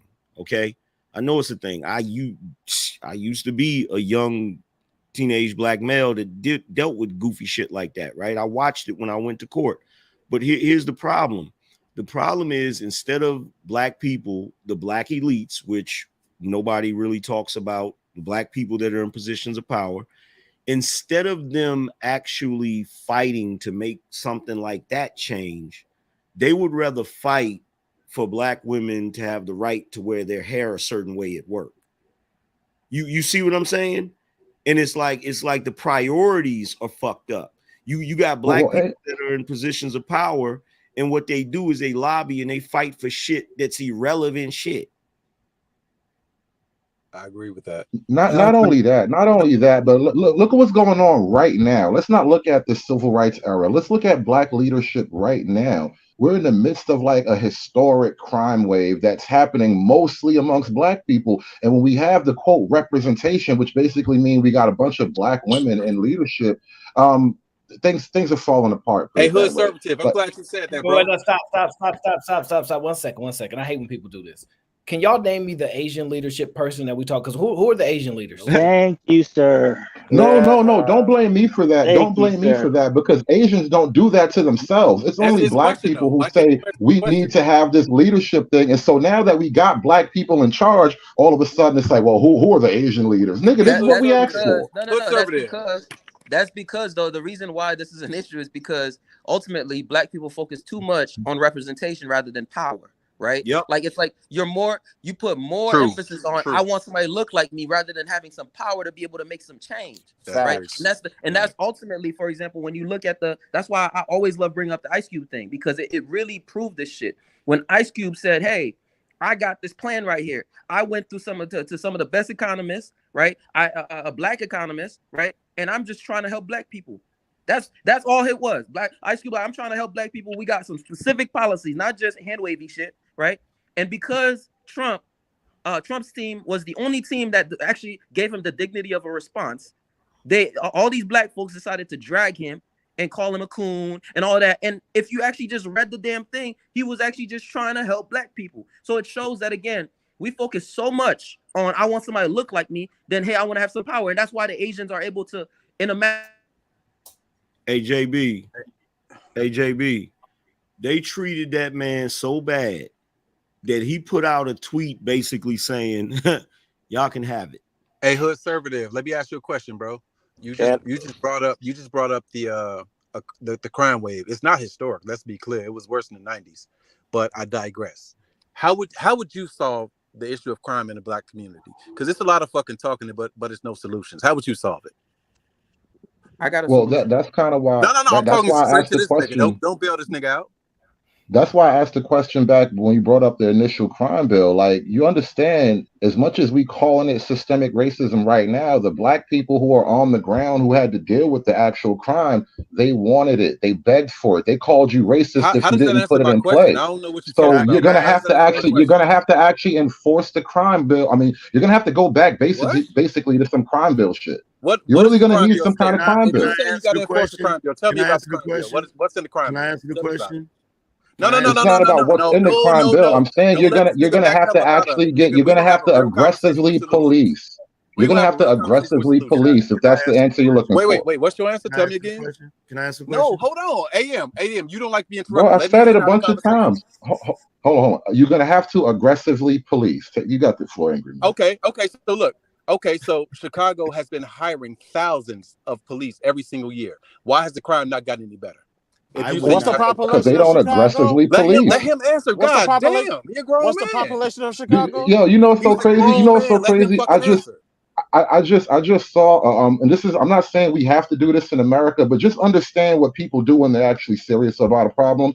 El Salvador is like home of MS-13. I think it was El Salvador, maybe Honduras, one of those middle America countries, Central America countries, right? They just arrested like damn near the nation's gang population, house them in brand new jails, and you should see them running around with their hands over their head. They stripped down to their boxes, all tatted up, and it don't look So what's nothing your like answer American again? jail. So That should look like military jail. MS-13 That should look like military prison. So all I'm saying is, if you really wanted to solve a problem, you would actually get tough on the issue and not cry about the crime bill that actually probably saved more lives and practice more racism.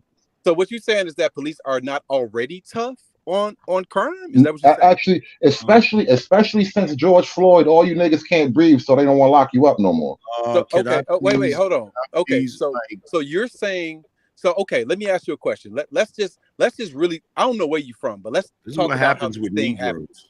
Let's talk about how crime happens, right? So let's just say it's a shootout, right? What do you think the police are doing during the shootout?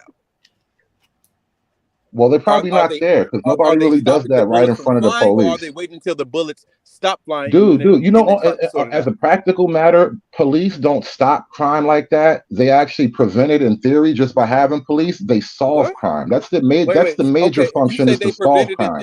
They don't typically stop crime unless you're right there. How does that make sense? If you say they stop it in theory, if they stop it in theory, then why is there still crime? Yeah. Put it like this: if you have more police in a neighborhood, you're less likely to do something stupid in that neighborhood. So even if the cop isn't right there looking at you, this is a neighborhood you're more likely to go to jail in. So you'll probably take your effort to somewhere else where you're more likely to get away. That's the theory of it. The reality is no cop can be on every corner, but if you do something, they will come track you down. So you think police in Oak? No. We can look up the clearance rate. You're being disingenuous. We can look at the clearance rate. Don't bring up the clearance rate now. Let me finish. We Is can this look a one-on-one debate?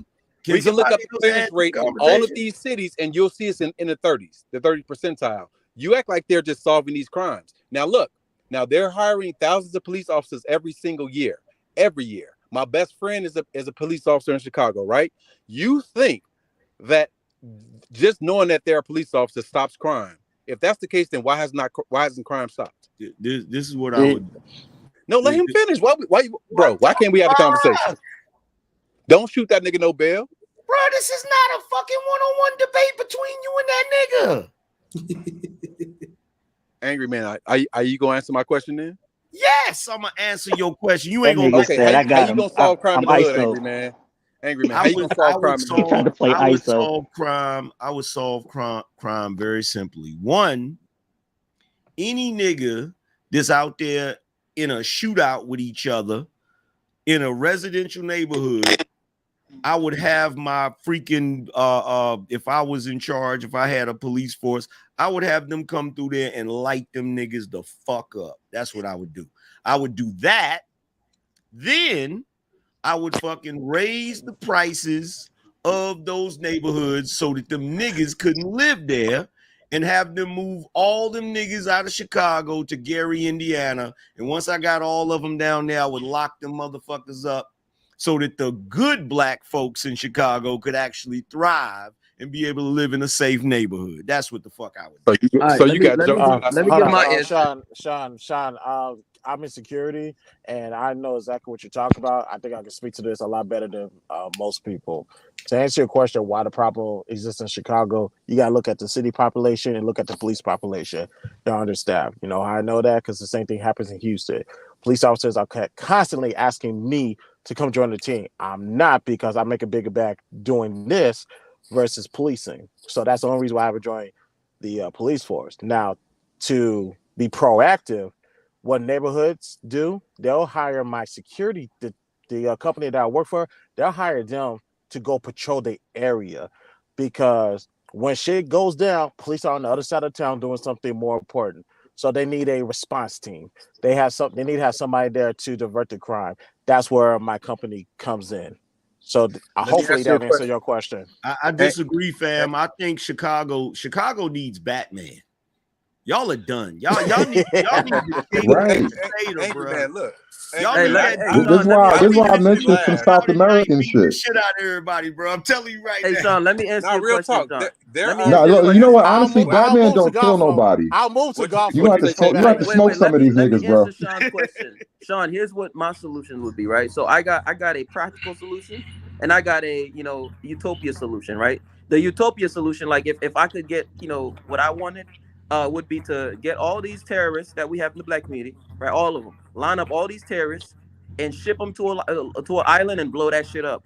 That's the ideal. That's the ideal. So that's the ideal solution, right? But since we can't have that, I'm actually in agreement with conservative. I don't think he articulated properly, but I do think that we need to make committing crime, like, I mean, tough, obviously just tough on crime, but I'm saying like really, really tough on crime. Like, for example, when I see what that lady is doing in Atlanta, I'm not, obviously I wasn't a fan of hers initially, but it made me a fan of hers when I see how she's locking these niggas up. Because, bro, here's what bothers me about these terrorists, bro, is that, and it also bothers me about these pro-black people or people who claim to be pro-black, because these terrorists that we keep defending, that we keep caping for, right? They actually make it hard for the average black person to function, bro. Like, most black people ain't committing crimes. We all can agree with that. So when you realize it's these terrorists that make it hard for the average black person, like, think about the average black man who's going to work,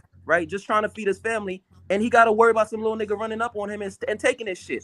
I think that little nigga deserves to be shot in the head. That's what I think. Because you go work for your shit. You know what I'm saying? That's me. Hey, Jack Boy, yeah. Yes, sir. If you don't get them damn Apple Jacks from behind your head, nigga, in there eating Apple Jacks and shit, bruh. You got some shit behind your pillow too, so you ain't even gotta get up. JB, I don't disagree with what you just said, right?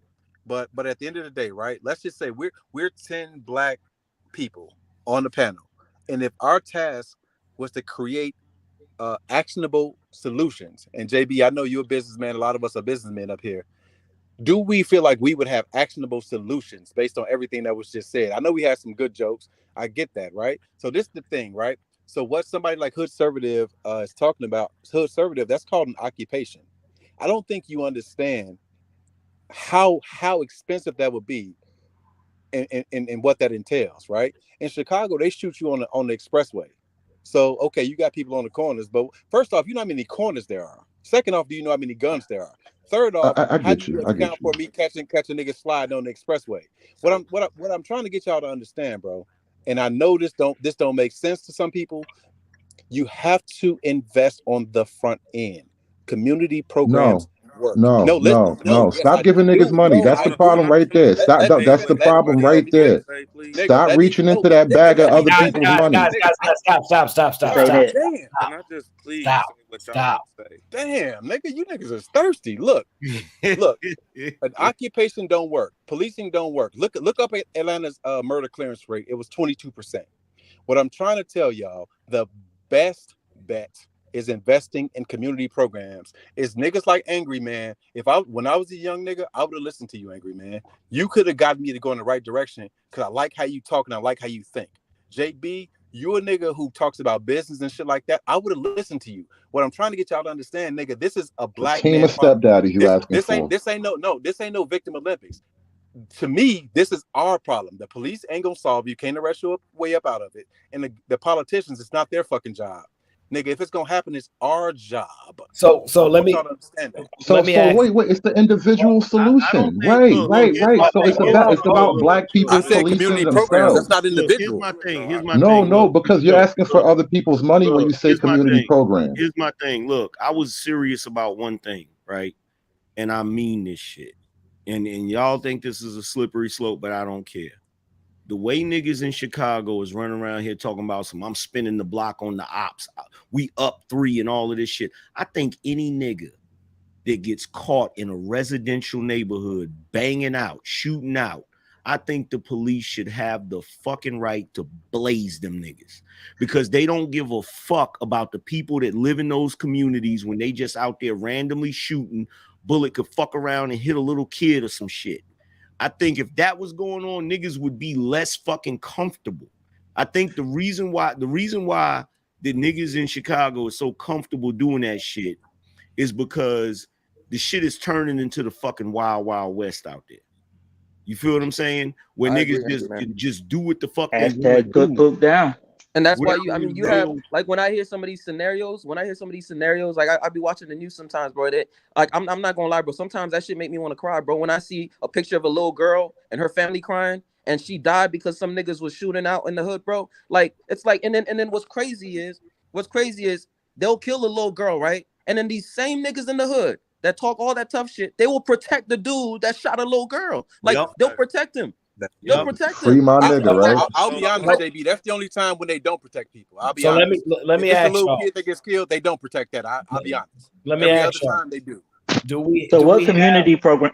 Do we have a crime problem, or do we have a community problem? Community. We have an accountability problem with black men. They're the same.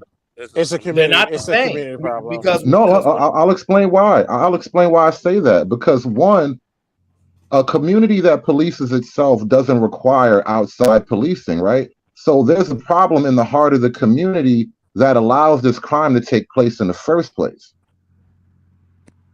So Do you know what the purpose of police is in most communities? It's to protect property. It's not to protect individuals or deter crime. It's to protect property. I'm not sure if you're in most communities, you're the first line of defense. That's kind of what I'm getting at. It's not that the police make you safe. Sean is right though. Listen to what I'm telling you. Right, though. Their first mandate is to protect property, bro. So Sean, you're right. But now here's the thing. Crime. Sean, you're right. This But doesn't here's the have to thing. be an argument. We can have a conversation, bro. No, Sean, you're spot on about that, right? Police protect property. That's actually a fact. The thing is though, because they're protecting property, they actually end up protecting people too, essentially. So it's like it's implicitly they protect people, but because they're protecting property. So,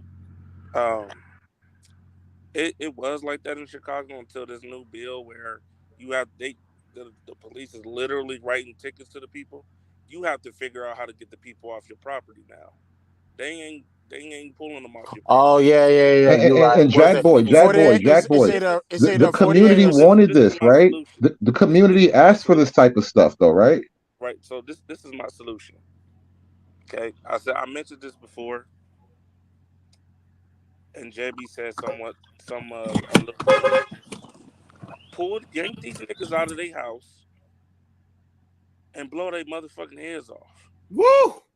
Boy, y'all stay saying goofy shit, bro. Let me ask you a question. Let me ask you a question, Jack Boy, and I'm being dead serious. Hey Sean, No, seriously, hey seriously. Sean. I'm gonna ask a Wait, Sean, serious before question. you No, go, serious. Sean, I want to No, talk to you. serious. I want Let to me inform ask. you something before. No, let me ask a serious question. Did it and they Who? ain't got no Who? crime at Hey, all. Jack Boy, who is going? You said this before last time I was on the stream with your ass. Who are you proposing is going to pull them out of the crib and shoot them in the head? The Who? Punisher.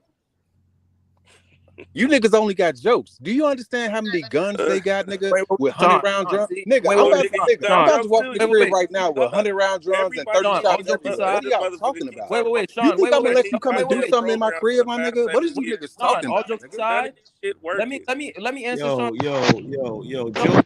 Yo, you said we got jokes. Let me say Wait. this. Let me respond to Sean. Sean, right? I'm saying this all jokes aside, bro. Like, obviously, listen, obviously, this is not gonna happen. But I'm saying if it could happen, I'm not even joking, bro. I'm fully in support of it. Now, guess what?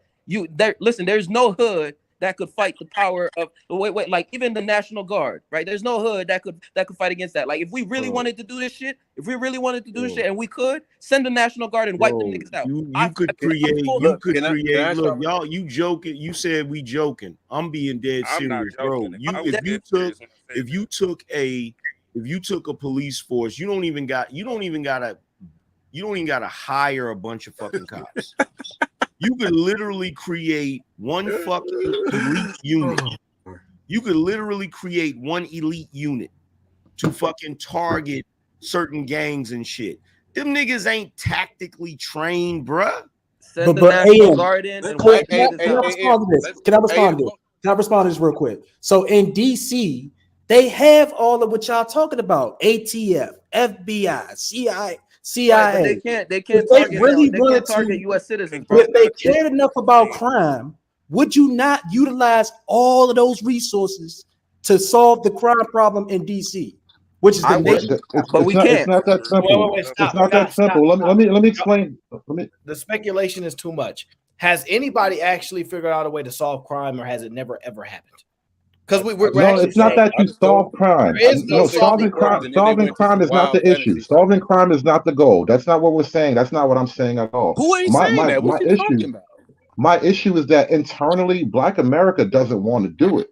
Because what it's going to take, you're not willing to pay the price. You're going to have to watch people go, and you're going to have to shut up and watch them go. And you can't march, you can't twerk, you can't give a fuck about him not breathing. You're going to have to tell, and Black people aren't going to do that. You a fucking goofy. How am I wrong though? How am I wrong though? Prove me wrong though. Prove me wrong, nigga. Check this out. Prove me wrong. Prove what I just said wrong. Check this out. Check this out. Am I the only one that? All right, you want to go in? I'm sorry. No, I just wanted to add something real quick. There's literally, I was watching this freaking guy give a little documentary on Nigeria, right? And there's literally there's this impoverished area where there's a bunch of people. They have like a chief that's over the area, whatever, right? Whenever somebody does something wrong in that area, like steal from somebody or do some crime or whatever, the people in that community will go find that motherfucker and bring him to the damn chief, and they'll decide a punishment and get rid of that nigga. The problem is what he just said. The problem is you don't have enough people in the community that's willing to get rid of that element. You got too many people caping for that element. You got too many people that every time Lil Ray that everybody know been a terrorist ever since he was 5 years old, do some shit. When he finally meet his fucking end, niggas is trying to give a fucking ticker tape parade for this nigga. Niggas is out there with t-shirts and shit. You feel what I'm saying? That's the problem. The problem is the damn culture. You're right, AM. The culture is. I disagree with the other part. But the culture is the problem, right? I mean, how hard is it to understand? I mean, we out here. Damn, you just gonna cut me off, huh? You got 13-year-old girls in Yo, you gotta let Sean finish his point, brother. Let Sean finish his point. Damn, man. Bruh, I hear what y'all saying, bro. Do y'all understand? Once again, my best friend is a cop, so I don't want anything to happen to cops. Let me say that 10,000 times, right? Do y'all understand why Black people generally with guns don't shoot at the cops? It's because there's still some respect for the law. Do you think I want my best friend running up trying to shoot niggas who shoot niggas for a living? I don't think y'all think about how functionally that would work. Let's just say a city has 10,000. Ain't that the job, bro? Not for nothing. Ain't that why we want them there? That's not the job. The job of the police force is not to get into shootouts with the citizens. No, Why no, do no, you you're think right. that? No, no, no. Listen, Nigga, you bugging. That is No, the no, he's job. not bugging. That literally is the job. Conservative, that he's not bugging. No, Sean, you're right. That's not We're the speaking. job.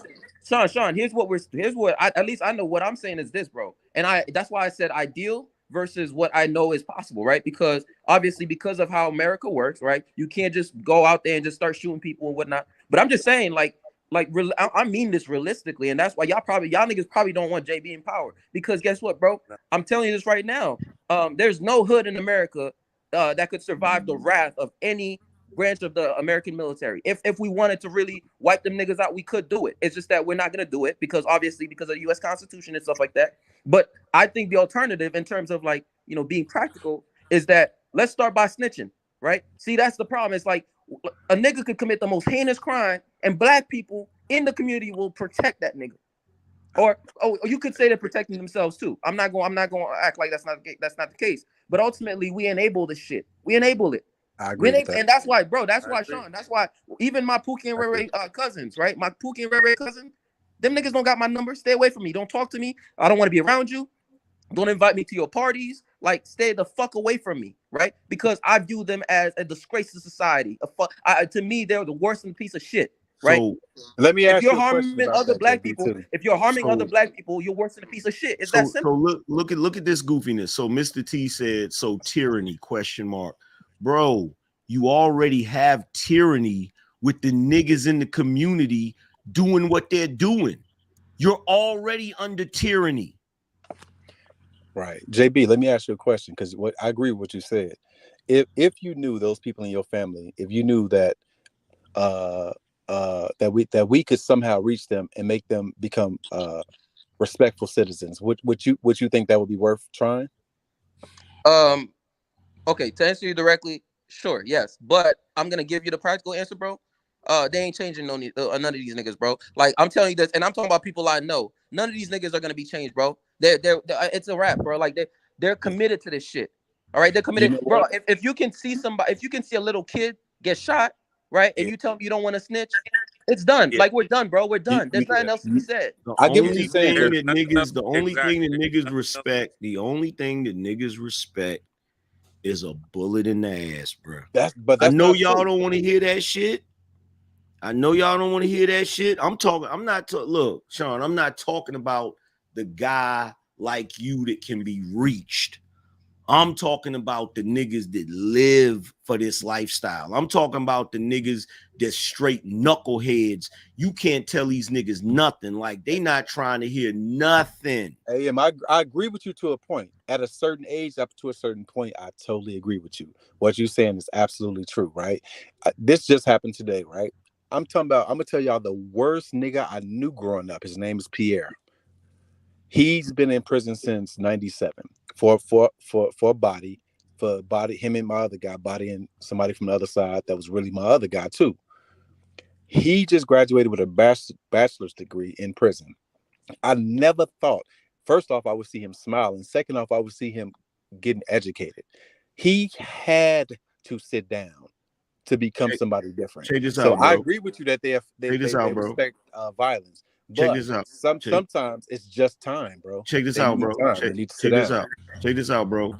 I got an OG, right, that ended up getting 10 years in prison because him and his homeboy got into a shootout at a football game at the damn high school, right? Gave him 10 years. When he got out, he did some other shit. He went back in again, right? When he got out the next time, he did a home invasion on my cousin while he was in there with his fucking kids. My cousin was able to come out of the situation good. You feel what I'm saying? After that, he tried to rob one of my other cousins, shot him in the neck. My cousin actually survived the shit. And then he finally supposedly calmed down and got a job, right? He got a damn job working somewhere, and he was carpooling with some old lady, right?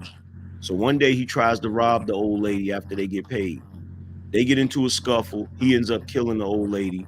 and sets the car on fire to try to cover up the damn shit. And now they locked him up for life. Guess what?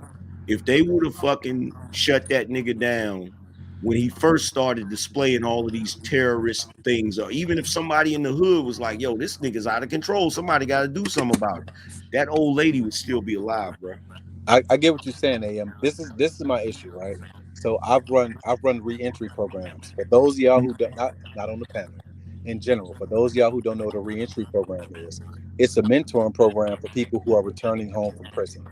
The goal of those programs is to reduce the recidivism rate. Now, if I can reduce the recidivism rate from 45% to 25% in a year, I've done a great job. I think a lot of times, I say this all the time, and it's going to sound like a broken record. We do not appreciate or value incremental progress towards a goal. We think that if we can't eliminate all the crime at one time in 1 year, then something is not effective. What I do with my programs, I have programs, I have outcomes that are measurable. I'm able to say, this is what we were able to do with this amount of money in this amount of time. If you give us this amount of money, we can scale it to this degree. And that's what the fuck we do.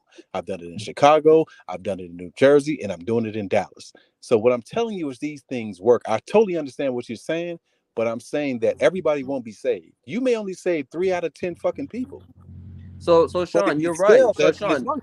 Sean, you're right. But listen, these things are not mutually exclusive, because I think what you're doing is a good thing, right? Like, listen, I don't think anybody would disagree with you on this, unless I'm wrong. Like that, if you can save some people, then you can save them, right? Cool. Like, I think that's a good thing. And by the way, Freezy made a great point. You know what I'm saying? And I'm kind of mad I didn't make the point before he did, when he talked about pushing nuclear family and whatnot. I think that's why I always advocate for what changes are you making in your personal life, right? Because we can sit here and have all these conversations, but what are you doing to make sure that you're not gonna contribute to that statistic, right? So he's starting at home and saying, okay, we're gonna make sure that we don't keep these cycles going by making sure, hey, let's not just produce baby mamas, right?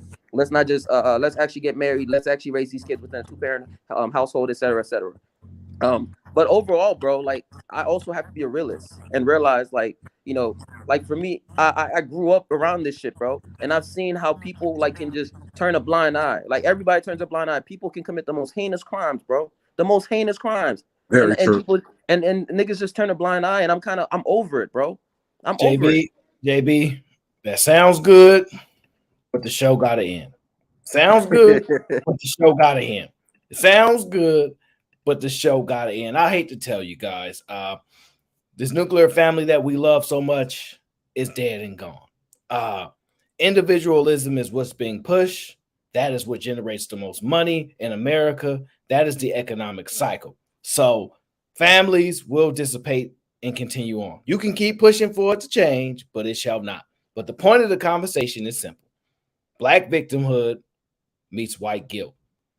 This whole show, man, victim. We need help. Victim. Oh, we have the ability. We could do it ourselves. Victim, but I don't know. That's not fair. Every single opportunity. Victimhood. Black people are victims. That's it. They need somebody to save them. They need somebody to help them, please.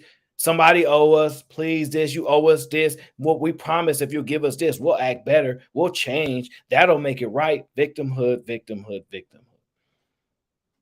If you cannot succeed in lieu of all the obstacles, you shall fail. That's how it works.